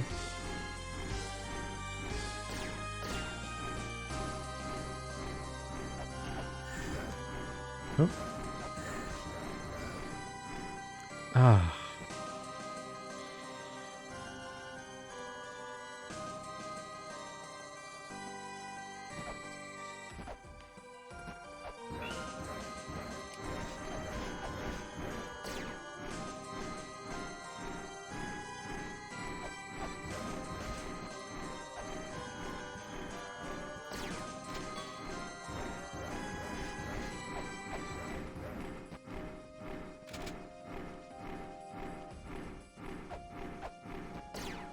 Oops.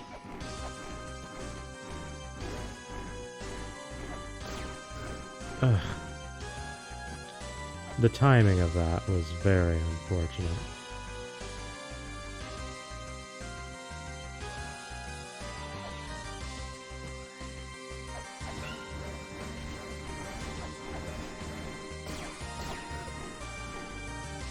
Really? Ugh.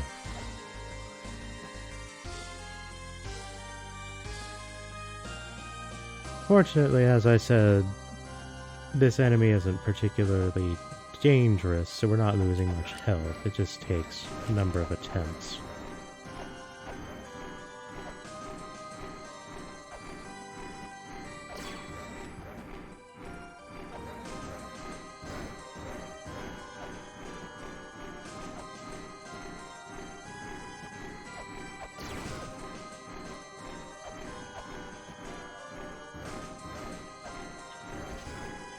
I prefer to not lose all of my chakrams here. Which is unfortunate because usually chakrams are my go-to for this conflict given how hard they hit.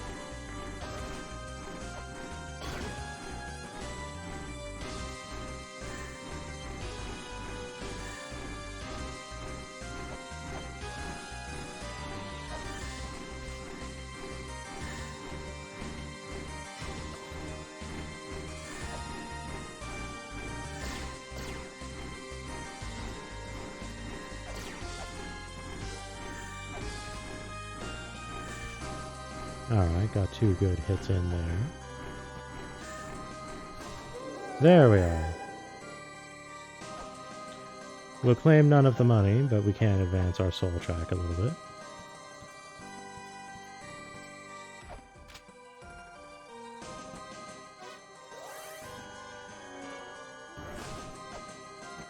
So then there's the whole matter of the lizard. Well, the lizard has appeared here. So what do we do about it? Well,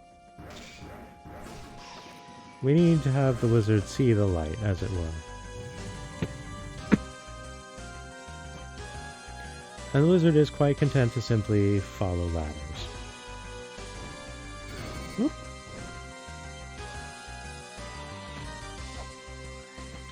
Unfortunately, it's also quite content to follow ladders.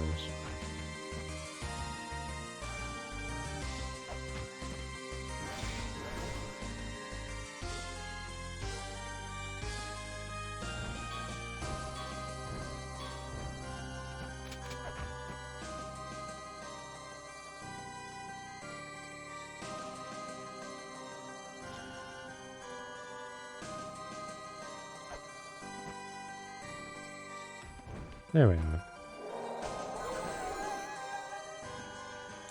That's objective number 2. Objective number 3 will not be able to do yet. Nevertheless.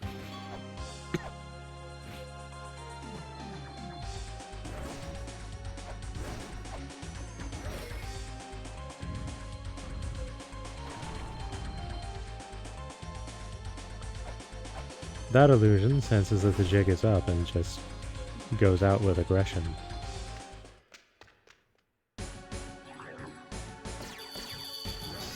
So I did say that we weren't quite done with the Graveyard of the Giants, but there wasn't any further activity we could do. That now changes.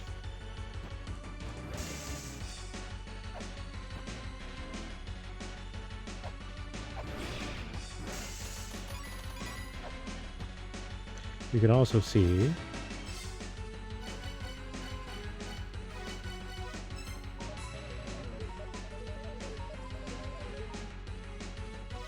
there's text, but it can't be observed. There's too much ice in the way.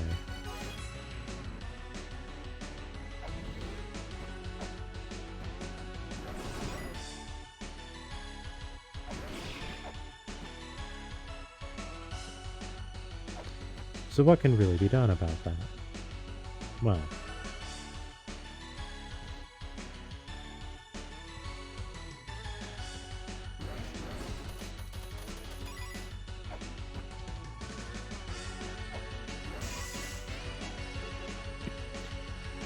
there's this rather dangerous room here. Fortunately, no Eye of Retribution.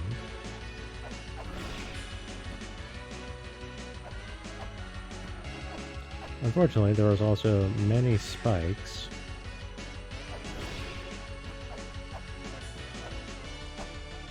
Oop. And a good reason to be very, very thankful that this isn't the sequel, where you can get juggled onto a spike from a damaged state and take damage from the spike. Which, thankfully, is not the case here.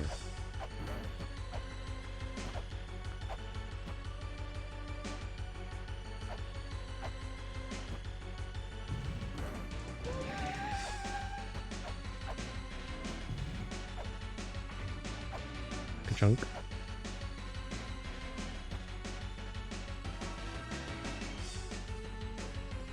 Not immediately obvious what that did, but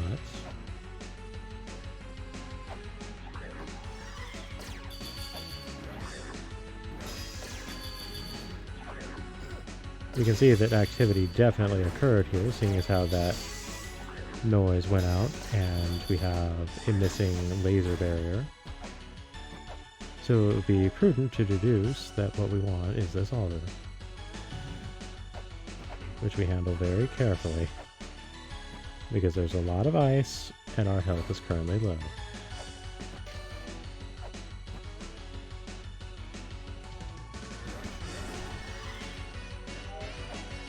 This allows us to make our way upwards, onwards, and upwards.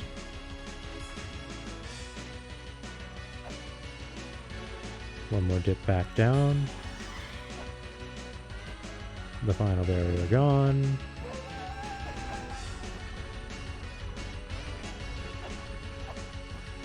And we've a ladder to climb.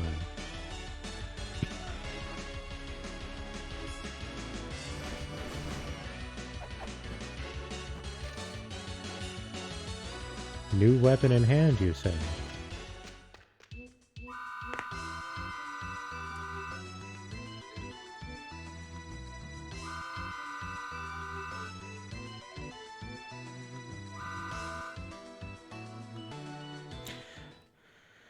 So the item that giant is referring to there is one that in theory is an improvement, but because of the way that many things are handled in the game, is not actually an improvement.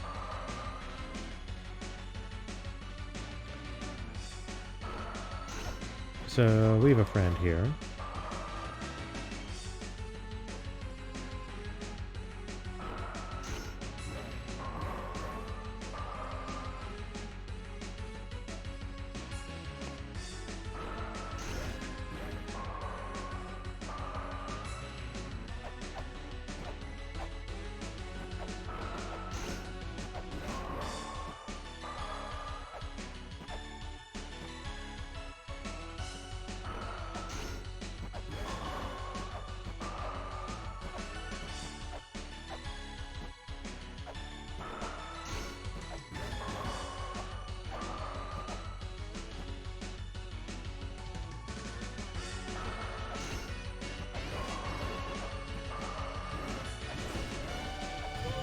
We'll simply dab at them until they can't take it anymore. Our reward is the bomb.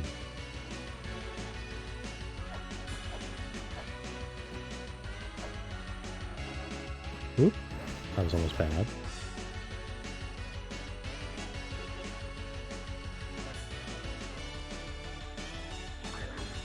So the bomb is a bit unwieldy in given senses. However, as you might imagine, they explode. Fancy that.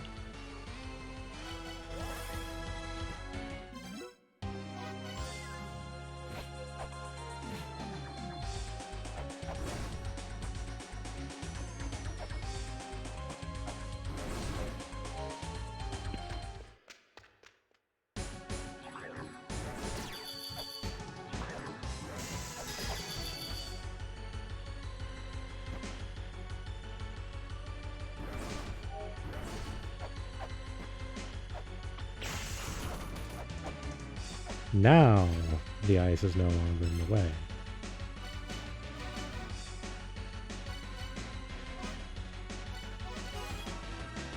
Oh right, I turned that off. I don't need to do the juggling. So what does the ice hold for us? Software, as it turns out.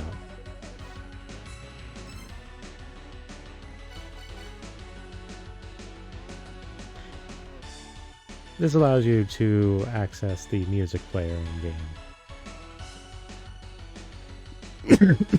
Excuse me. One moment.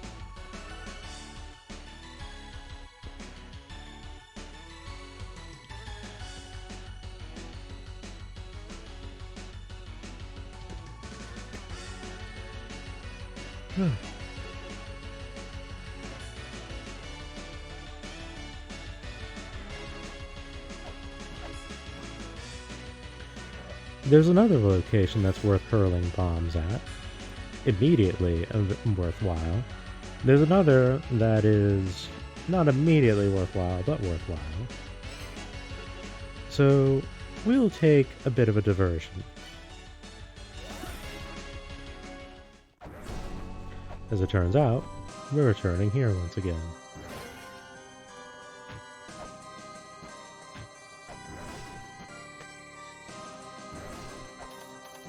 The key fairy has done her job.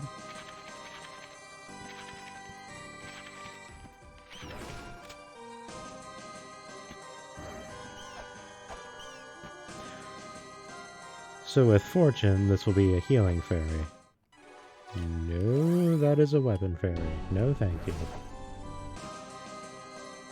That is very who we are not looking for in this moment.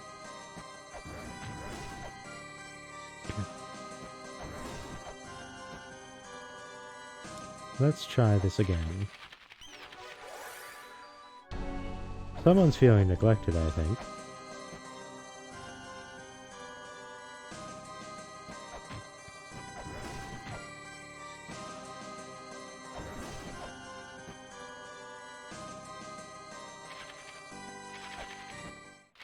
Here we are.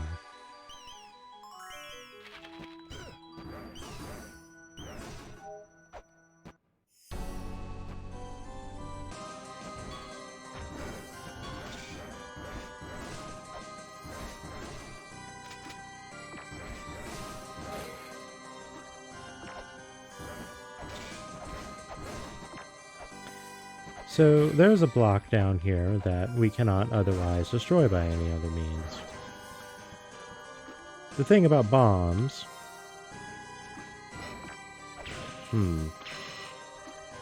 Oh, wait a minute. No, we don't use a bomb for this one, do we? Let's get those bombs back. Do a quick reset. That's right, that requires something else to break that I don't have at the immediate. I'd forgotten about that. So there's a stash of bombs in there that is very worth getting. However, it does necessitate a weapon that I do not immediately possess.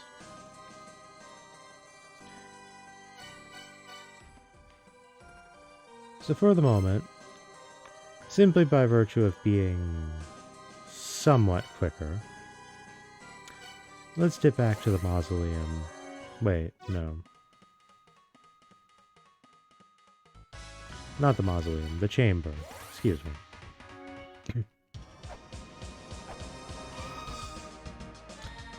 We'll have a quick return to the Gate of Time.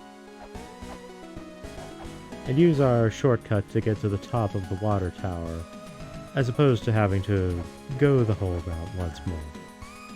It's not really necessary for us to do that. This is quicker.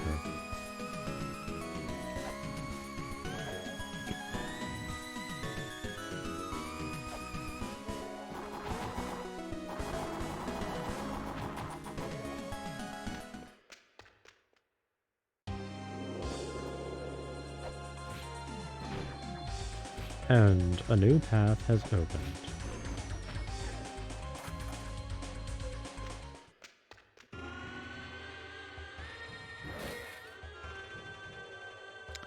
Behold, the Song of Curry.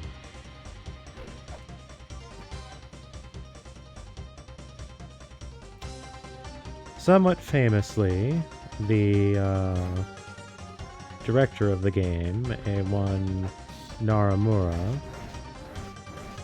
is very, very fond of curry, and sang lyrics, presumably written as a joke, over this very track.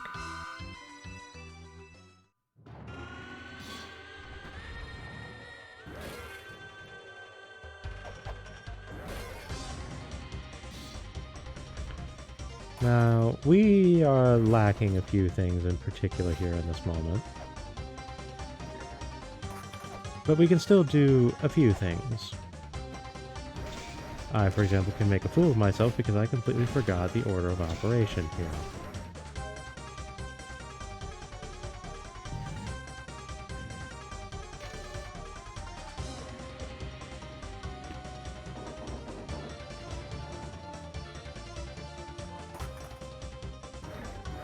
Be careful, do not hit the elephant statues.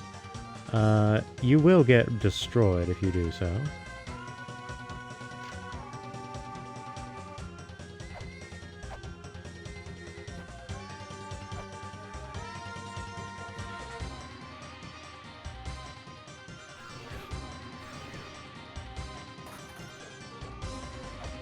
Alright, this is good. This gets me back here.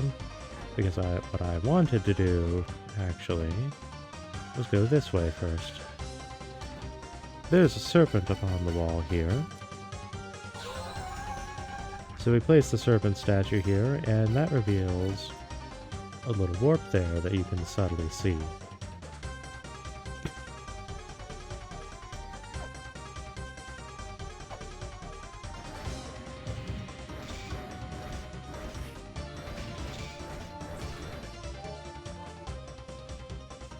Of course, in this moment, I'm not having a whole lot of confidence. Unless...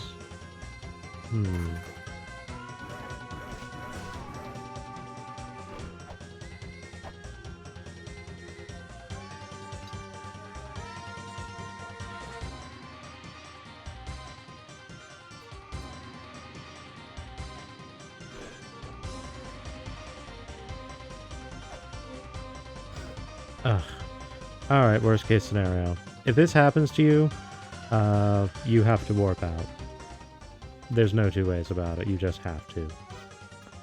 Unfortunate, but I'm also rather getting ahead of myself here, really.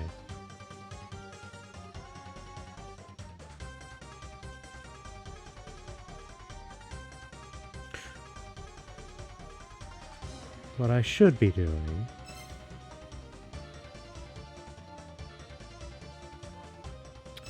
and it's going to involve another hot spring of shame.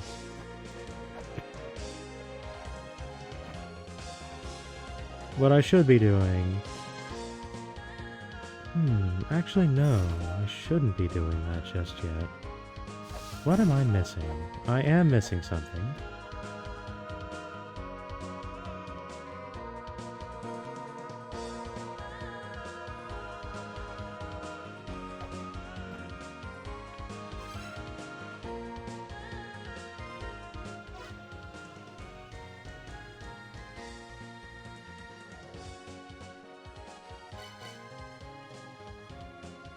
Ah, I know what I'm missing.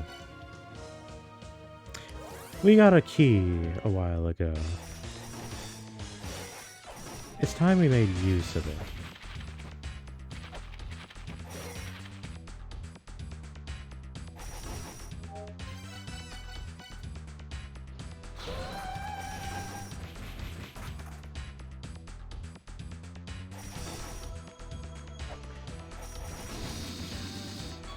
So, this area,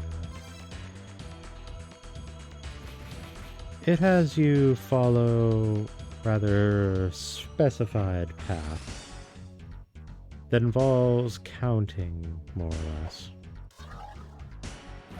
You can proceed past a given gate of appropriate numeration once.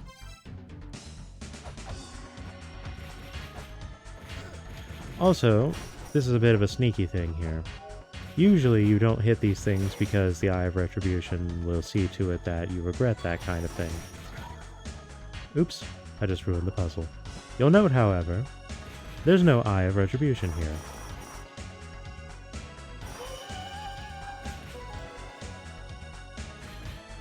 That gets us the key sword,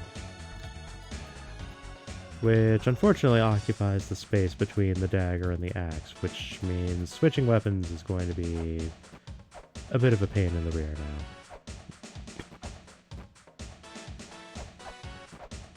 Let's reset this puzzle.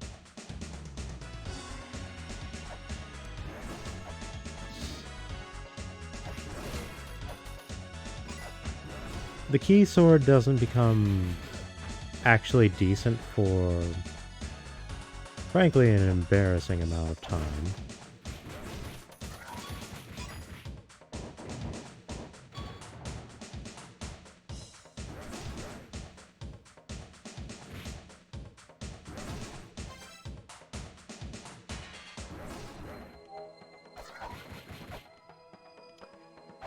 And the replacement tool that they provide, weapon rather, in the sequel is actually quite good. I would call it a worthy successor.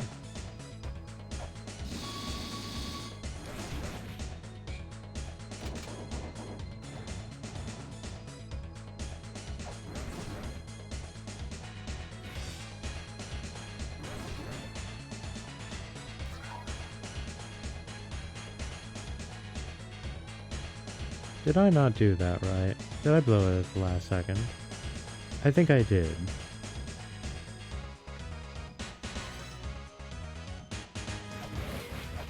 Alas.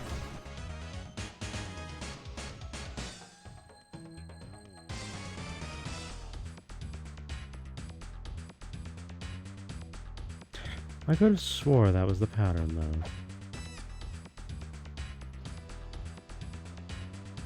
What did I mess up? 1, 2, 3.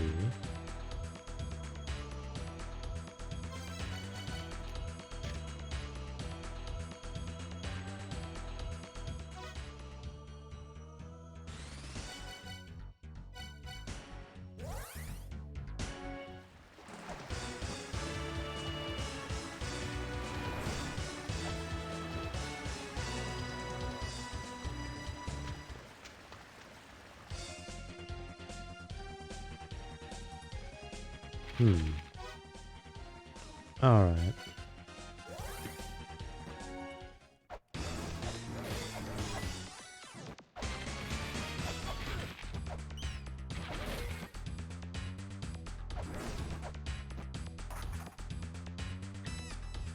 The clue for the puzzle is this one here. Oh, that's right. It's not a matter of 1, 2, 3, 4.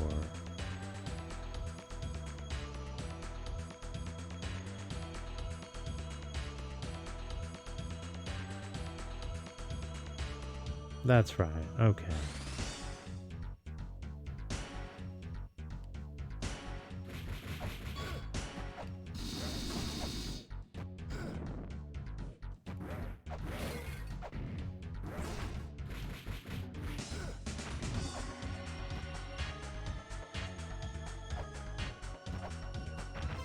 So,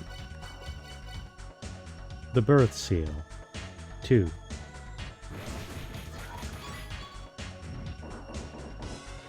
The children are born.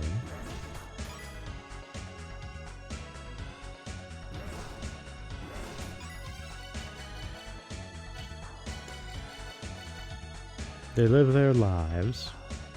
3.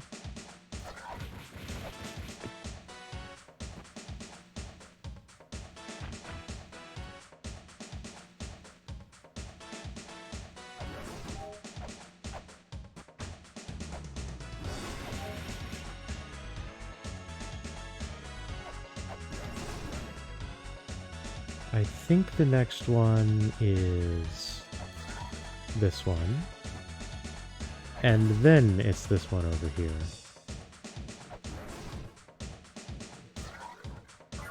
There we are.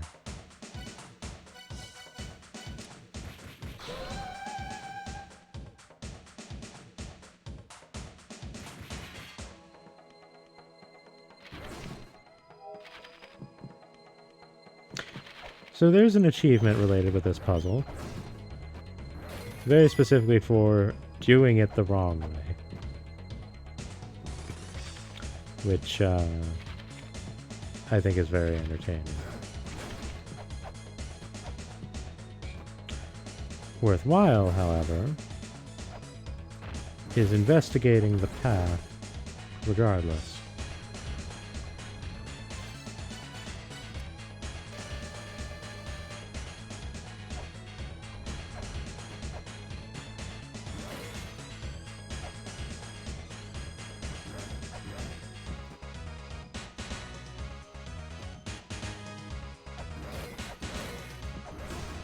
Pots that give nothing are always significant for one reason or another. Also, this wall is fake.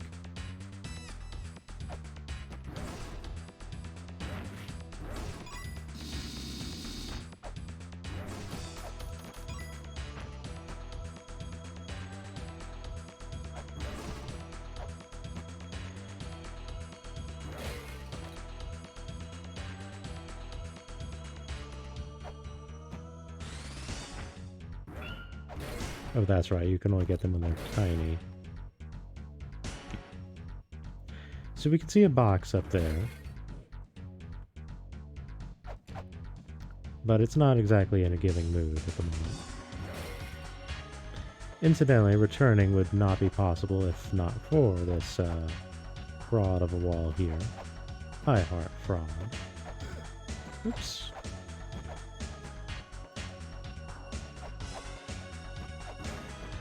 If I recall correctly, I think one of these is also breakable. No? Just me?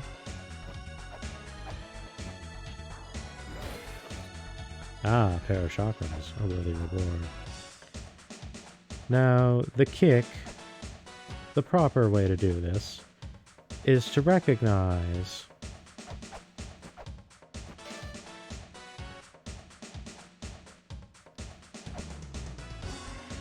that there's a trick to this little foot race.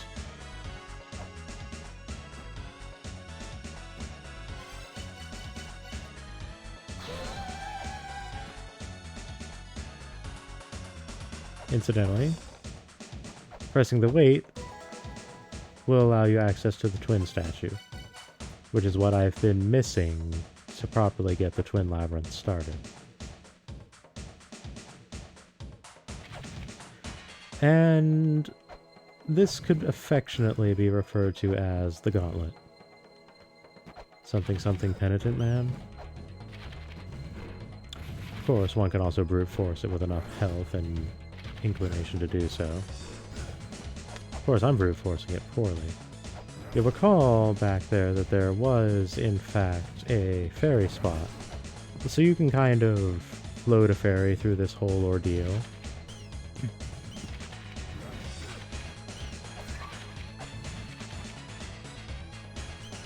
Now, pay attention to these protrusions along the underside of this rather perforating channel here.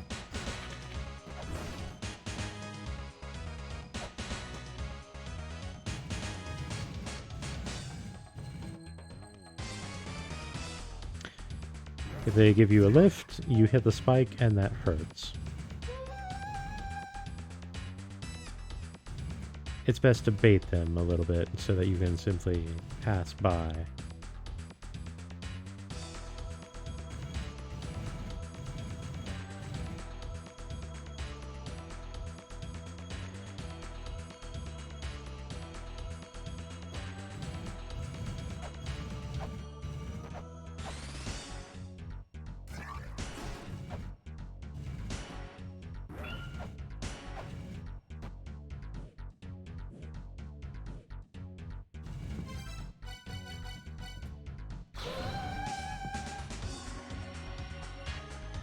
Now, this section is a bit involved. Don't read that tablet until you are ready.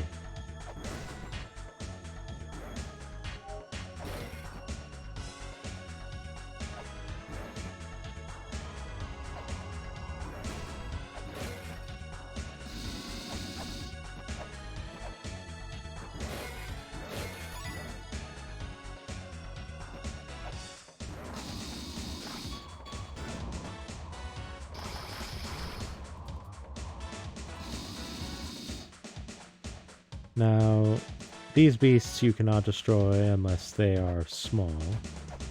So when they're quite large and lumbering, there's not really anything you can do about it, other than simply get out of the way. Still, getting rid of them so you don't need to deal with them is worthwhile.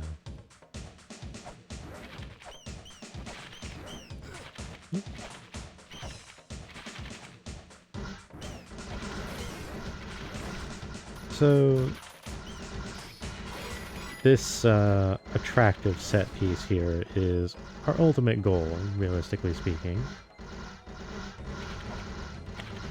We're going to need to make our way over here. Preferably without this bat hovering around.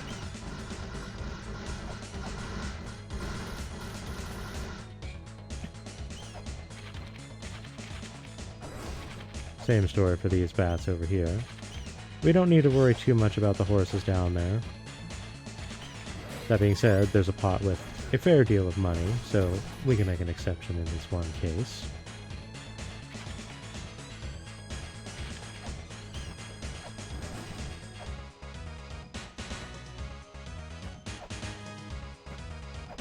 We are also provided the opportunity to deal with this other one. And now we can properly do this, now that the path is prepared.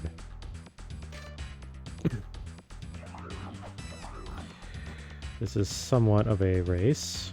This thing will follow you when your back is turned.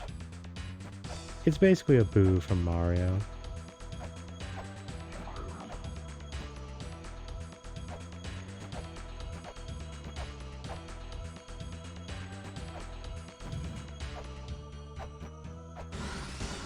So we need to get over here, hit that platform, hit that altar, and now we need to wait for this thing to come over here, because we have the unenviable situation of needing to go back through the preceding gauntlet, all while this thing pursues us. In one run,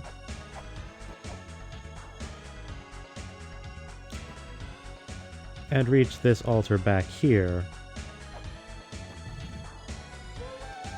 and now we can actually damage this adversary.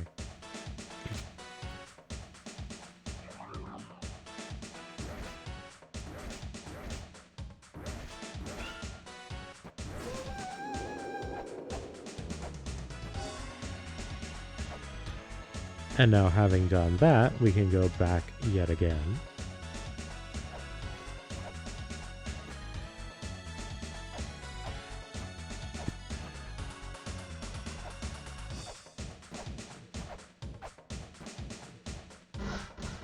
And now we can finally actually harm this enemy here. Previously, we could not do that.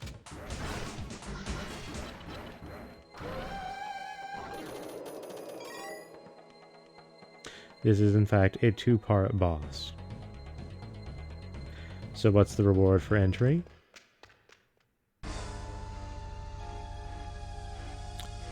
We're here again.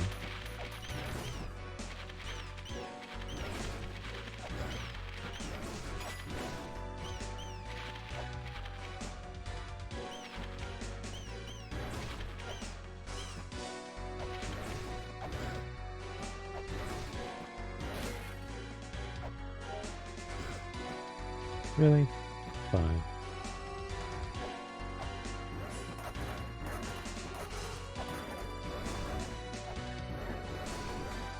Not enough eyes. Huh.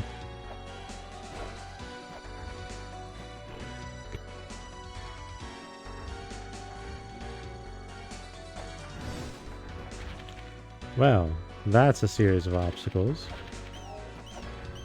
With no readily apparent reason to pursue.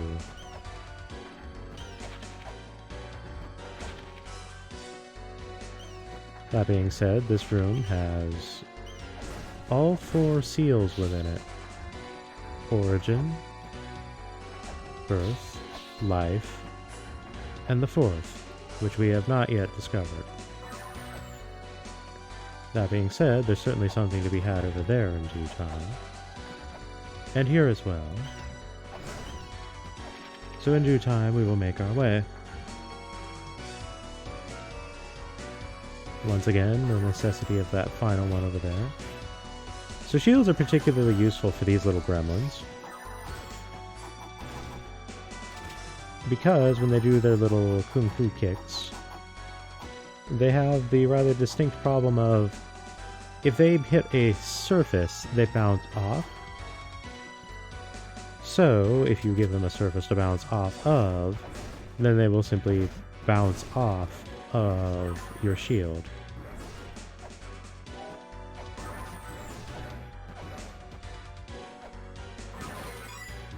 A bit of a tactical failing on their part.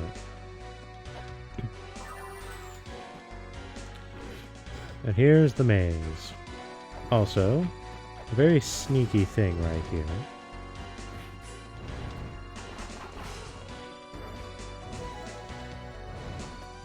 This box is actually missable permanently.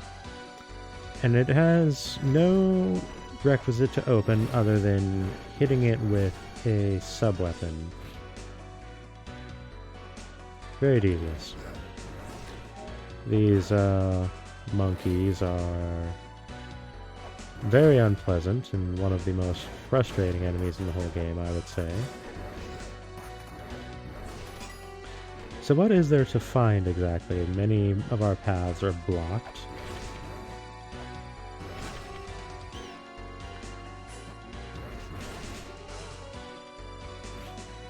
There's a fairy spot down there, which is interesting. Absolutely not something that we can reasonably respawn, should we desire to do so, but it is extant. However, through all of this, a Holy Grail tablet.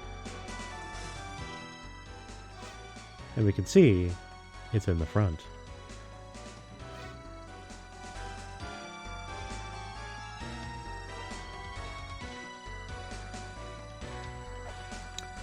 I think,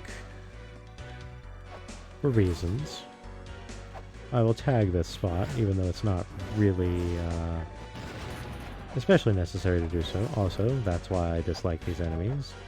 They simply hit you with homing lightning. Very rude.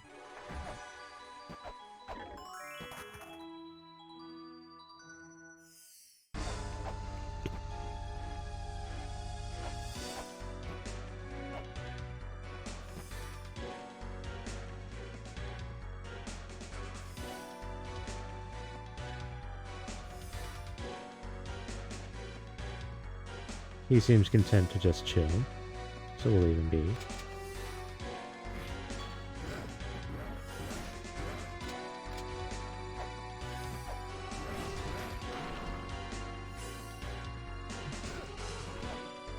So have we mentioned that this place is not exactly hospitable.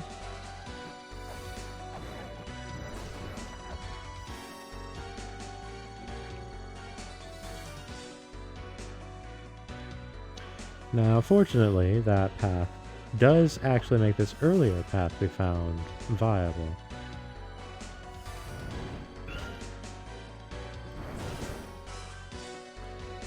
That being said, there's not really anything further to be had here.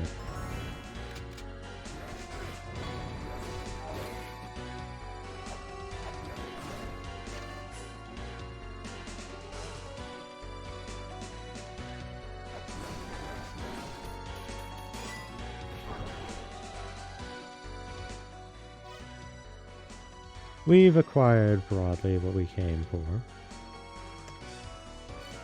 That being said, I think it's worthwhile to check something in this moment. Because I think a certain condition at this point has been cleared. Oops.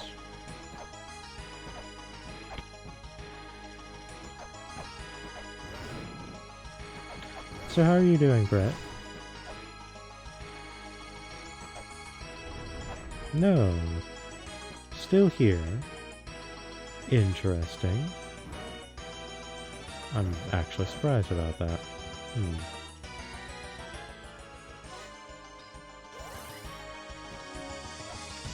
Chicken nuggets, huh? Could certainly do worse.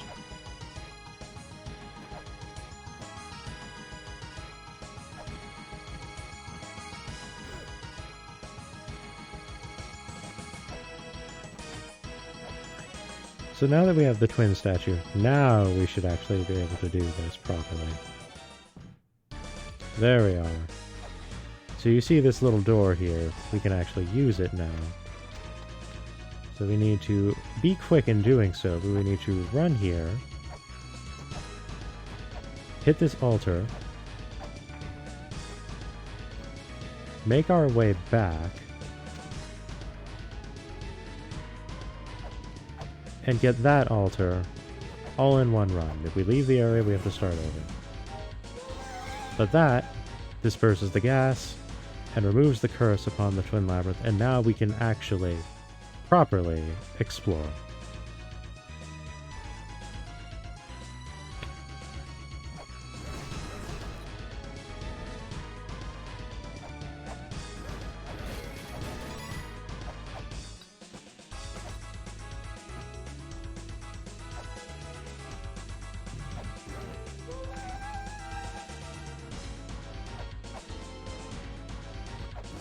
That activates some moving platforms in another locale.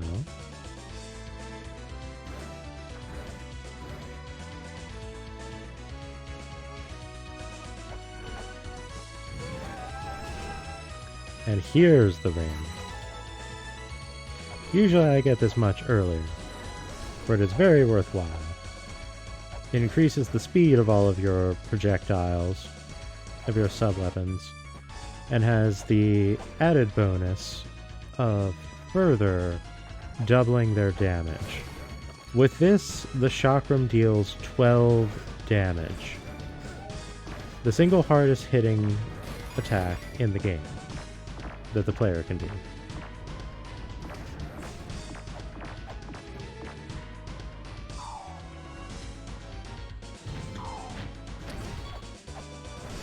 La-Mulana is an excellent, excellent game that I highly, highly recommend.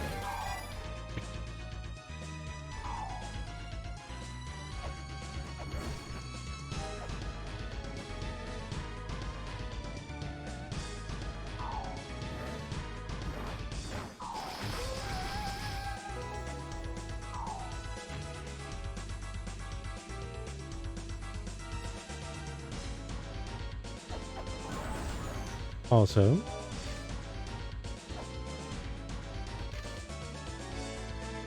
there are 2 Holy Grail tablets in the Twin Labyrinth.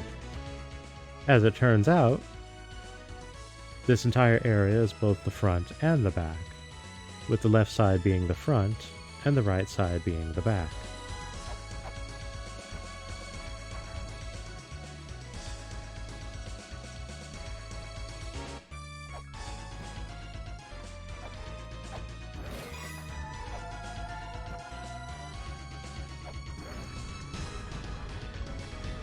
This was the opposing side we saw earlier. There's now a ladder available. And if you pay attention, you can see some familiar sigils.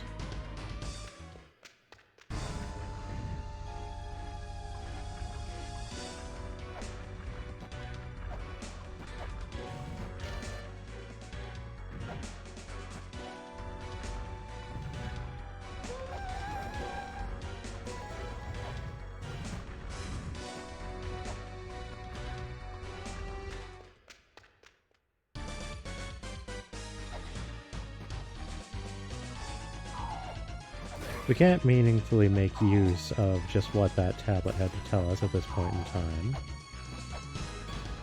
But it is important and worthwhile to remember its presence.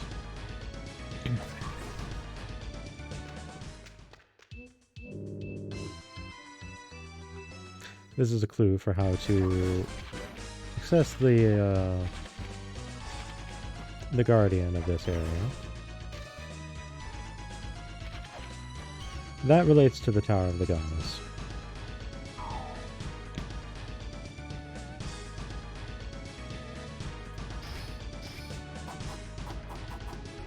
Ah yes, we can't quite come this way yet.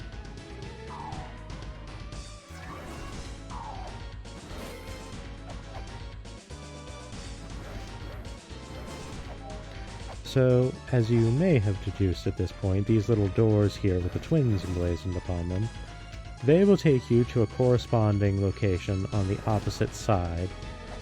They're basically switchers between the front and the back.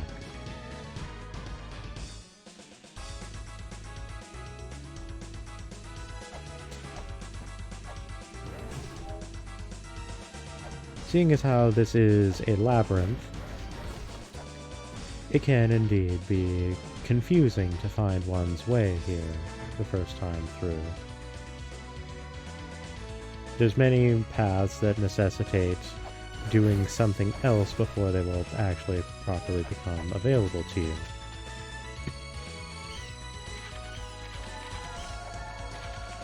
Recognizing what these are and how to make use of them is of great advantage.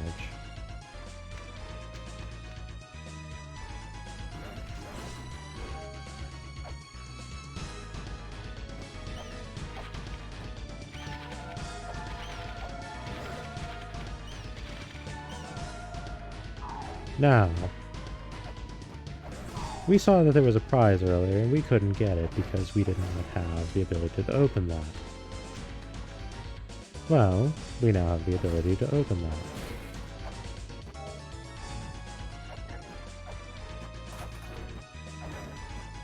We can even go back if we have a mind to, as it turns out.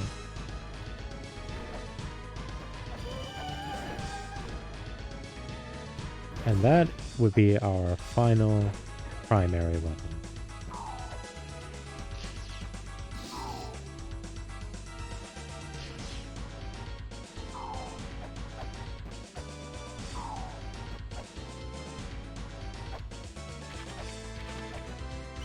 Oops.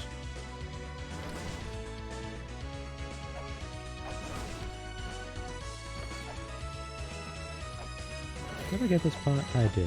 Good.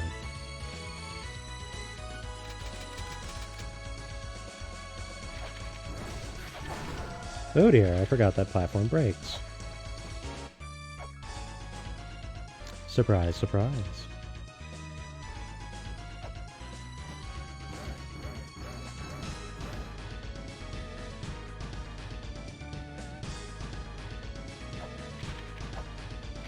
Funnily enough, that actually makes it a bit easier to get over here, provided you don't fall off like a fool.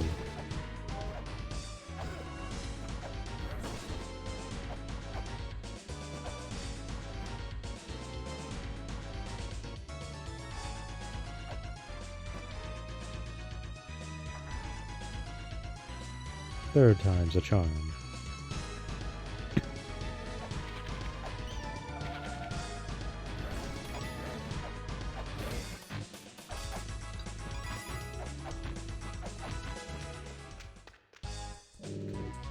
So here, finally, we have Big Brother's shop. And this is where we get the dragon bone, which is very expressly to be used in the Shrine of the Mother. And in due time, we will do so.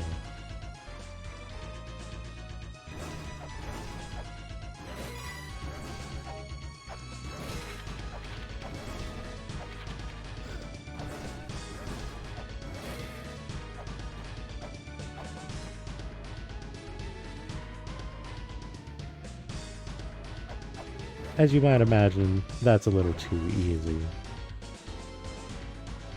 Ah, but of course, this would also be too easy, wouldn't it?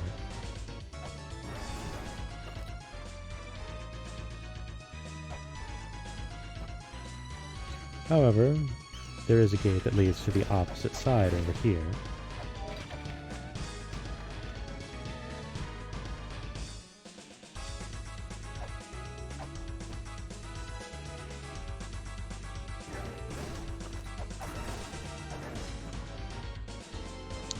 Seems a bit familiar, does it not?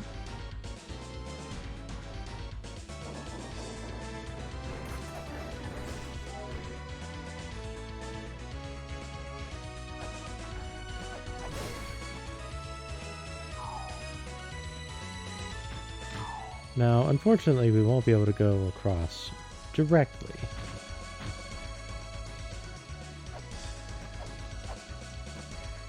However, you might think that you can just simply get across with this manner. Not exactly. The portals, while they will take you from the front to the back in specified positions, they are not perfectly mirrored. Because twins, while similar, are not the same.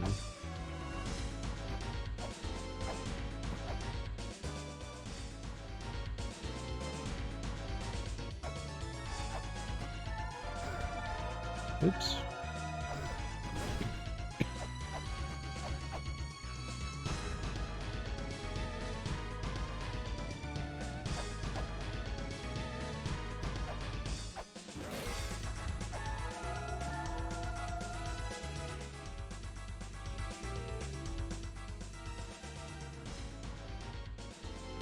I do believe our path was one layer here.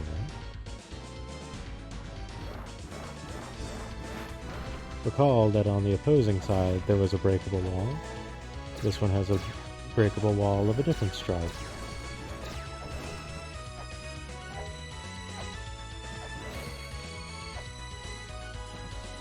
Similar, but not the same.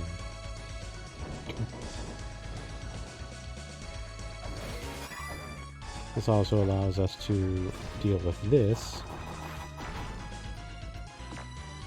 And that leads us ultimately to our destination here.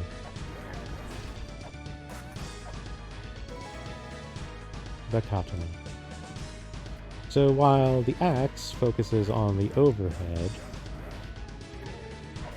this focuses on the blow. Turns out, Lameza's particular brand of Iaijutsu is that of a low draw. You can think of this weapon as basically a large dagger, functionally speaking.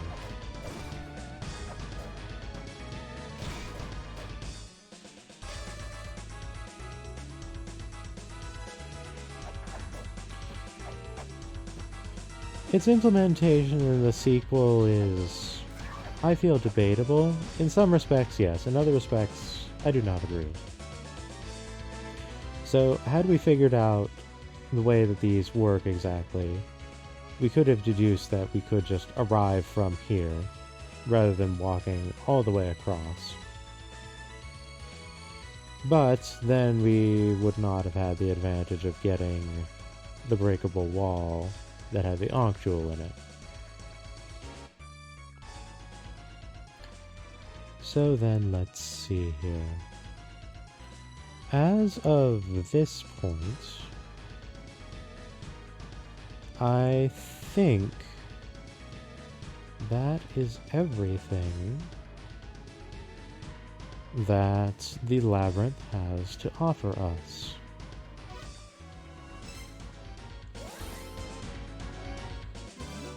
So with that in mind, we will do a quick save. Well, there is another thing that the labyrinth would offer us. Actually, we can even get it now, I remember. So, yes. Yes, we should do that. We should very do that. We'll step into here real quick. Remember the room with the impossible puzzle? Or at least, impossible in the original.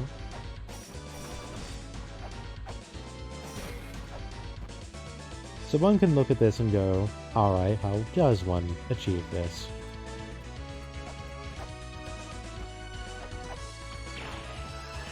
Explosives.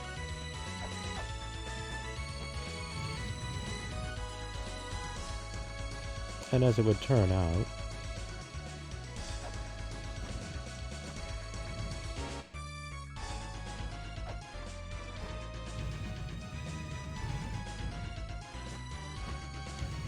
so they managed to fix the puzzle for the release version.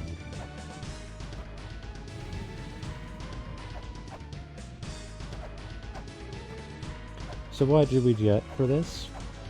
Well, that door up there we can't actually access otherwise. That is what the eye will blast us for, one of the few situations that does not involve actually striking something. And for a reward, we get the Lamp of Time. Had you been wondering what these little arrangements were all about? Well, now you have your answer. We now have a flame in our Lamp of Time. You might be able to guess what they do.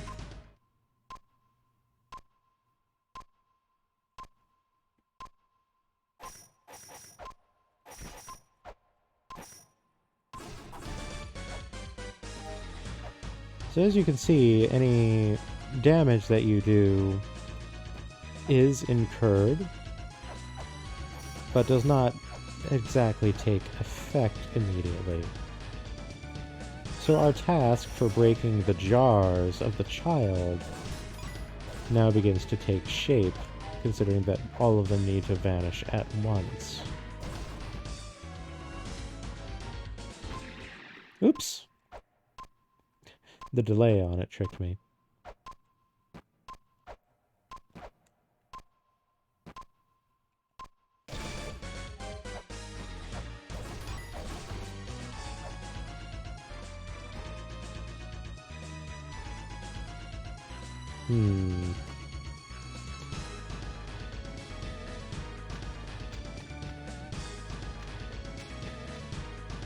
Let's try this. There we go.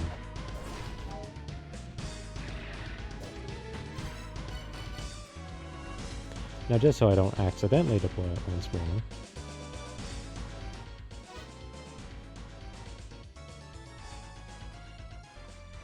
Oh wait, I think I know what I need to do in that other instance. Alright. So, we have the Lamp of Time now. It's also been a while since we've actually dealt with a Guardian.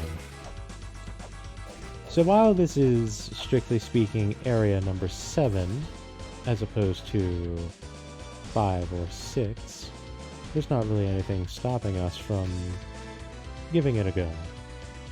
So, shall we go?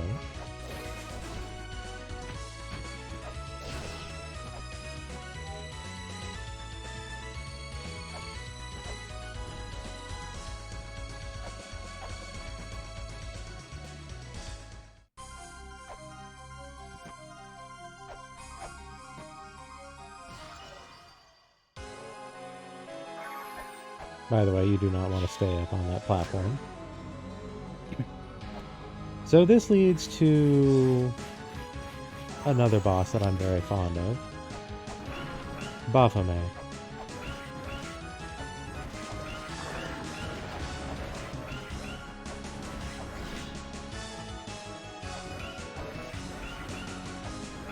Baphomet, as it turns out, is actually my favorite mythological figure.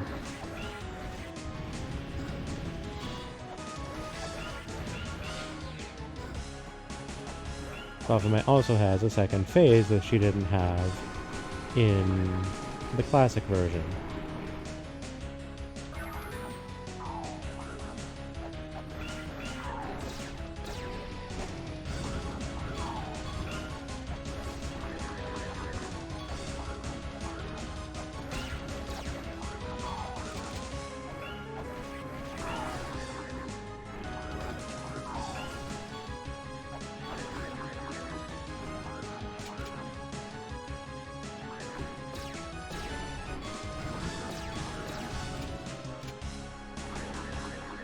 That altitude is a bit high for me to do anything about. Oops, it was a little close there. There we are.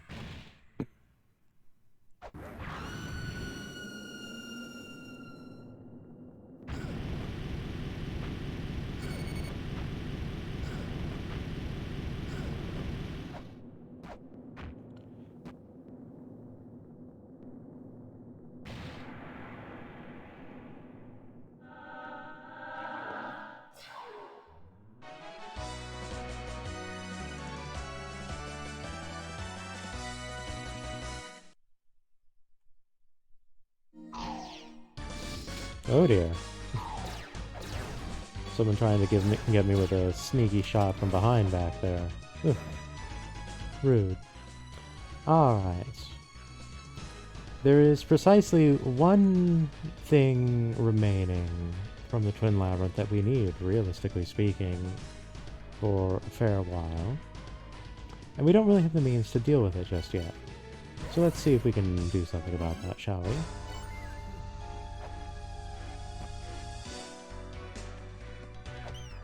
But first... Oops. Interesting.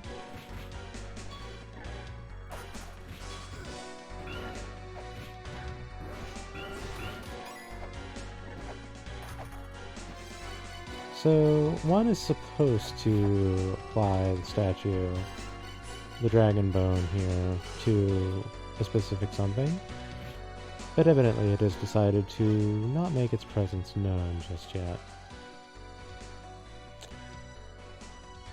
Which is a touch confusing.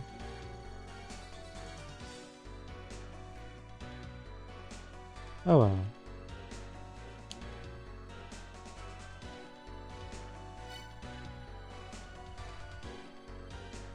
You know, I wonder, could it be?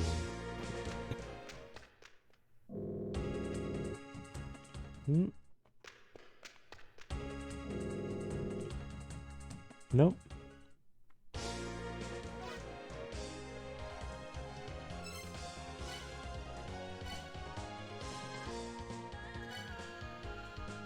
So then, what to do from here?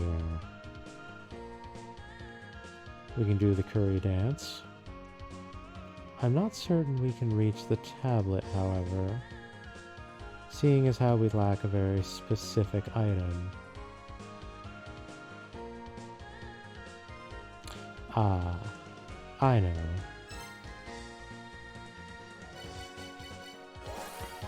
We have a boss that's a bit overdue, as it turns out. What? So let's go deal with another guardian, one right after another.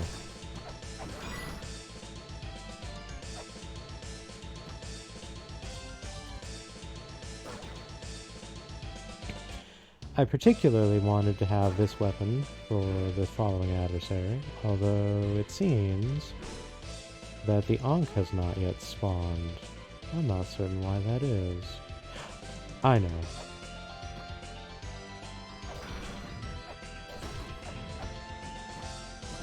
There's a little something on the top side.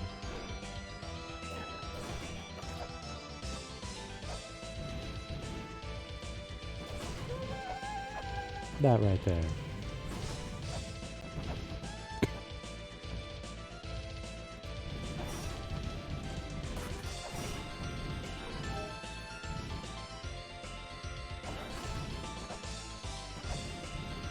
Just going to go on a bit of a dive here.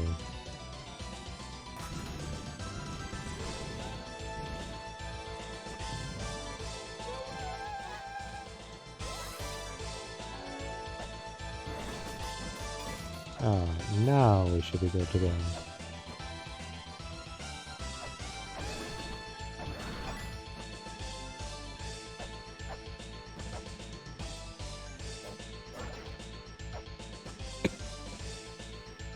There we are.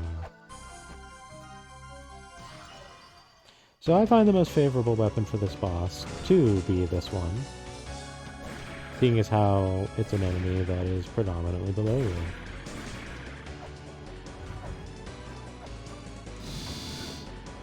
Oop, where's my shield? Oh, well, this is going to... You know what? I'm just going to reset, because this is already a fail. I forgot to switch my shield back out, and I took a hit that I shouldn't have.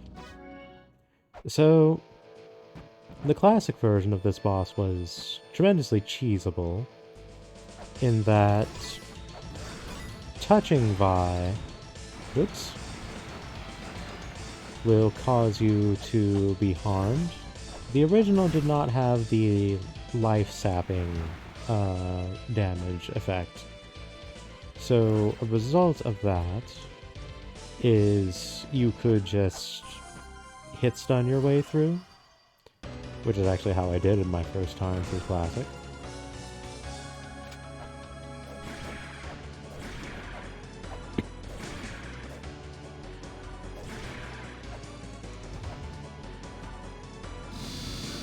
Oh, one of the little gargoyles got me.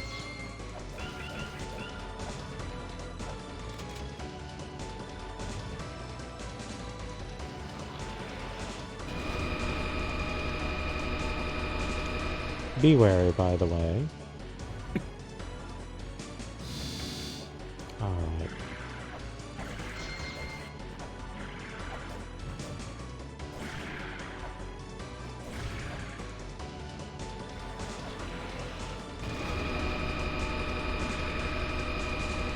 Now, fortunately, the Omega laser there will harm your adversaries and the tentacles as much as you. You can actually cause the tendrils to simply withdraw.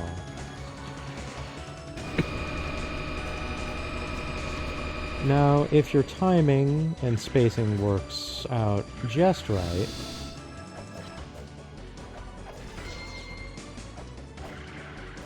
you can get several hits passing over the eye, I find, if you're using this weapon in particular.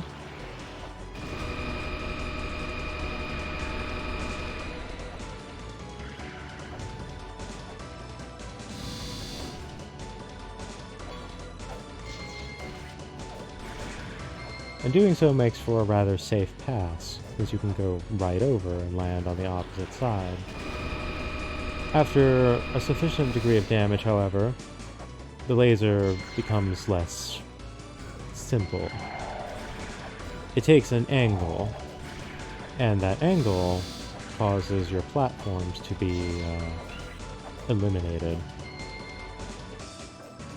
Meaning that more daring jumps are necessitated, and more careful positioning is required.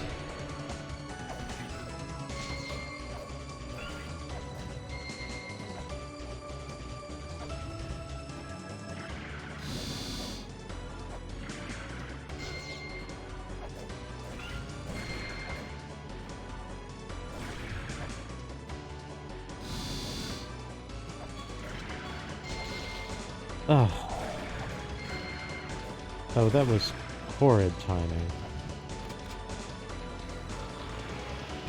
I like the little detail of the gargoyles attempting to flee before being obliterated whenever the eye is a laser.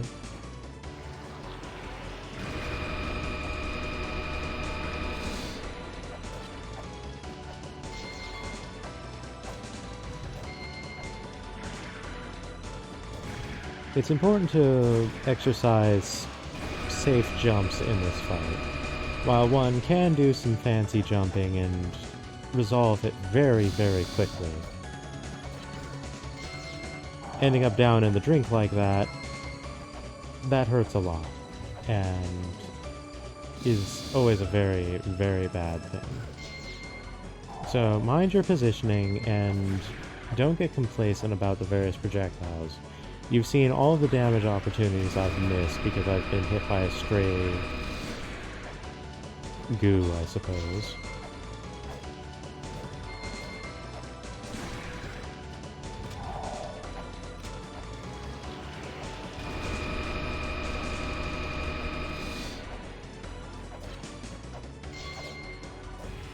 There we are. Whee!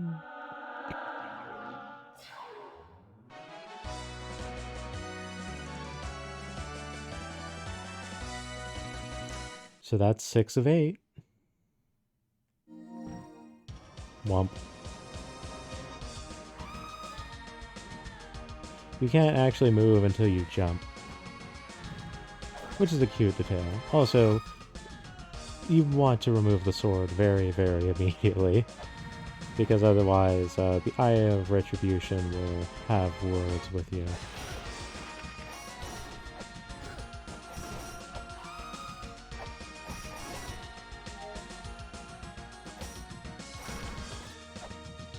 Some pre-caltrops. And a door right there.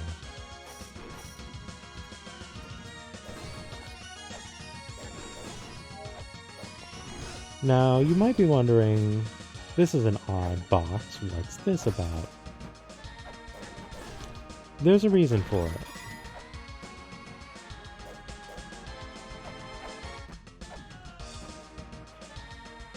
It's actually there as a safety net.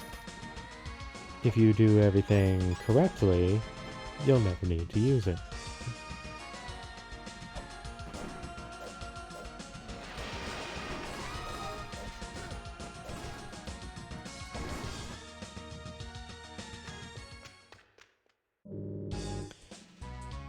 Now, this shop has some rather pricey things, all things considered. I suppose that's your reward. An expensive shop for being clever by that individual's words.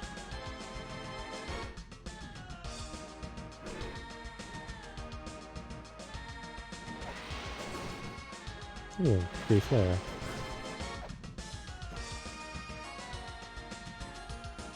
I do think we need to go in here and have a chat. 2 murals, golden key in hand. That is, as it turns out, important information.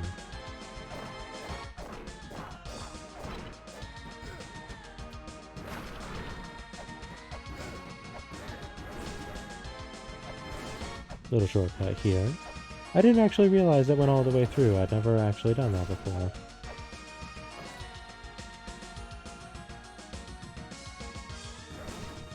Hooray for small bonuses, I suppose.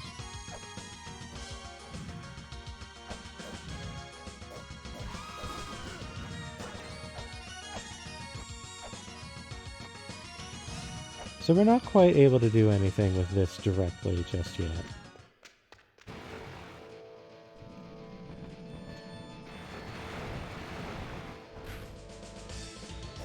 But having dealt with Vi, things should open up in a matter of speaking at this point.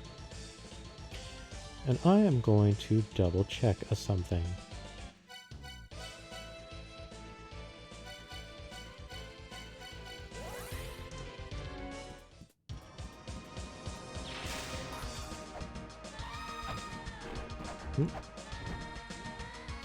Platform said no.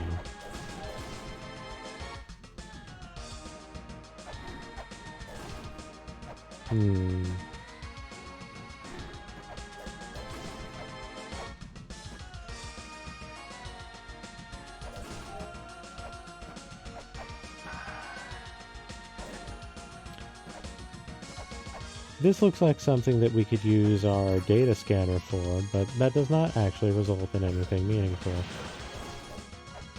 Ah yes, that's right, there's actually something to be found here.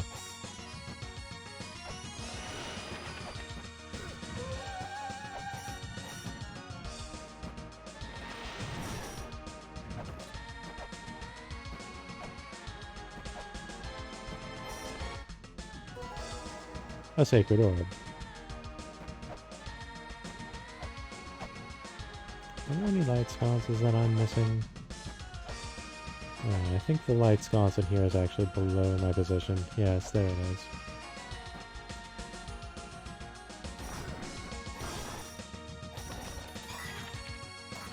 Money box. Now, navigating around here in the dark can be intimidating the first time you do it, but after you become a little more familiar with the layout and what it has to offer, and the fact that there's not that many, you know, screw you traps available in it, that makes traversing it distinctly less intimidating. It's actually quite open and linear.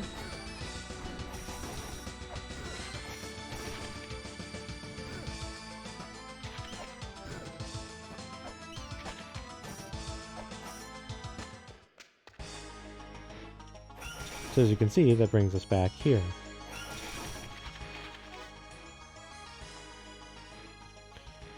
Now, I was checking for something in particular, but I didn't see it, but perhaps...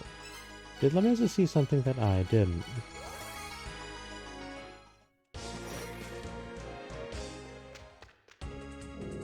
No? Curious, quite curious. Oh, do I need to...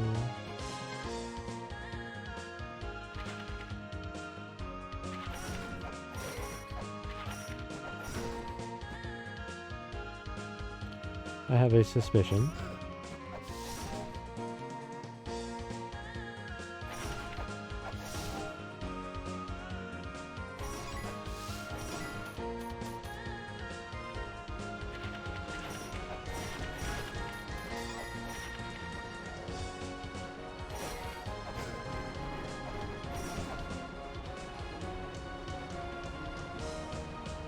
There it is.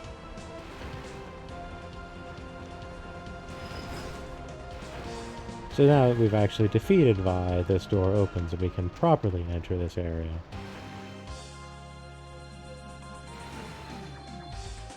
Which previously we could not do.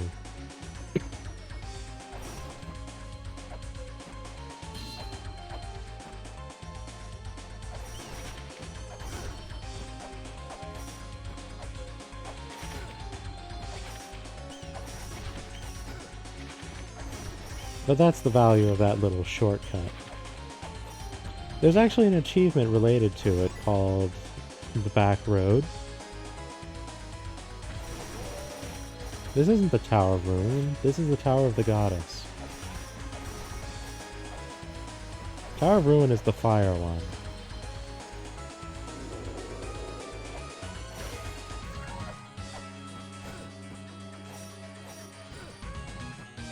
Speaking of,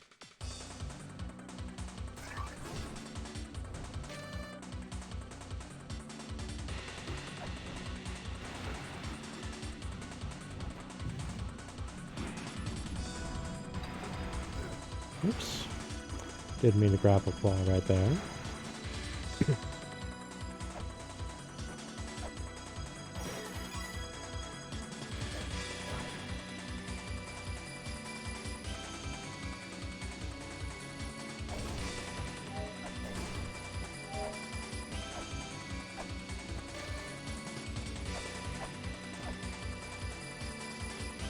So while coming here through that door is in fact mandatory, all things considered,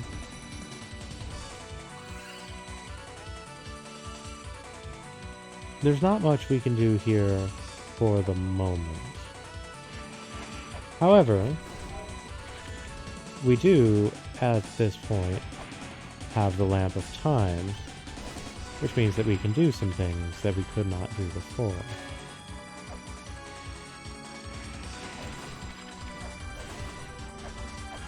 Chief among them.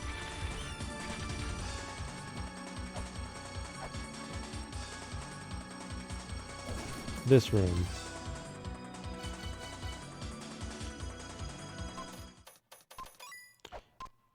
See the little hovering white thing here? Oh, they're not cooperating with me.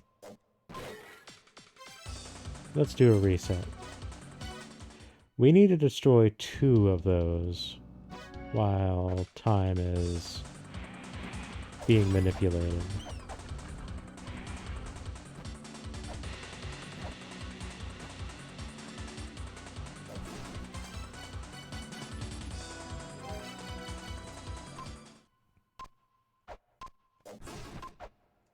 And there is a little bit of a luck factor in how they come out. There we are.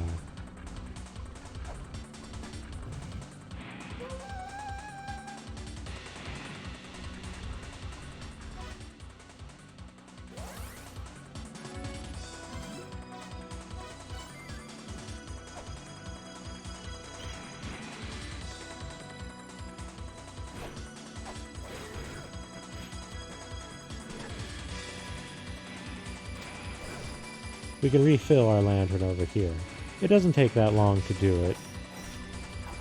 I mostly just wanted to save the time. It's not all that frustrating to do it without doing a quick raid.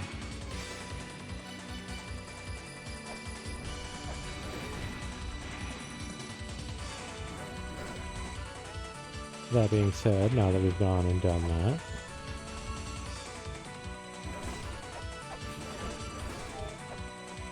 if I recall correctly, there's a very specific outcome that comes from doing that, and it's not something that we really need to worry about just yet. But still.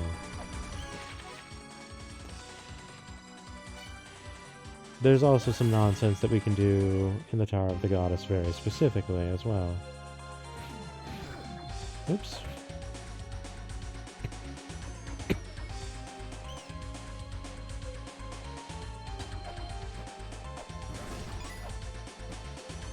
A Bawaku facing the wrong way. You snooze, you lose.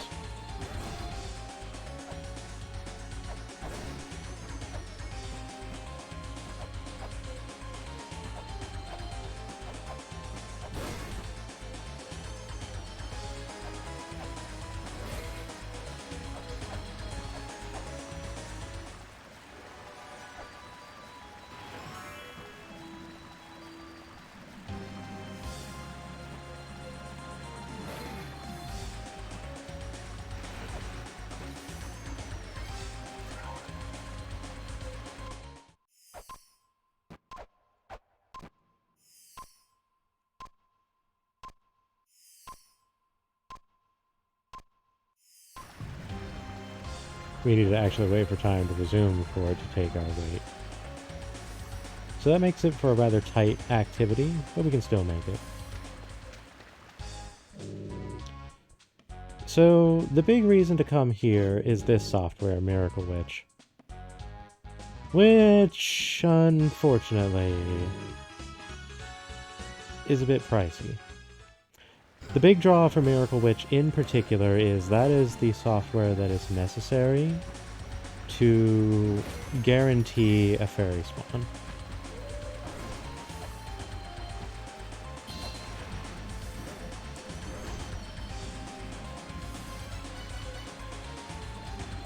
Now, I don't think I am capable of doing everything that I wish to do in the following area. Actually, you know what? I'm remembering I am doing something actively wrong. I don't want to go that way. I actively do not want to go that way. Skeleton, please. I want to go this way because there is a path that is now open and available that was not previously, and it's a bit easy to have it slip by.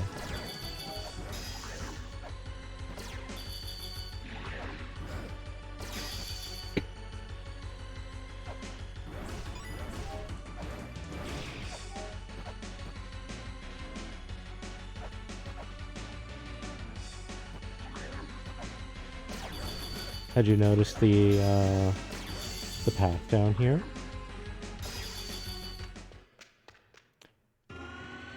This takes us to the other part of the Chamber of Growth.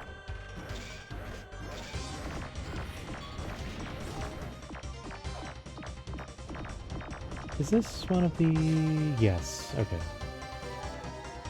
It's one of the other Rosetta Stones.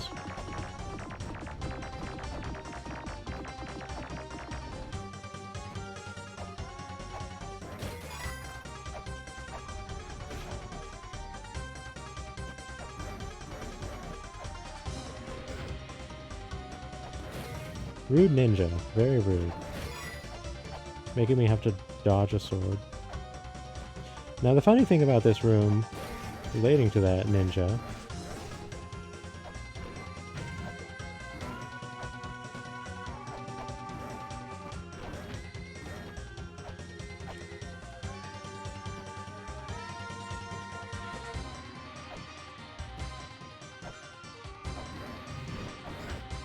ah, got me again.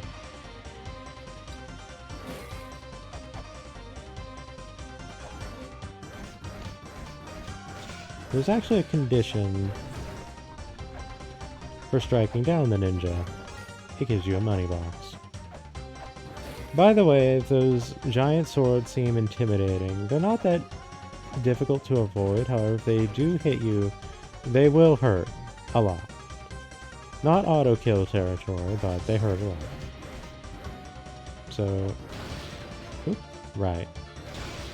Oop. Remember what I said about be careful about the elephant statues?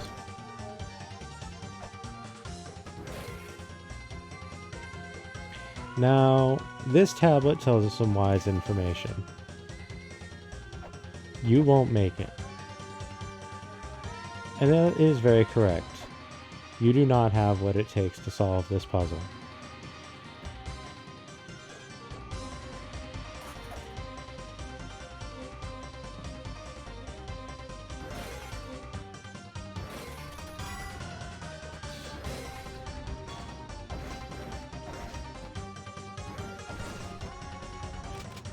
By the way, does anyone care to take a guess at what these elephant individuals are referred to? Their enemy name?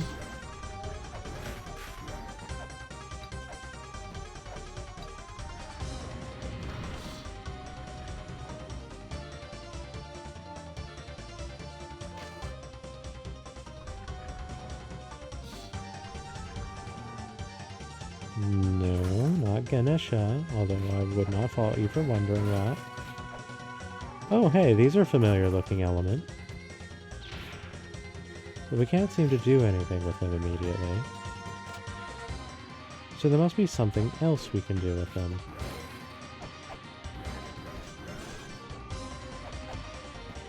Turns out...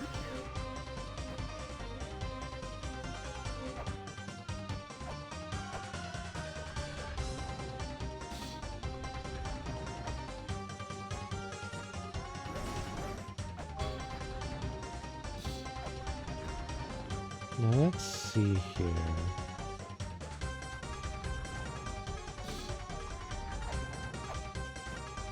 If I recall correctly, what we're looking for is over this way.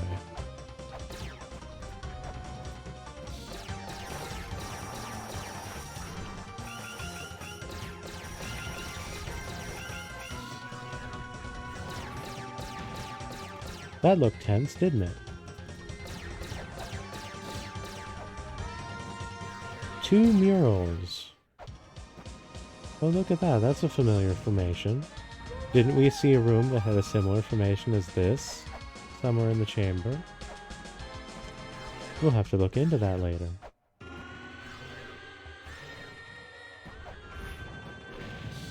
In any case, the answer to the little puzzle of a question. These enemy types are referred to as the behemoth.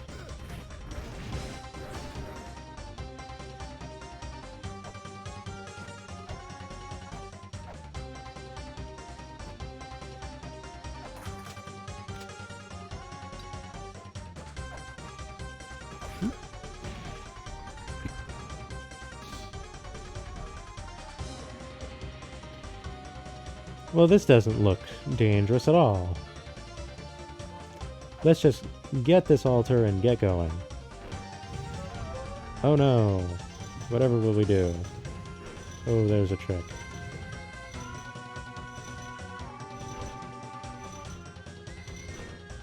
Of course, I should have cleared out these birds beforehand, because if we get knocked off the screen, then we don't exactly solve the puzzle. Oh, right. That platform does not solidify until it actually touches bottom. Oh dear. I always forget that.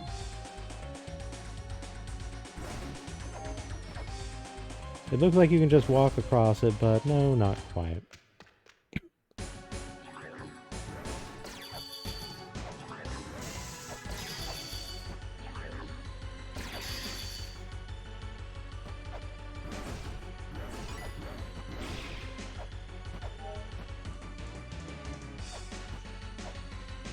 Alright, we can think about this optimistically. This is an opportunity to go through without being struck by lightning.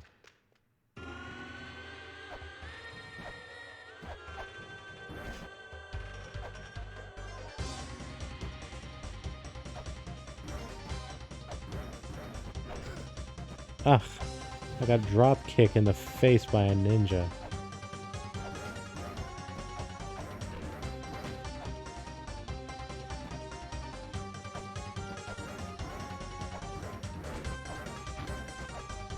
Come now. Cooperate with me, please. I would like to get paid. Whoop.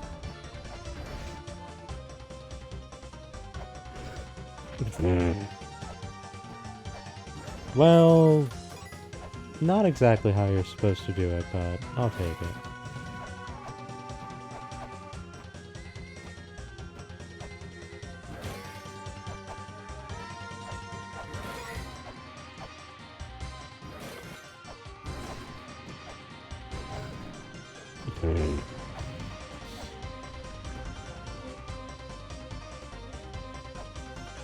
I think my favorite trivia point about these mega swords is the fact that they feature in the trailer for this version of the game.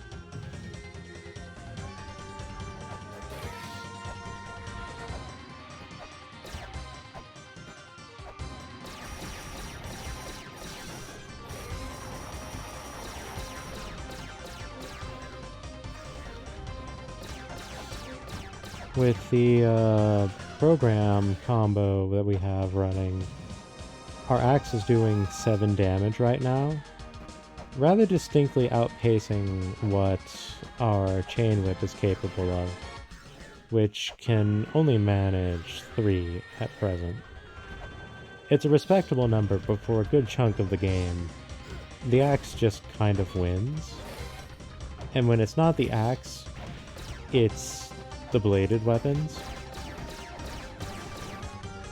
Minus the key sword, of course. That one just... that doesn't win until the end game. And even then, by that point there's another weapon that has outclassed it similarly.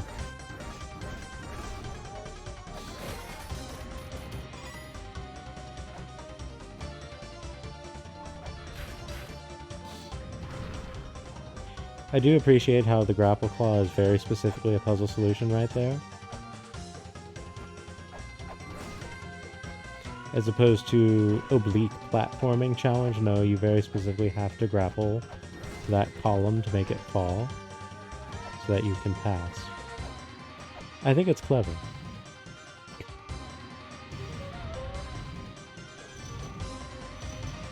Alright, take 2 here.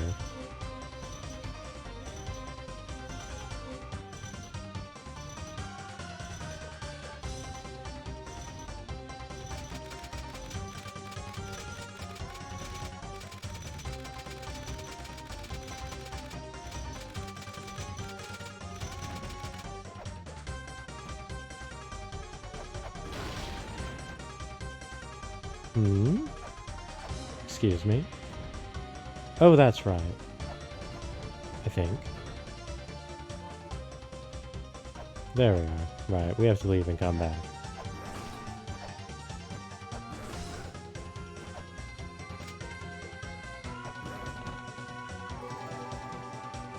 A woman statue.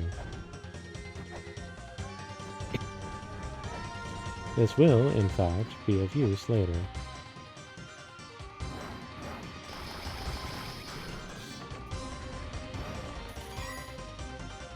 Now, we can't exactly pass through here just yet.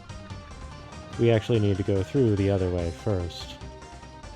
That being said, being in possession of the woman statue simplifies things greatly,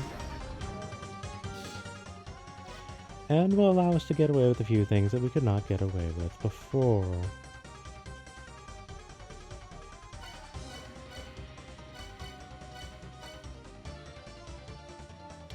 Now, where is... Here we are. Behemoth, Brett. They're called Behemoth.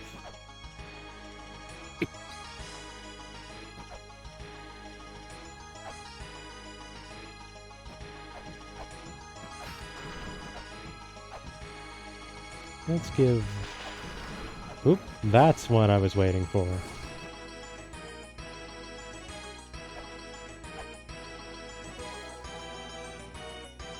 Well, it seems that this statue of a Chimera has gone and broken on us.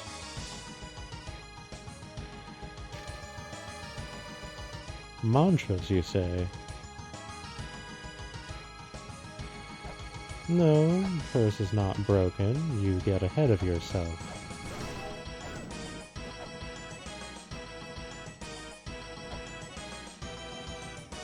That being said, that is not why I more immediately came here, but it is a very strong bonus.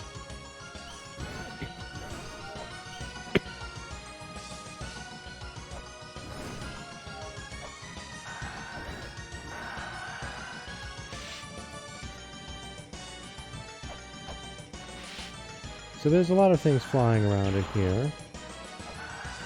There's also this wall that is susceptible to grenades with a money box.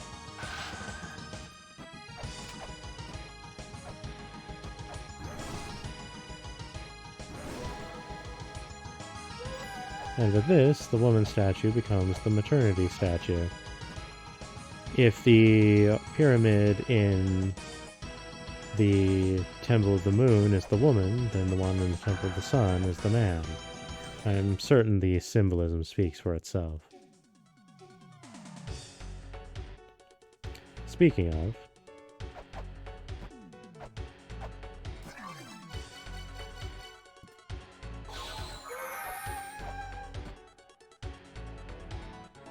and now for probably the silliest puzzle in the whole game.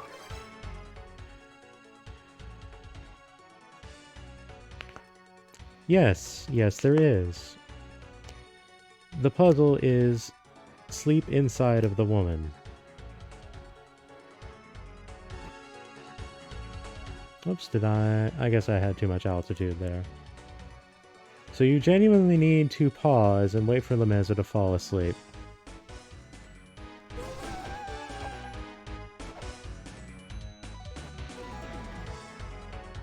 And that gets us the Philosopher's Ocarina. Which means that these doors that have the character in La-Mulana for 7, referring to the 7th children, we can now do something with them.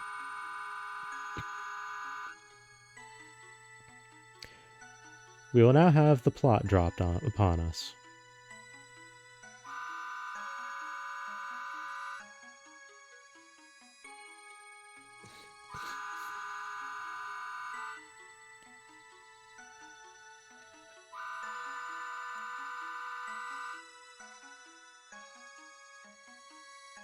The ruins are the mother herself. And it's about this point that the music shifts.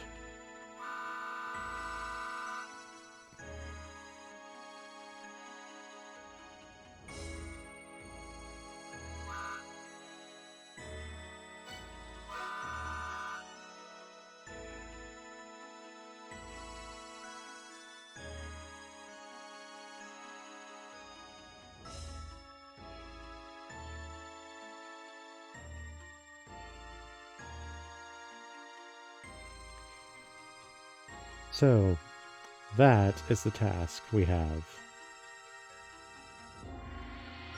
End the life of the origin of humanity.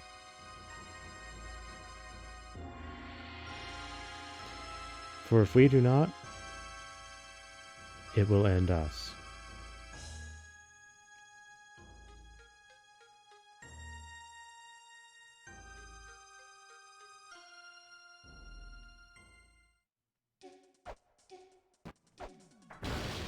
Oops. Thou shalt not use weapons inside the wall.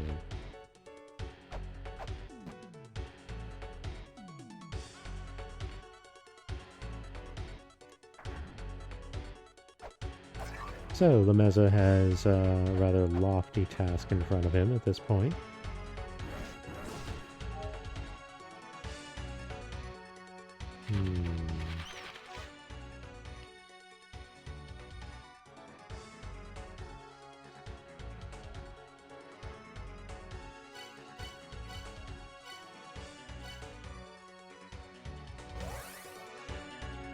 We can afford Miracle Witch, so we'll go and do that really quickly.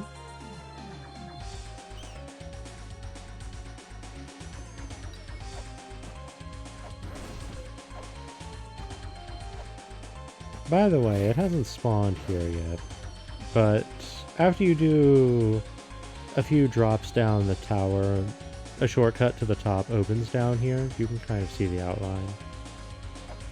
There's another philosopher right here. This is Samaranta.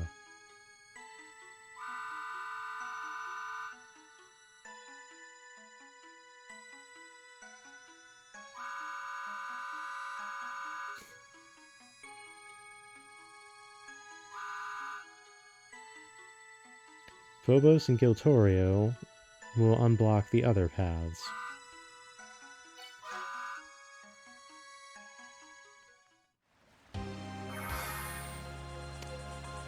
And what a path that is.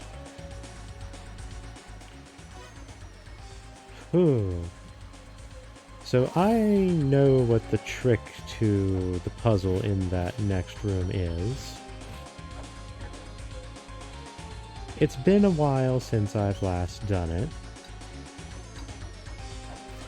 Incidentally, you can see that it's also opened up over here.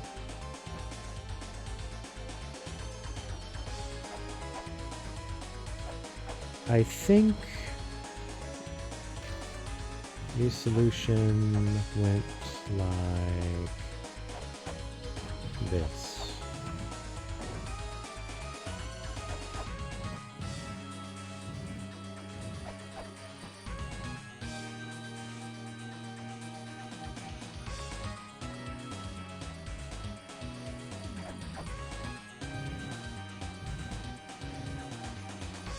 No, that's on the wrong side, I think. I confused that for another thing.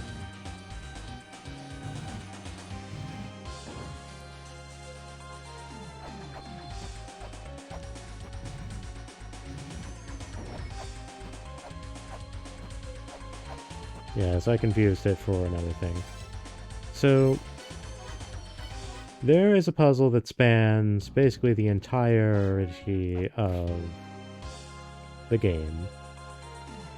And the first time we are clued in on it is just before we enter the Gate of Confusion.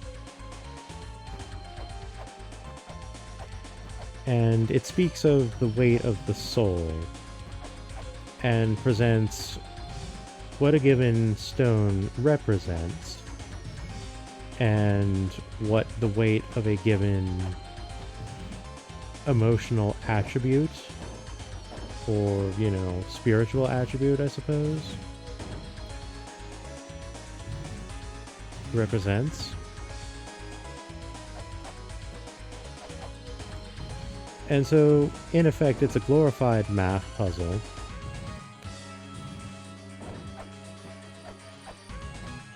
Wait. I thought there was one more. Oops. Silly me. I forgot to count myself. And the kick is that you need to weigh Lemeza, because Lemeza is a component of the puzzle. He happens to weigh just enough. In so doing, we unlock the Flail Whip, which is the best weapon in the game. While the others have their utilities, the Flail Whip hits hard and swings quick. Now, I don't think I have the software necessary to bring out its full potential. No, I do not. Or maybe I do. Huh? No, I do not. So, we're not going to quite have it going on all cylinders just yet. But when we do, things will fall and crumble very quickly. We have this weapon rather ahead of where we should have this weapon.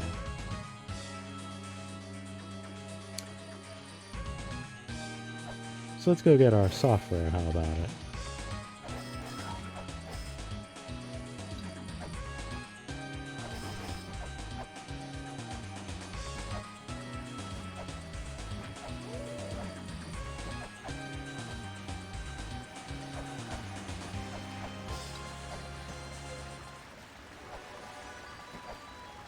We can even tag in a fairy while we're at it.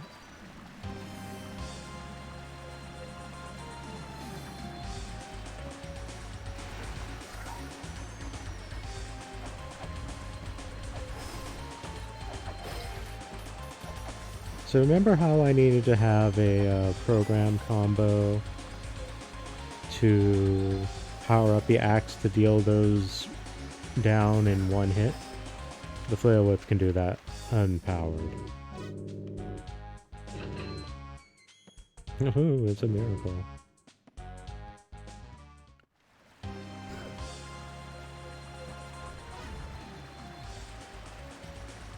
Alright then. So I think it has been quite productive of a run so far.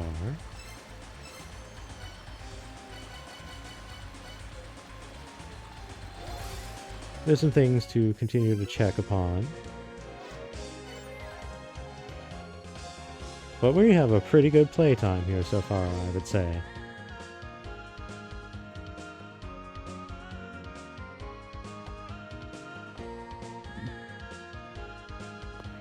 And it is at this point that we will call it for the evening. Juker again. It's going to be 3 in a row. I need to have some other raid targets. Not that I dislike raiding Juker. Just variety, you know?